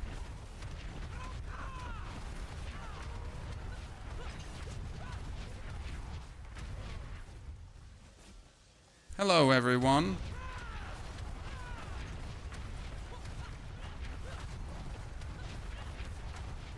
Oh, that fire is going to kill me. It's not. Surprise. Can't even do pit 50. I get so mad. Sir, we gotta work on those numbers. Those are rookie numbers. Come on now.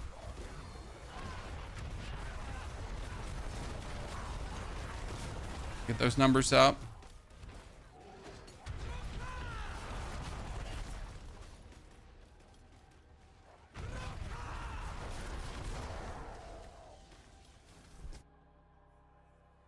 Is there a video how to optimize the Paragon board? Yes, on my YouTube channel there is a video on how to optimize Paragon boards.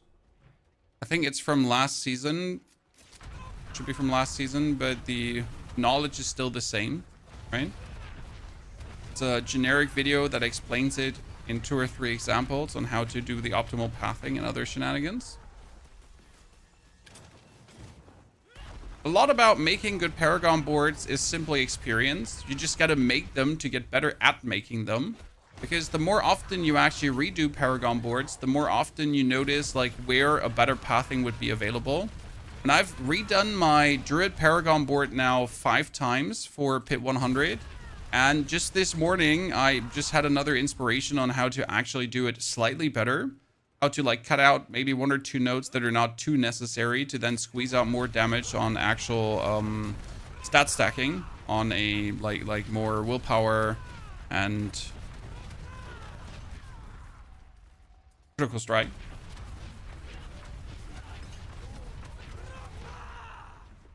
Your pit 30 farming, you can do it in 90 seconds. You shouldn't farm pit 30, sir. I mean, like, yes, to maybe get your glyphs to 15, but then you need to move on.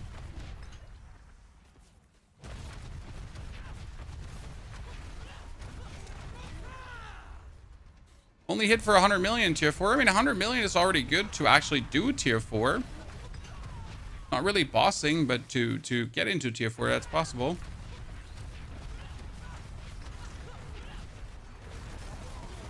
Can't do Torment 4 boss because you're very squishy. Well, you need lots of damage reduction. So you might not play, you need to play the right aspects, like right damage reduction when using conjuration skills.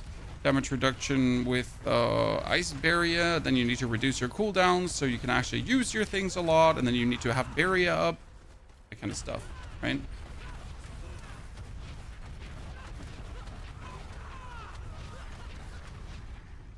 Team. What boss drops? I should be choosing Belial for Hydrosorg, and Dariel, Duriel, and the Harbinger of Hatred for the Ophidian Iris, because you want the Ophidian Iris. That's your first item. After you get the Ophidian Iris, you want to get Tal Rasha's Iridescent Loop. That would be from Varshan, and then you would probably look for... What was it afterwards? Oh, the how's the chest called again? Teleportation chest. Also from Varshan. Varshan drops the teleportation chest. That gives you glass cannon ranks. So the name of the video, Manuel, I don't remember. Like just season 8 Paragon Ponyhof. You'll find something, sir. Raymond of the Infinite. Thank you, Katie. Jesus. The chest that does teleport stuff. You don't know what item I mean? Well, get good. Wow, that was a lot of damage in a short amount of time. How do you not know what item I am talking about? Wow, so bad. Definitely a you mistake, not mine.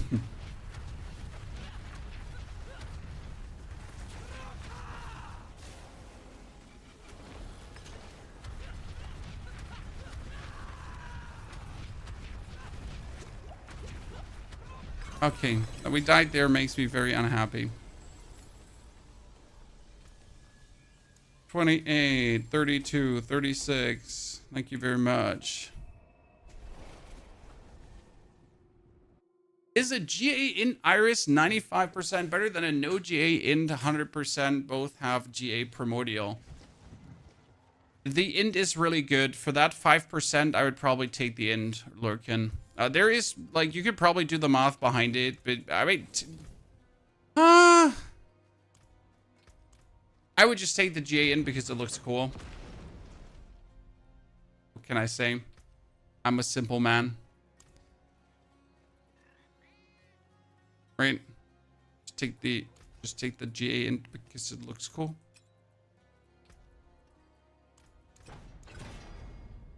Because why wouldn't you?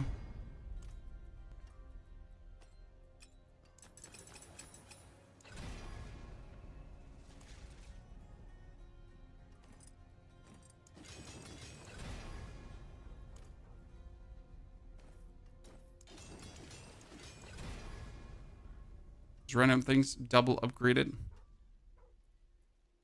My hammer sings on your return.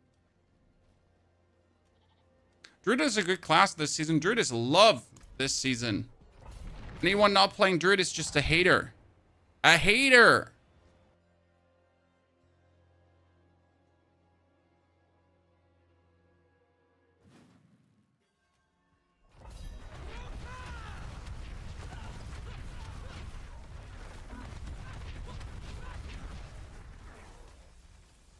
Probably one of the most popular Druid seasons so far. I'm totally alive still, right, Chad?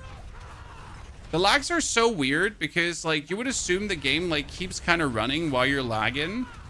Oh, that was a 2 billion hit again. Yay. See those 2 billion hits more and more often. It makes me very happy.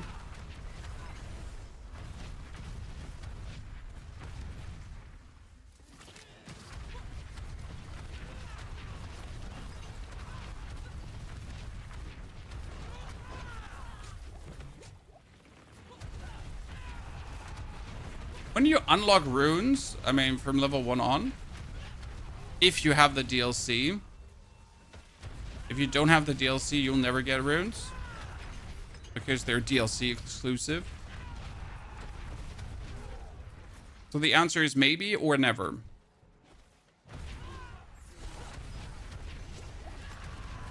In the beginning, you only get magic runes, and then later you get the cooler runes too.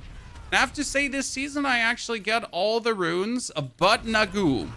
I have not seen Nagu, chat. So with just playing the game, with just doing the do and killing their bosses, I've gotten at least every rune once. That's more than last season, because last season I did not get every rune runs from playing. I've dropped 8 Nagu. Well, I mean, good for you. I hope you step on a Nagu rune and then it slips into your throat as you fall over, and then you slowly suffocate on your Nagu rune. Yeah.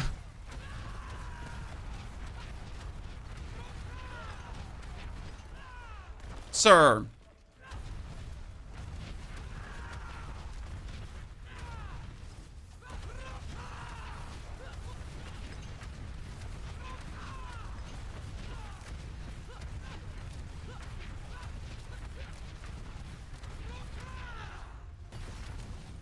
Okay. No more enemies. South, please.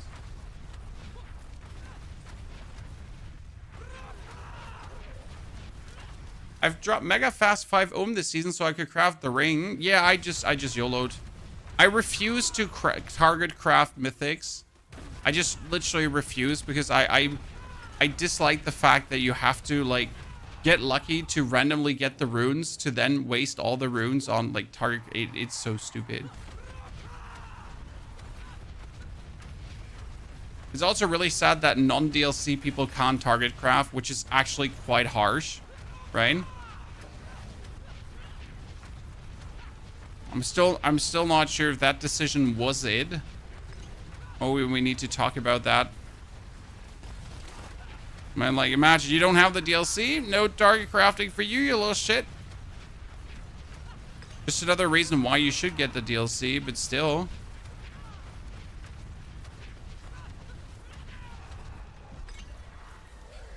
Okay, let's go. One more level, chat, then we get this. That would be the 3rd rune upgraded.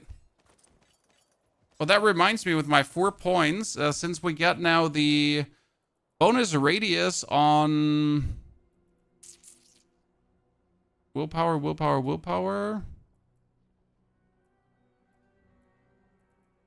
Here, dexterity, I can actually weasel out the last points of dex to get even more. Right?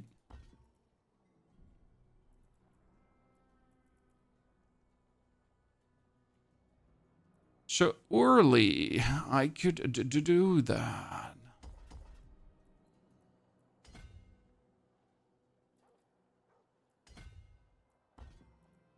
I'm just missing that.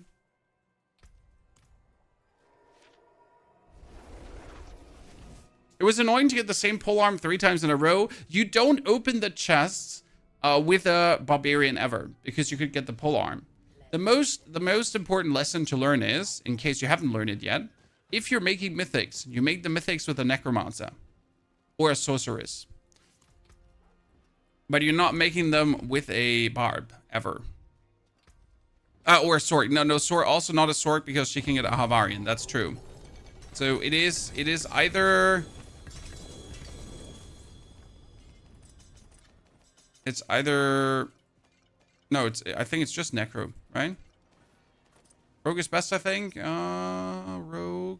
Rogue cannot get Grandfather. So yeah, technically Rogue would be better than Necro even. True. Nice, guys. I get the Butcher's Cleaver again. How many times? The Spear of Lycanda.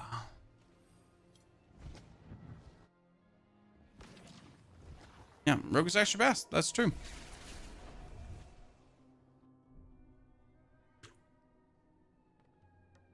Unless that's what you're looking for. Okay, let's get that up. Legion event in 8 minutes. Let's not forget about the Legion events, guys.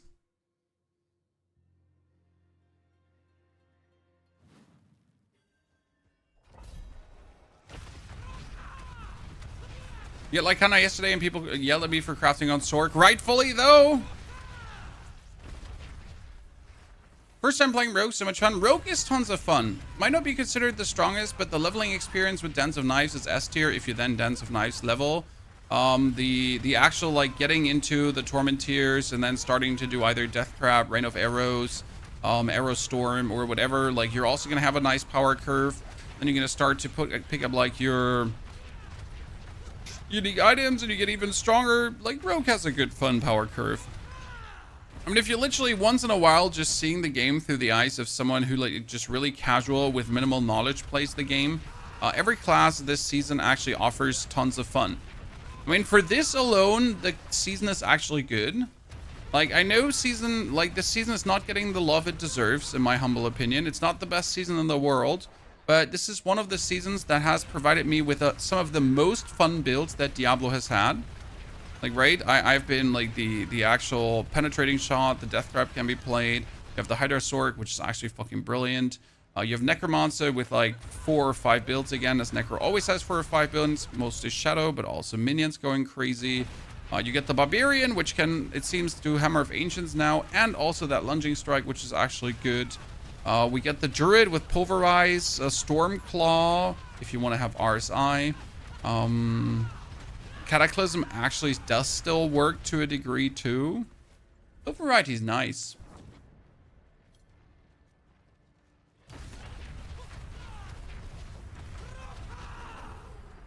Yeah, Shred also seems to be doing good. Exactly. Sorry, I didn't want to be mean to our Shred brethren out there, the Shred enjoyers. So it's not a personal slight. I just forgot.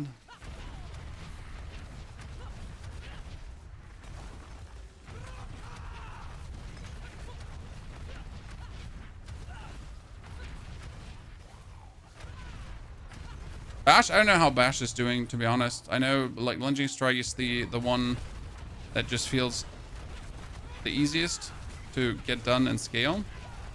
Almost killed me there.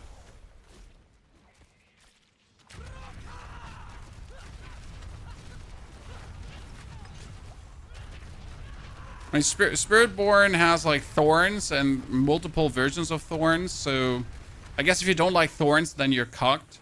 And if you don't like the Jaguar Spirit Hall, you're also cocked. So that's probably, yeah, Spiritborn is not so build variety, because it's like you play the Jack Spirit Hall or you suck, right?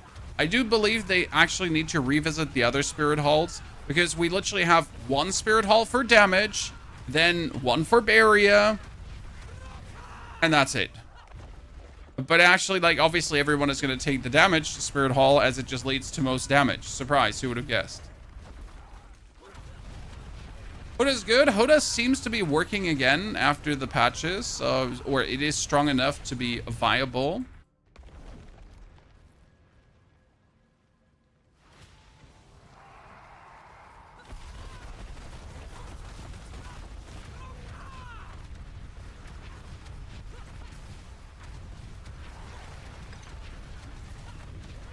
Come on, hit her. Boom.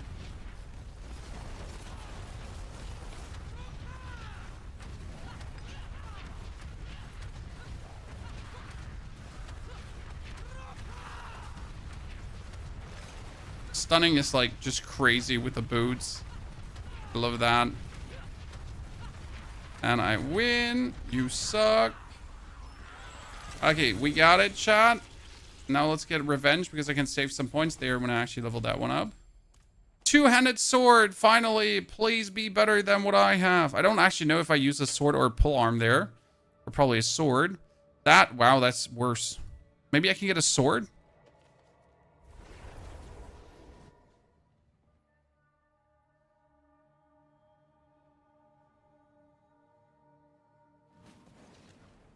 The most evident aspect of the game in need of change is itemization.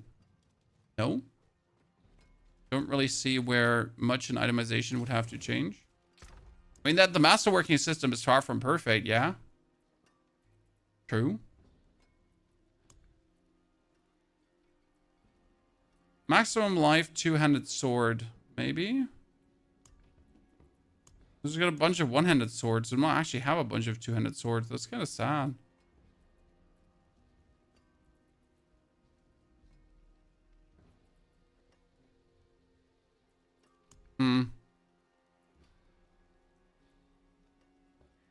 Damage over time. It's terrible. We don't like that. Ooh, we could kill the Maiden. We could kill the Harbinger, but we really don't want to kill the Harbinger. Let's see if we can do a Torment 4 Lord Zur. How well that feels.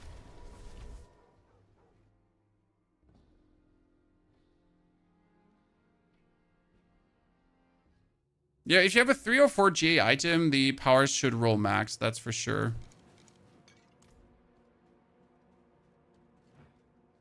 The runes to have way more impact. Yep. I would like to see runes have more impact as well. I mean, they have tons of impact already, especially Quox and Zan. But we have many runes. That being said, it's always the runes that give damage, right? So maybe runes should only be, like, this has been an ongoing discussion, right? But maybe runes should only be utility to make him a bit more varied and fun. Because right now, the damage runes always win, right? Like, what am I playing? I play bonus damage and bonus damage, right? I just get more damage. Surprise. Who would have guessed that I would take the runes that give me more damage? I'm not even remotely considering to play some kind of utility, right? Like, Quox is 100% more damage multiplier when it triggers. Like, obviously, you're going to take that because you can double your damage at that very moment. Like, why would I take anything else if I have a rune that can double my damage? Okay, so we have the damage to kill Zur, but we just die ASAP right now. So, like, we don't have the resistance, though, so that's clear as day. Wait, did I still not swap Variana over to Rahir? I didn't? But I was there. Oh, I was there. I did the bartering, but I didn't. Oh, my lord. My days, chat. My days.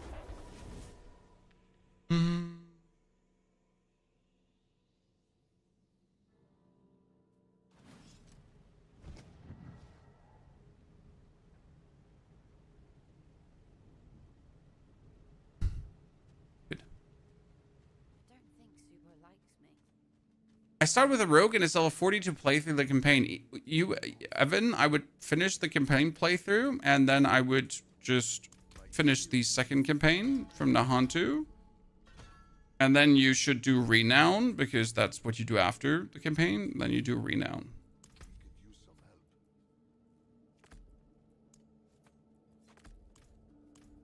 Okay, we get Rahir gets our resistances at least somewhere. I mean, we still need, like, here more resistance to our elements, and we actually need to masterwork resistance to our elements. It's actually really sad that we need to masterwork that, feelingly.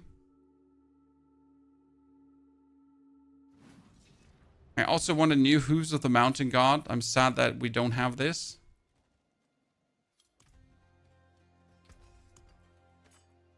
I try to reset that masterwork here and just roll on belligerence.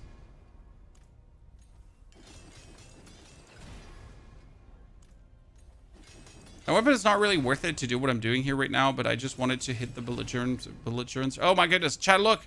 Chat, look. 10 ranks to belligerence. I am the chosen one.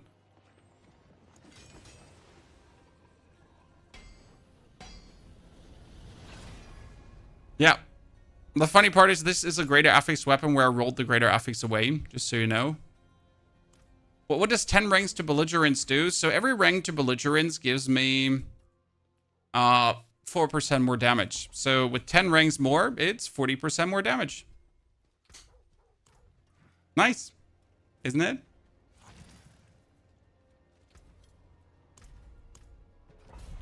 Do strongholds give good XP for leveling? Yep, 1 whole level. And if you have any level questions, we have the complete level breakdown for you. The complete, like, how to speed level is out there. The method is tested and proven. The fastest has been rogue so far in 2 hours and 46 minutes.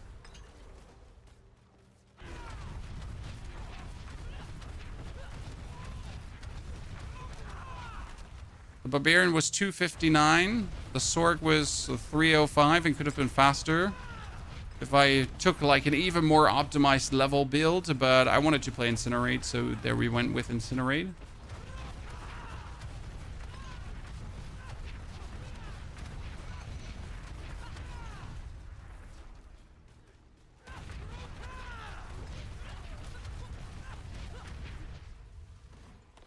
I ran against the wall.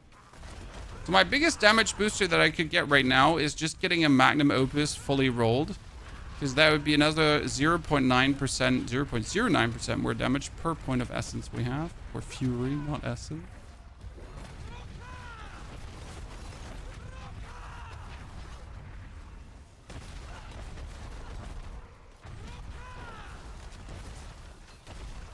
It's funny, but the actual Wrath of the Berserker, when it triggers, like, almost kills everything instantly, right?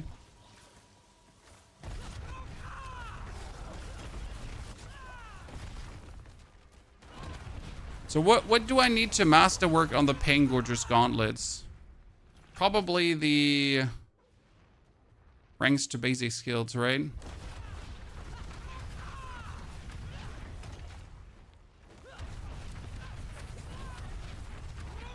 Like checking which items should I 12 times right now.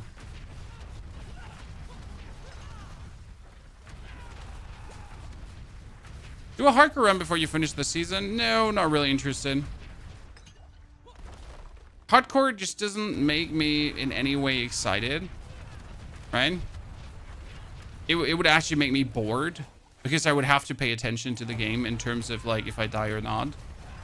And that doesn't add excitement to me, right? It adds just nuisance. It just makes me annoyed.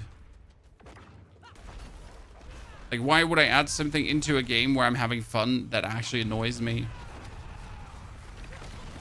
It wouldn't really make much sense, would it?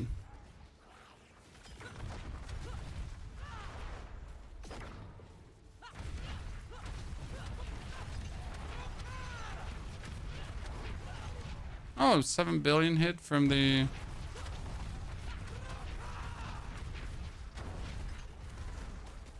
Jiggy majiggy there. We definitely have to figure out how to be more defensive a bit. I mean, right now, the defense is not so much of a problem. But I see your point of, like, you're dying at bosses. So as someone said, he's Torment 4. He's dying at bosses. Yeah, I see your point. It feels squishy.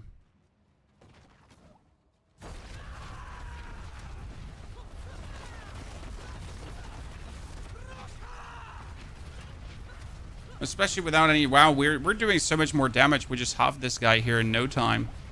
Jesus. Got him stunned. Damn. I feel like those 10 ranks and belligerents, they just went nasty. Ladies and gentlemen.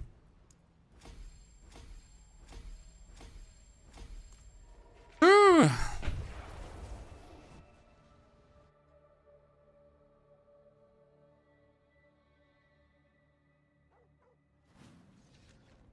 That's one thing I like about Diablo compared to PoE 2. The XP loss in PoE 2 is depressing, especially when you're in the mid-90s.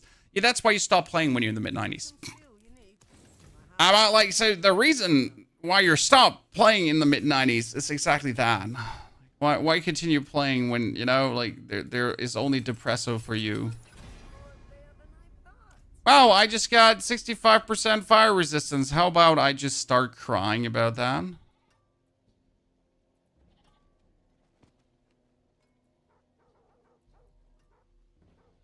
Oh, I got damage over time on the ring. Let's take care of that. We don't want damage over time on our ring, do we?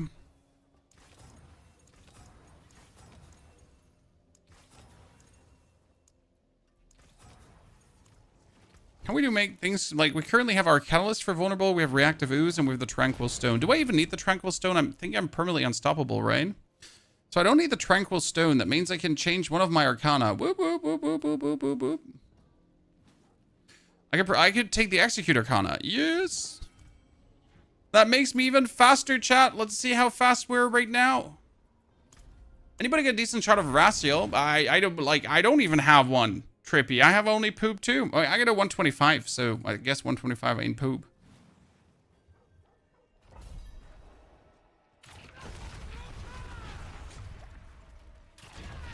See how the execute power is faring here. I don't think it's going to make that much of a difference. Oh, there's 4 billion hits now, chat. You saw that? Like the 3.7 billion? That's pretty good.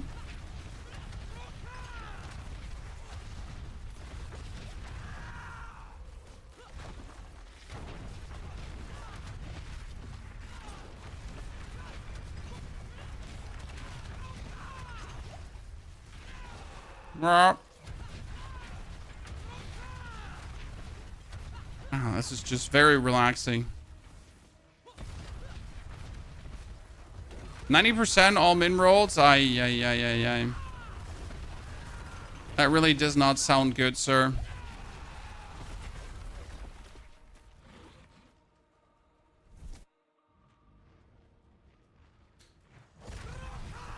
So we could obviously do like deeper now than pit 65 already, but there's no reason to do deeper than pit 65 at this stage of the game. Just in case you wonder why are we not doing further pits?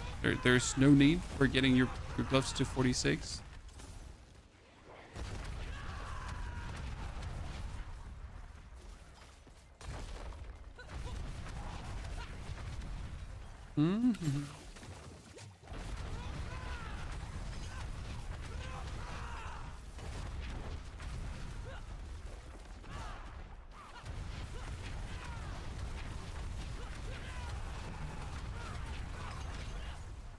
Beautiful. We can't get it like in 2 minutes, but we can get it in 3 minutes nowadays. So that's reasonable. Power increase 10 out of 10. We gotta also check how quick we can now do a strong room. We haven't actually done a strong room in a while. And how quick the Infernal Horde now feels.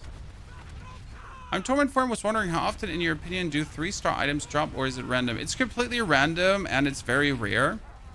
I mean, actual 3-star items, I have seen more 4-star uniques than I have 3-star greater affix items. And the problem is that most 3-star greater affix items are trash. I mean, you're gonna get a triple greater affix items. This is gonna have like chance to heal. Also on top of chance to heal, resistance. And then after resistance, it's like lucky hit chance to poop yourself. Oh, unlucky.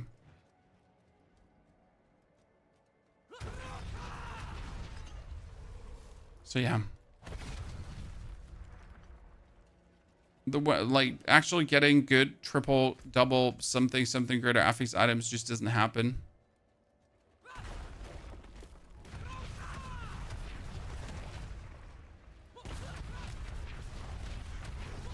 So technically, you would assume that in Torment 4, the most greater affix items are dropping. And that in Torment 4, like, you're actually, with the frequency, start seeing double and triple greater affix items. But the reality is, you won't. Like, it's still that loot-wise, Torment 4 does not feel like the pinnacle, right? I mean, most of my characters are just speed farming Torment 3. Belial, because you can kill him just, like, that much faster, right? Apart from my sword, who kills Torment 4. But, like, you know... You just kill it faster, and like the outcome item wise is the same. I mean, like doing here like a Torment 4 pit and not getting a single greater affix items is obviously random, but it's a random that feels bad. Okay, ladies and gentlemen, look at that. So many leveled up already. Now we can actually pull a point out here because we get 25 willpower with this one. Ta-da. And I can keep investing more into this. So we get the 74 dexterity poopin. We can get the 2% life. And we can get the... even more strength. Thanks, Shane. Our boss is dropping items on 4. 1 more? 2 more? Not many more. Just minimal more.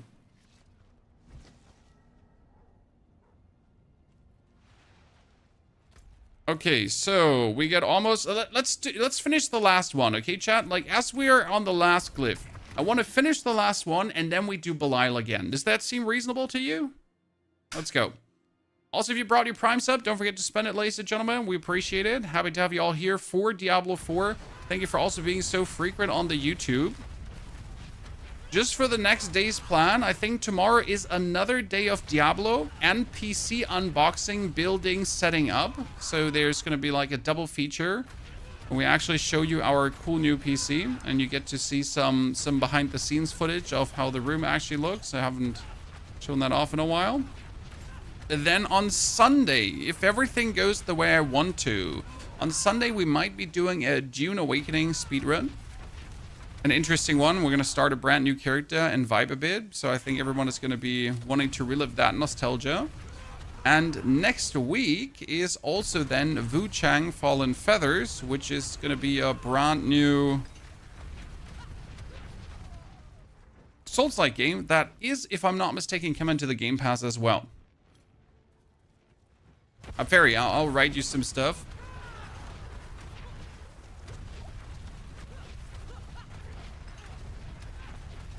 Later.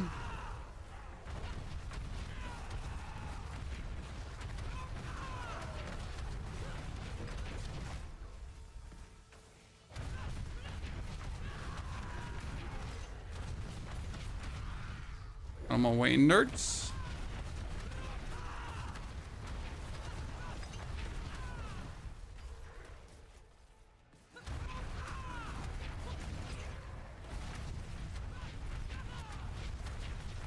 Oh, that took way too long to kill that one guy.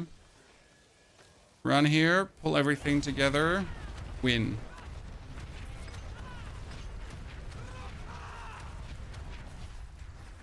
Wonder if it's better to take pans that have like ranks into Lunging Strike than to take a T-Bolt's Will.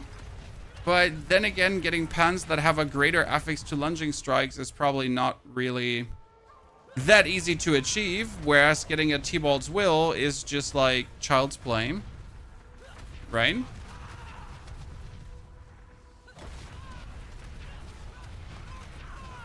Yeah, the thing is, like, Zerg Nasty, right? If you're a player, right? If you're a player and you're interested in trying out Barbarian, like I tell you here, greater affix pans, Lunging Strikes is what you need, and you're gonna be like, yeah, how about fuck you is what you need,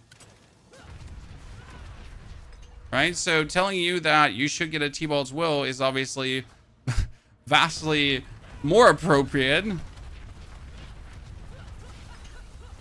Our damage has gone significantly up. I mean, right now, I'm just really happy with the Bard power curve, right? We haven't done anything completely crazy.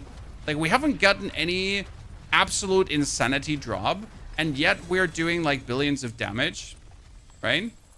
I mean, the only good thing is we have the 10 Rens and Belligerents here, so that's nice. We have a non-greater affix shot of Arathiel. We have a greater affix, but not maxed out. Like, okay, so the Pain Gorgers are nice, but my boots are also not even greater affixed.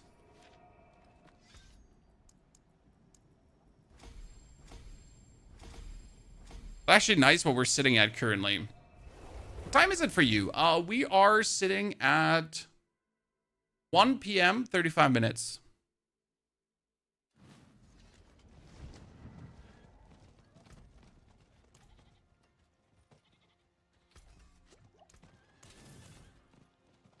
What do you feel about your Paragon board? The Paragon board is pretty straightforward. There's not much you can do with Barbarian. You need to get the respective things, right? They're like, so there's, again, you don't have many options in that regard. Humble opinion. So, yeah, that's straightforward. Like, I always found Barb a bit restrictive when it came down to the actual Paragon boards you can go for. Didn't feel as good as the other classes where you have a bit more freedom.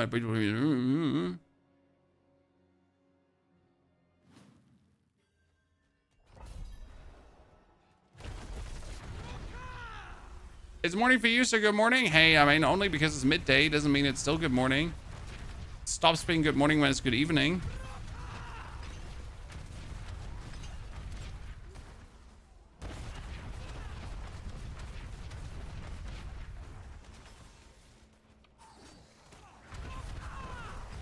Right? Wish I could get the 6 or 7 board back. I've gotten used to the limitation of the boards. Like, the more boards wasn't necessarily better, if you consider that a lot of boards are just useless, right? I mean, at least we can now take some of the additive bonuses. Like, because if we had 6 or 7 boards left, your character always ends up being squishier. Because, like, so the problem with the 6 to 7 boards is that you're just chasing legendary nodes and you're just ignoring any kind of survivability or anything, right? You're just trying to somehow, like, squeeze as much in. But yeah, like, it always ends up with squishy characters and like, only the people that know how to navigate their char usually survive. And the other people were like, oh man, I'm so squishy. I'm like, yeah, I know. We're going to find a link to your build. I think it should be in the description of the YouTube video. Usually the planners always land in there. There is not yet a build video up for this one, as I haven't had time and I really wanted to max out first before I talk about it. Or I at least wanted to bring it to a decent level, right? Because right now we definitely had like a very amazing power curve. So I can actually recommend a barb if you have the funds. Do not recommend a barb for a first character. Recommend a barb for a second character where you then have funds to spend on him. And then the barb is actually going to feel like a very well-oiled machine. It's fun to play. How can you overpower so often? We play the Zan rune, and the Zan rune says, together with a Moni, that every 6th lunging strike, you will overpower. Here. So I make 200 offering. Well, here it says. On the right side. So I need to cast 2 lunging strikes to get 200 offering. Or 100 offering. Is it 100 offering? 100 offering. And then with 6 lunging strikes, I have 300 offering. And then I trigger Zan. And the faster I attack, the more lunging strikes I get, the better it goes. So you need all the attack speed to like go away at your opponent. And if I put on now my here, what was it called again? My 4GA Starless Skies ring, we would be sending it.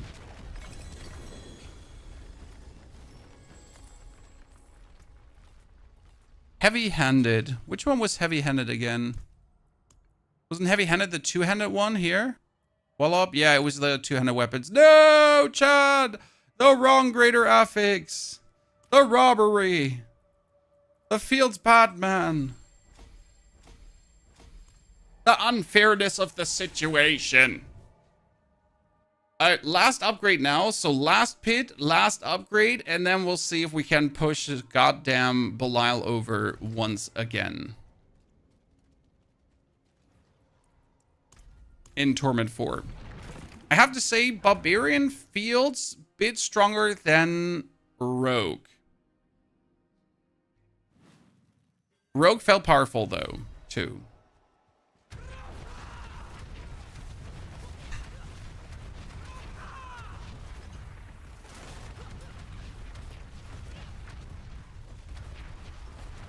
Rogue was less squishy. So Barb feels like more oomph. Because big numbers, big billions go boom, right? But Rogue was vastly less squishy because Rogue is just undying. With that lucky hit chance that you had on the Rogue and with the innervation and energy restoration and then permanently spamming the barrier. Like that is a level of tankiness that is just absolute love.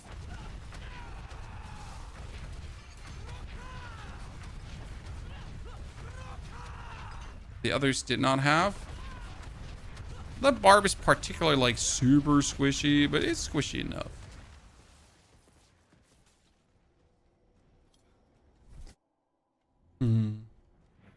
Oh, I hate this one.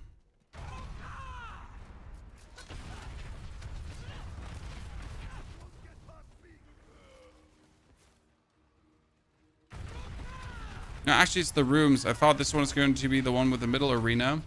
I hate the one with the middle arena. Design is just I prefer like no, it's the one with the middle arena. No, I prefer zooting from room to room. I don't like your middle arena.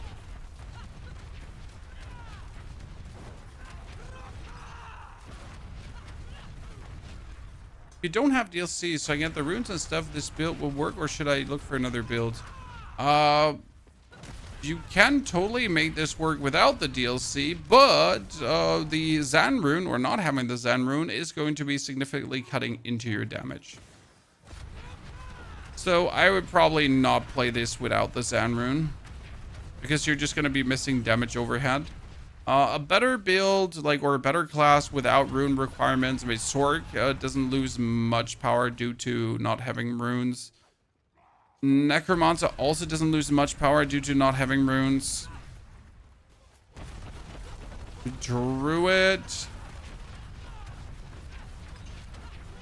Yeah, Druid is also fine without runes. I mean, right now I would not want to miss out on the Quox rune. I mean, I got Torment Zan rune. I got Torment 4 without the Zan rune, so it's obviously possible, but you're just missing on like a lot of like max damage overhand.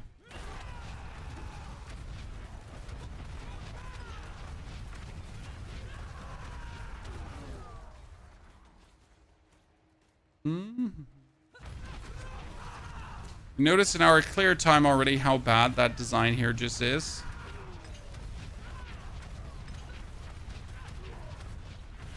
Taking so much longer with this world.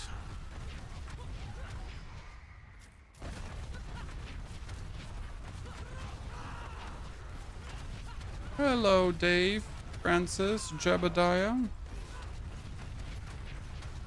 Probably going to kill like one of these guys here, just one, and then we're suddenly going to get ascended to the throne. How do I play Diablo 4 for free? Is it possible? I want to try it on board with PoE 2. Xbox Game Pass gives you Diablo for free. PS5 Plus for free. I mean, obviously, when we say Game Pass for free, we mean you gotta own the Game Pass first, but I guess it's okay to refer to that as for free because people usually understand what we mean. Do we need to do the seasonal quest on a new character? Only the first quest, then you're good. Okay, ladies and gentlemen, that was all our thingies, jiggy-majiggies that we needed to level up, so that's pretty good. I'd like to see that.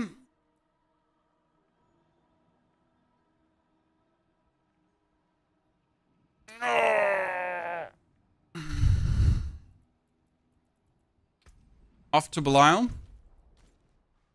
My nemesis.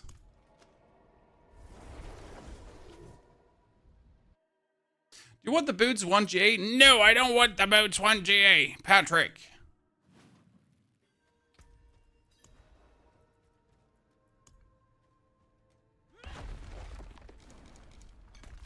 I need to earn that. How much? We're sitting at 341 resource. So that's 0.9. That's almost 341% bonus damage. That's actually more. It's like almost 500% bonus damage, right? You're getting 0.9 here from, and you're getting 0.41. So 1.3 times.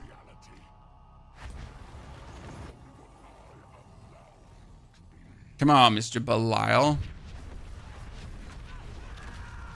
Oh, I actually survived that? Thought he's gonna hit me.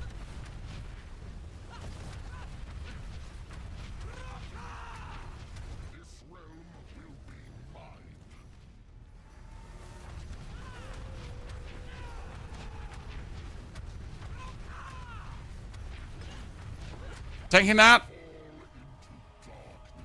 Got it, chat.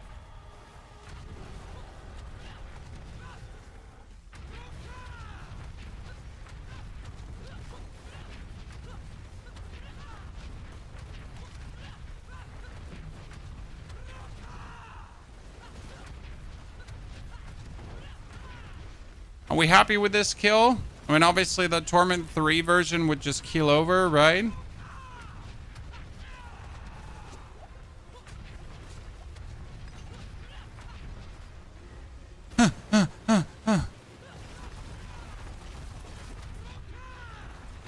Don't you put a poison pool right below my feet? Uncool, brother.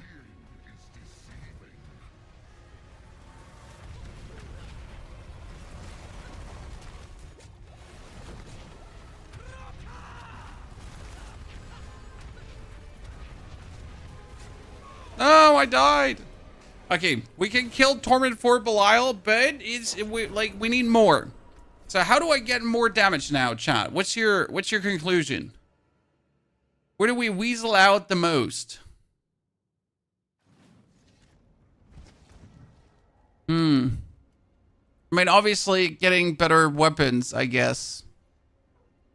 A GA shot of Arathiel would go a long way. Getting the boots upgraded with a belligerence, huh?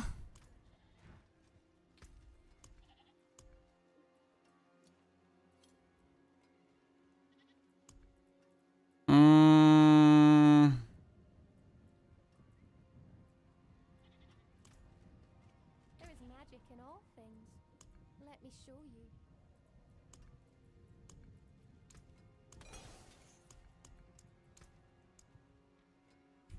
15.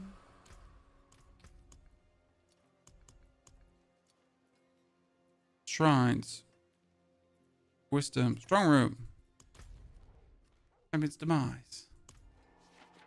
Well, our glyphs, my glyphs are 46, so that is said and done. Like, right? If you can't, like, you need to be able to kill Belial with 46. Like, it can't be that you have to grind further. Because again, like, you are going to kill Torment 3 Belial to get, like, at least your items greater affix, right? And then it shouldn't be that you have to do anything further.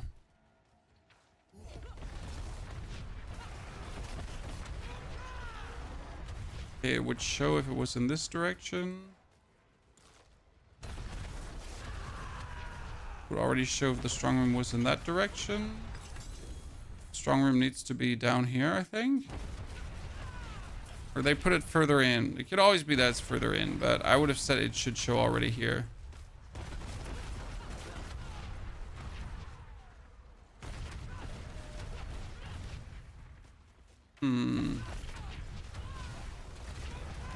But if Lucian Stars Skies and Grandfather, no, you're gonna be able to kill him without that kind of stuff.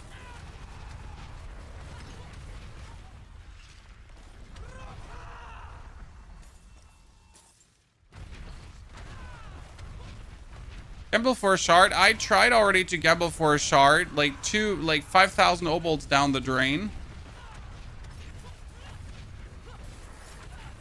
And who says that a GA shard would actually be better? I mean, the main strength of the shard is getting us the basic skills deal increased damage, right?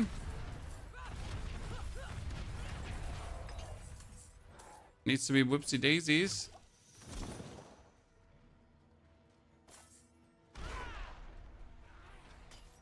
We found it.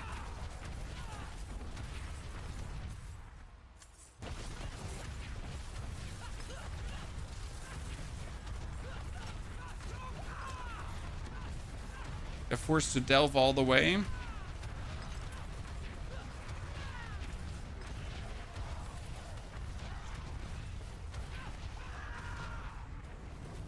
Come on, give me. And then the pulling together Wrath of the Zerker.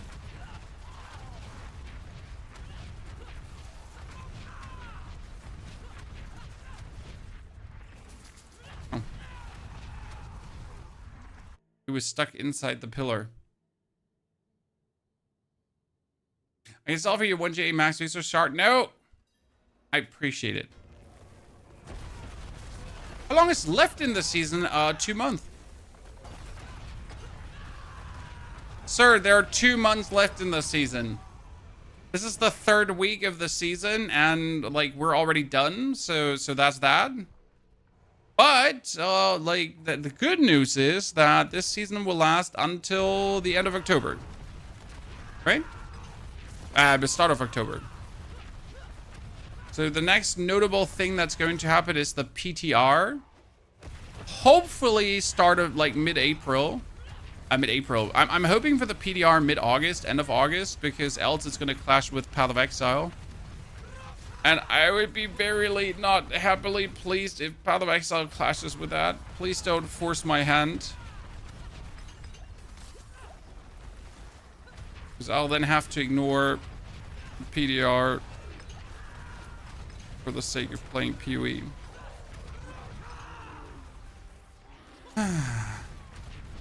Worth getting the pass? The seasonal pass is really easy to knock out.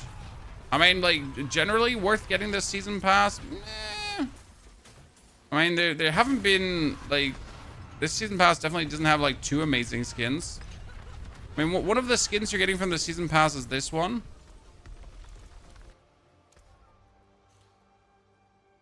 The Great Iron Demon.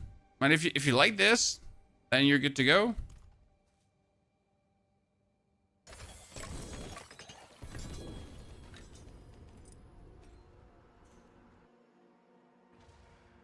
Do you use the special ability from Red of Ring Furor? No, you don't use the special ability from the Ring of Red Furor.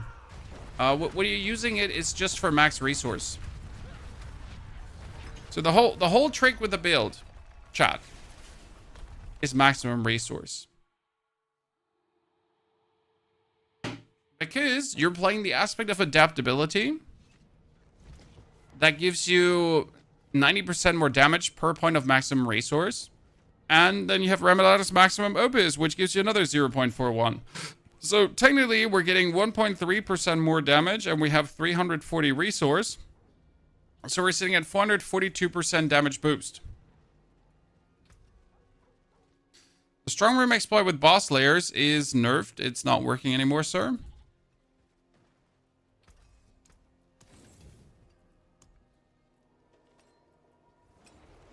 Do you know our Lord and Savior Strong Room exploit? Yep.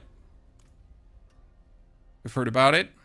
Okay, everything is 8 times masterwork, but this weapon here. Let me actually reset this and try to hit the Lunging Strike double damage.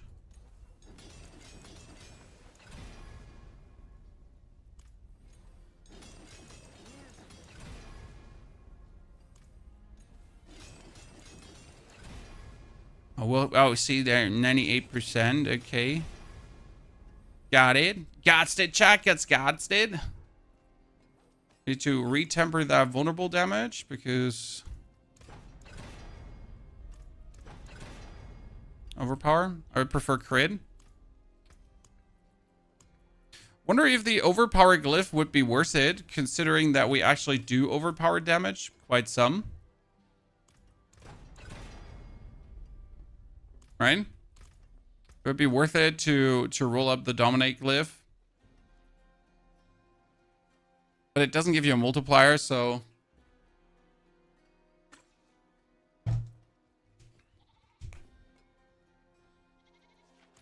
the Strong Room exploit still works, but they said they fixed it. Huh. Let's check. So the Strong Room exploit works following. You open up a Nightmare Dungeon with Heraldric Strong Room. It doesn't even have to be Strong Room.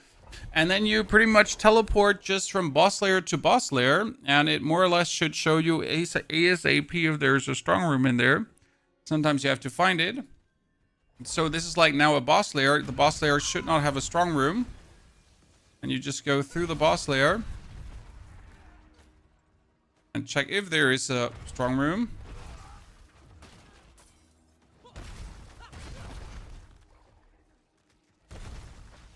There's no Strong Room here. You go to the next boss layer and Dariel. So I've actually had a Strong Room there many times now.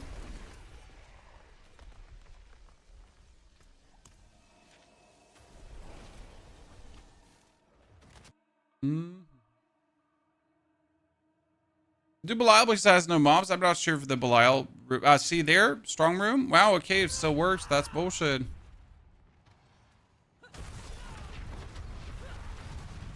So this is technically one of the best Opticite grinds because, like, you don't have to go through annoying dungeons, right, to actually reach the Strong Room. You just go from boss layer to boss layer. They said they want to fix this one, and I'm not even mad it's still in.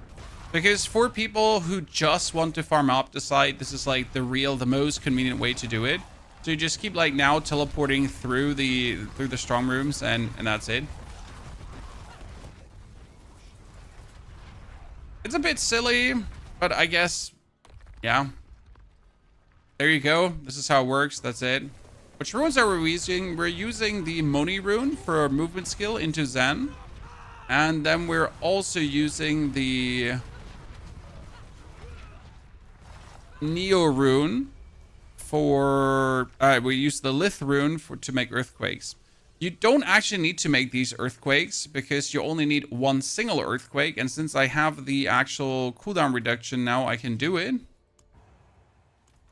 The thing is, I used to like play... I used to play the earthquake rune to just make sure that we always have that earthquake under us. That gives us bonus damage. Right? But since I got the stomp now, I'm good. You need to have the ground stomp because the ground stomp gives you earthquake. And the earthquake gives you an 80% damage multiplier. You kind of want to have it.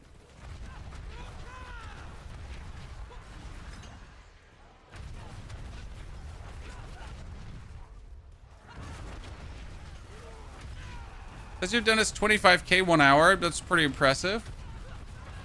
Yeah, this is a very nice way to just relax farm the op design, right? Because like now I finish this, then I teleport out of the boss layer and I go to the next boss layer. And after you went through all the boss layers, the first boss layer should already have respawned. So you don't actually even have to force the respawn. You don't have to leave the dungeon and press like reset dungeons. Nah, you just keep teleporting throughout the boss layers and it just automatically respawns. Actually quite silly. But hey, sometimes we like silly.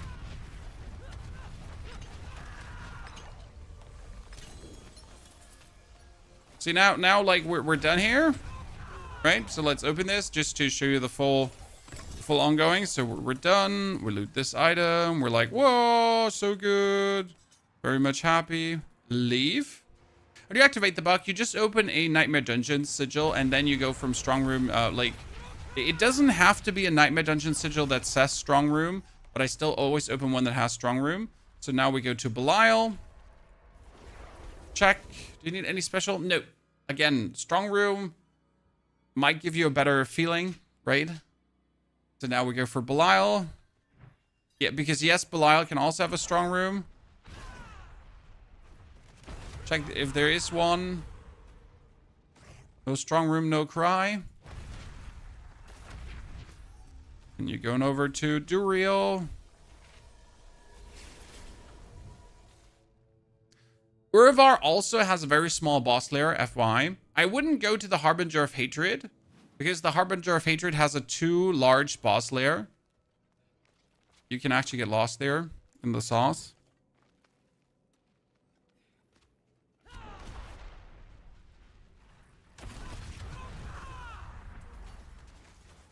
Feel like now we still have that one Strong Room. There's still that one Nightmare Dungeon open, right? We haven't opened another sigil. You don't need to do that. Okay, nothing here.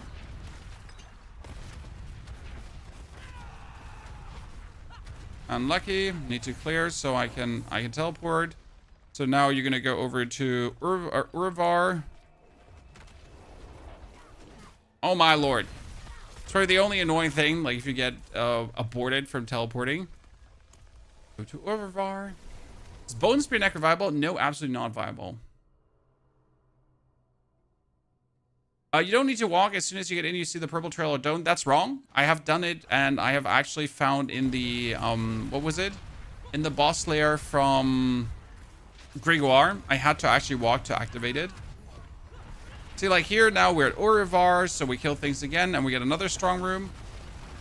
That's how simple it is, right? But yeah, I've had a hidden Strong Room in Gregoire once.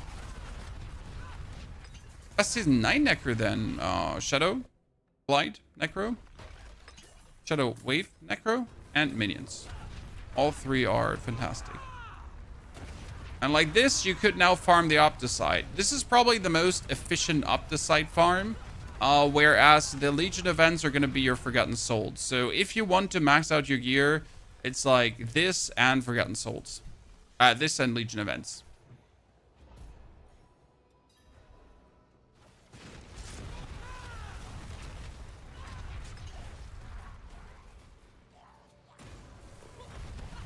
You'll obviously probably be like just exploding your brain at some point if you do this too much.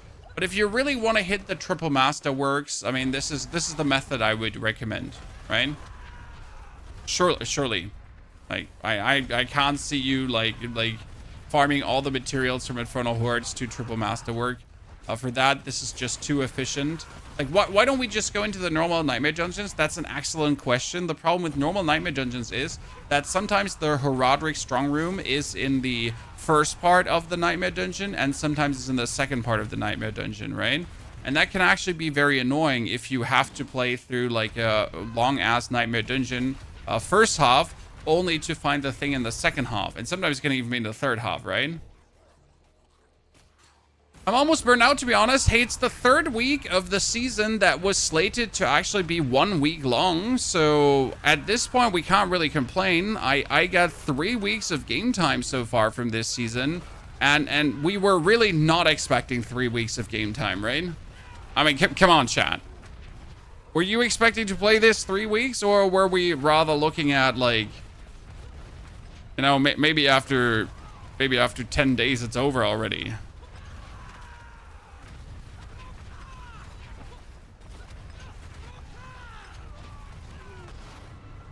Did it? Sixer, chat.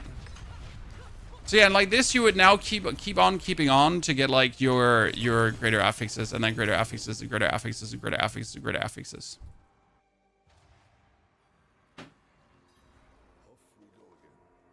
Ah, up to side. Okay.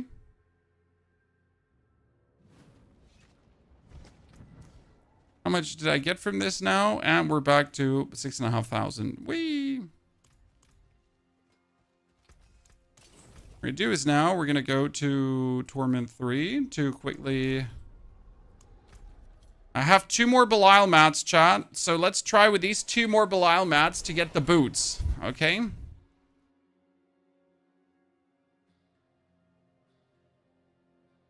Mansig, I would play even if it was bad, because LE I'm done and PoE is self-harming.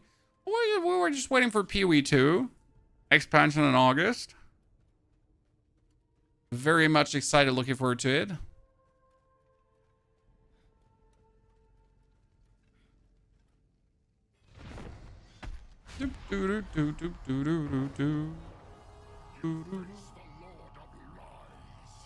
I am the Lord of Lies.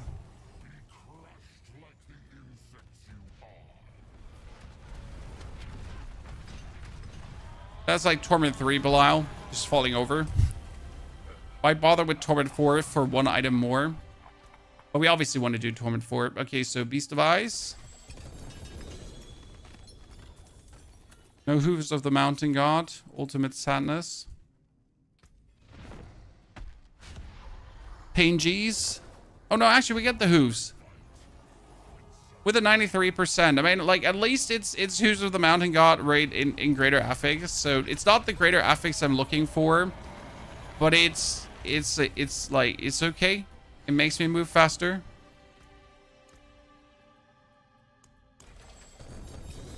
I need to be zooming. I need to be booming. So I'll take that. And then masterwork the belligerents.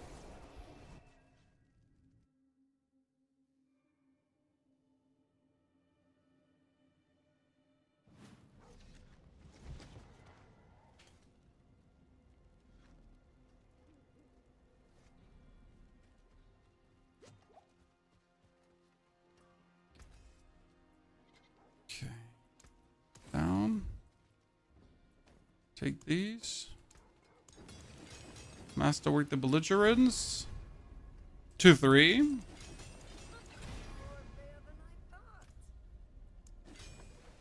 Okay, now we get another 4 ranks to belligerents. That's good. Because that puts us at a grand total of 17 ranks, chat. So now the big question is, how easy would be a Pit 75? Because Pit 75 is what? The seasonal journey. We're gonna do that now, right?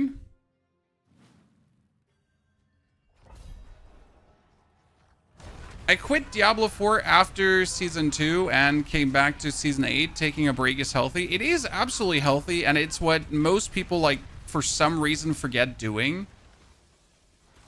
Right? The whole thing that playing games 24/7 is just not healthy.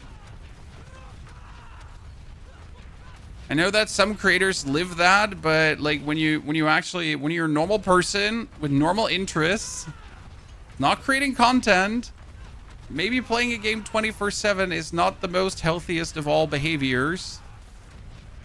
and should not be emulated.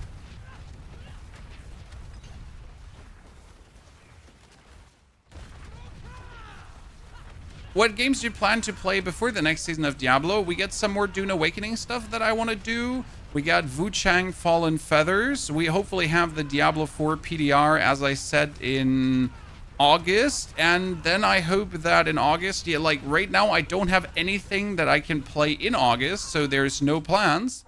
I mean, we start on Wuchang on the 24th, depending on how long the game is. I count on 7 days of game time. From the 31st on, we're out of games. So from that point on, we could actually return to No Rest for the Wicked, because I have not played their new update, the Breach update, yet. So that's something that I definitely want to do still.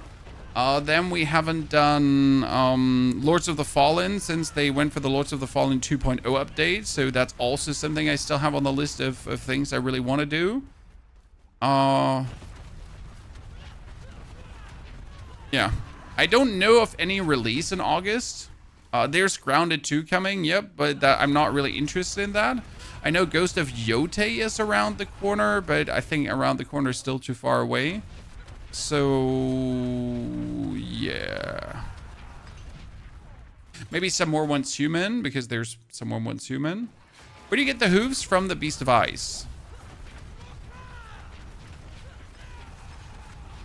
Which kind of fits because they're called hooves and the Beast of Ice has hooves. I think. I never looked at his feet. I just assumed he has hooves.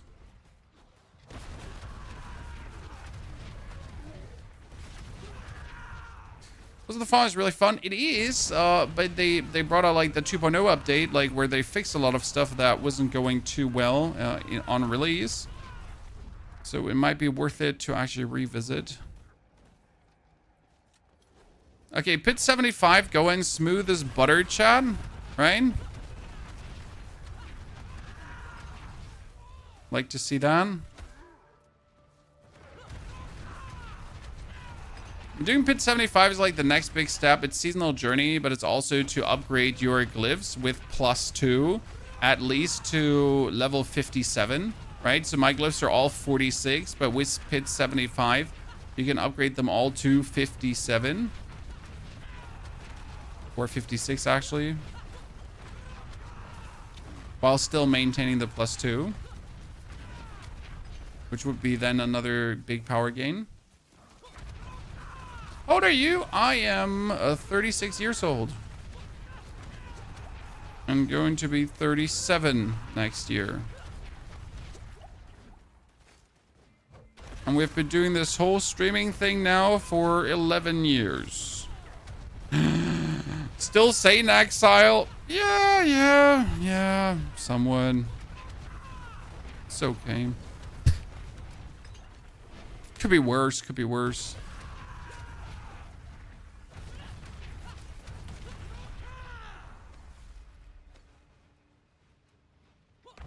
$38, sir. Did you just make me older? That's very kind of you. Thank you very much. I'm always working on this distinguished old gentleman look.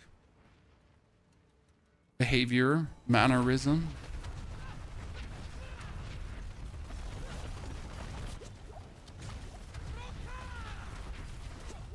Dude is probably going to puke on me and I'm going to die, and I don't like that. So he has to die now. 5-minute quick beat down.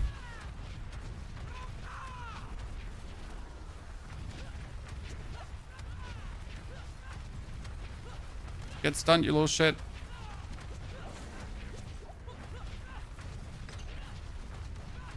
Do I even do more damage against crowd control dudes? I doubt it, right?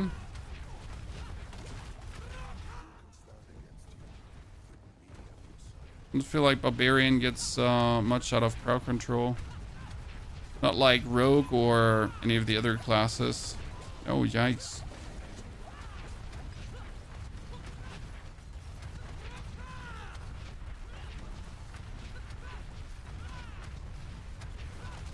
Oh my, jeez. Okay, so Pit 75. He's also Dunzo, but I accidentally died. So we're squishy, Chad. How do we get more squishy? How do we get less squishy? How do we get more squishy? Chat, how do we get more squishy? I want that extra squish, okay? Like I wanna feel like I'm made out of paper. How do we get that? The extra squish.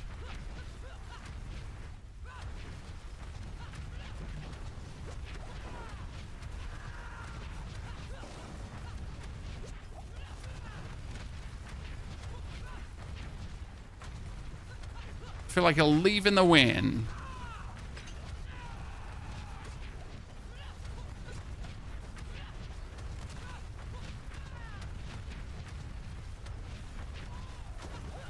Donuts, good old donuts. Reasonable. I don't actually see when he goes for the poison puking, right? It's like the biggest, I just stand there. My body blocks like 90% of anything that's happening. How am I supposed to know that you're doing anything to me? I don't see shit, right? Apart from that, visibility is good. That I don't see.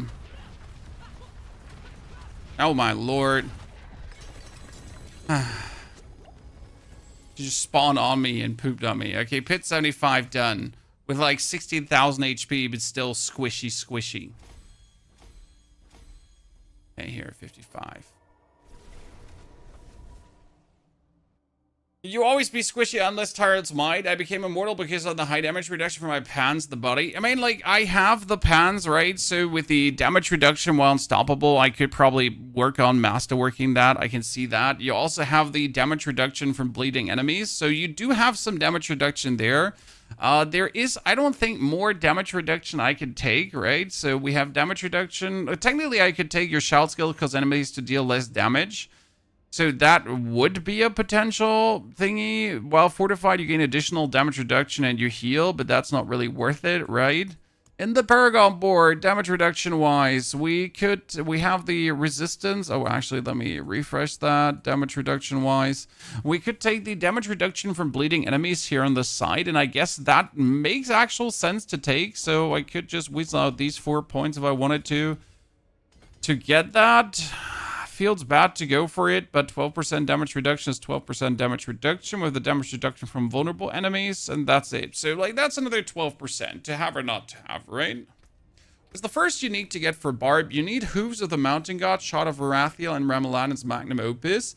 Then the Pain Gorger's Gauntlets, because that's that's attack speed and basic skills. This is for cooldown reduction. That's for even more cooldown reduction, followed up with maximum resource. T-Bolt's Willis, because you're permanently unstoppable, and this also gives you maximum resource, and maximum resource makes the Ramalan's Magnum's Opus, and also the adaptability better. Adaptability at Moonrise and Max Roll are actually really required to go crazy. Yeah.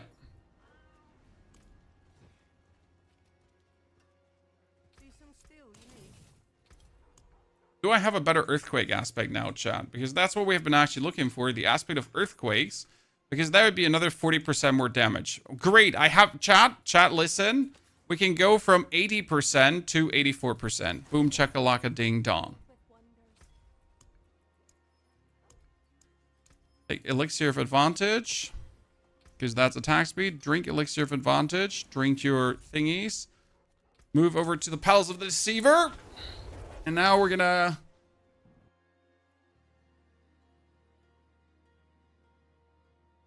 have to push our... No, tier 4. We need to swap to tier 4 because we need to at least kill him tier 4 once. No, we can do it. We have to do it. Right.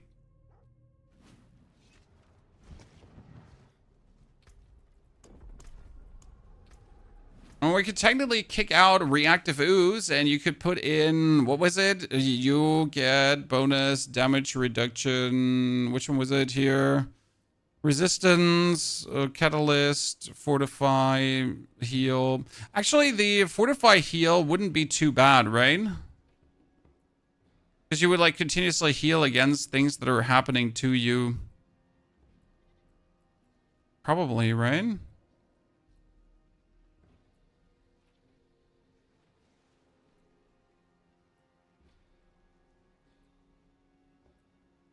I mean, I thought I need the resource gen, but I should work out without the reactive ooze, right?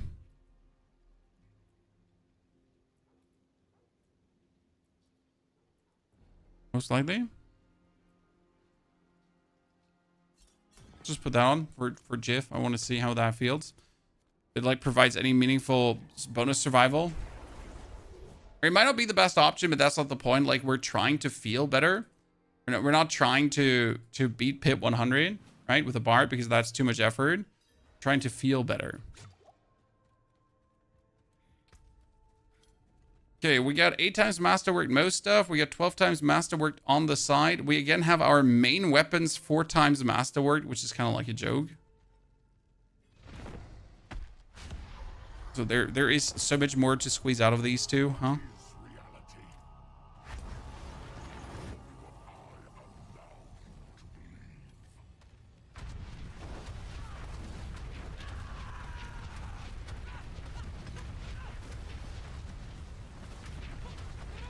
Let's see what that bonus attack speed. We're actually doing meaningful damage now, chat.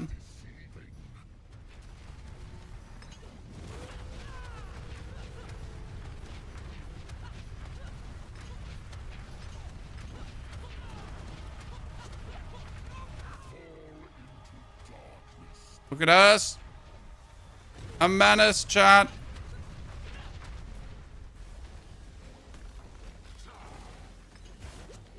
Oh my lord. I'm trying to attack, but I was out of fury. The panic of being out of fury, Chan. Probably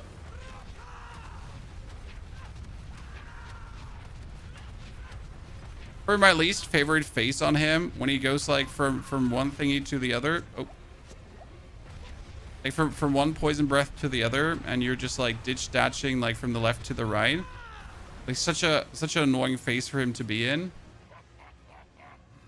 Careful now. Wahaha.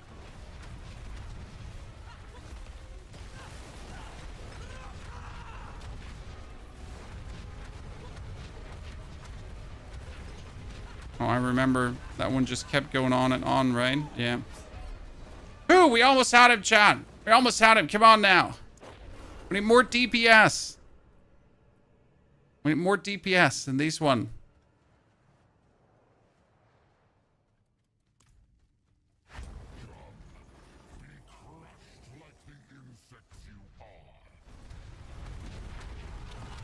So close.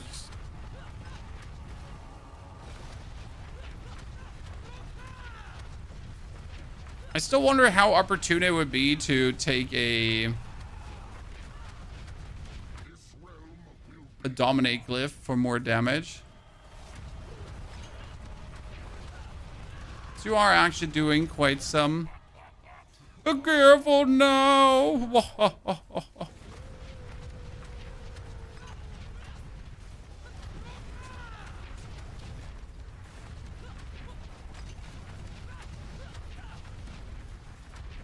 Worst part is when you start like fighting him, but you actually run out of resource. You get like one of these resource snags quickly. You then have to use one of your abilities to get resource back.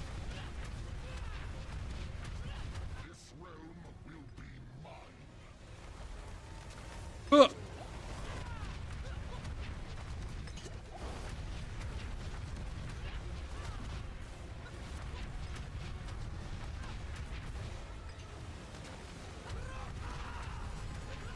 I hate your face here. Redo that.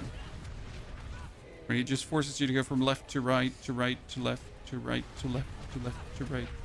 Do it! Faster, pony! Woo!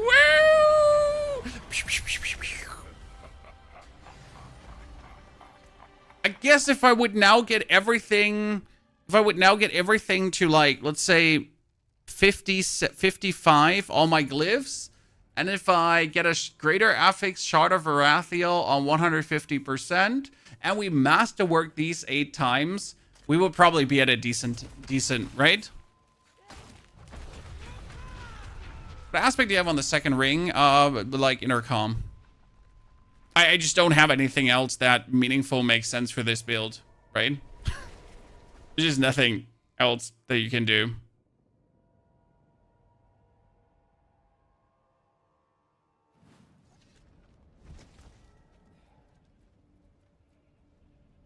This is good. I like it. I'm having fun. I'm enjoying myself. Barbarian is not horrible. Why not Elixir of Resource, Deathcorp? Elixir of Resource would give you more resource, right?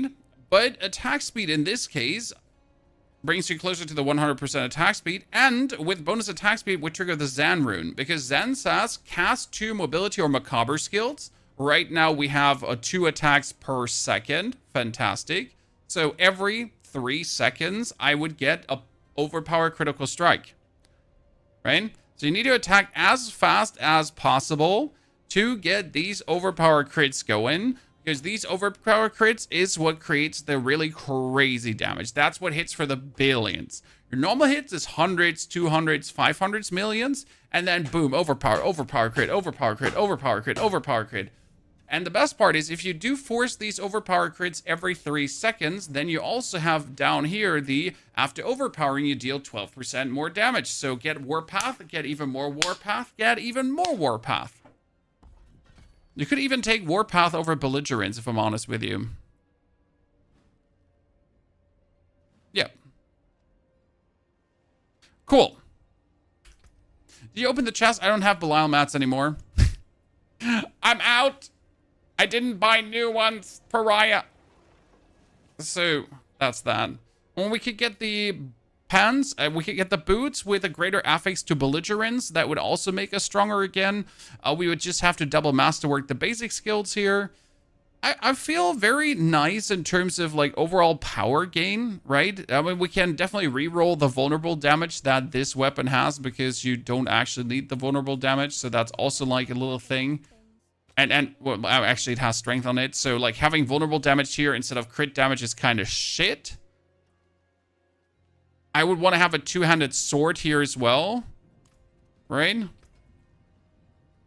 I feel good.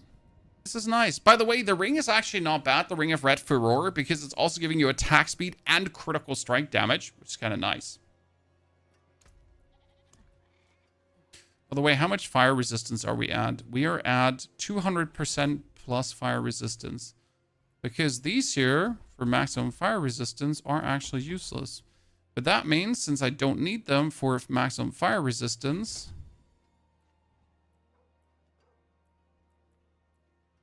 I have more points. Right? The damage, I could take like the damage reduction from bleeding enemies here. And I wouldn't even feel bad about it. Yeah, that's quite nice. That makes us actually even more tanky and gives us more strength. So, GG.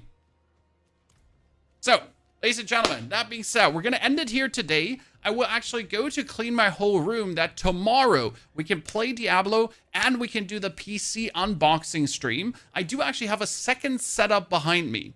It sounds a bit crazy, but there's a second setup behind me. I mean, we have the 2 PC setup, but there's a second setup behind me for my like mobile laptop workstation with a monitor. So we can still keep the stream running while we set up the second PC and show you everything like live from a good angle. Therefore, we'll unbox that tomorrow. I will not unbox it today. We'll do that live on stream so you get the good feeling. And I will give you an updated like planner for all of this, and we'll take we'll drop the build guide for this as well. Therefore, I'm done for today.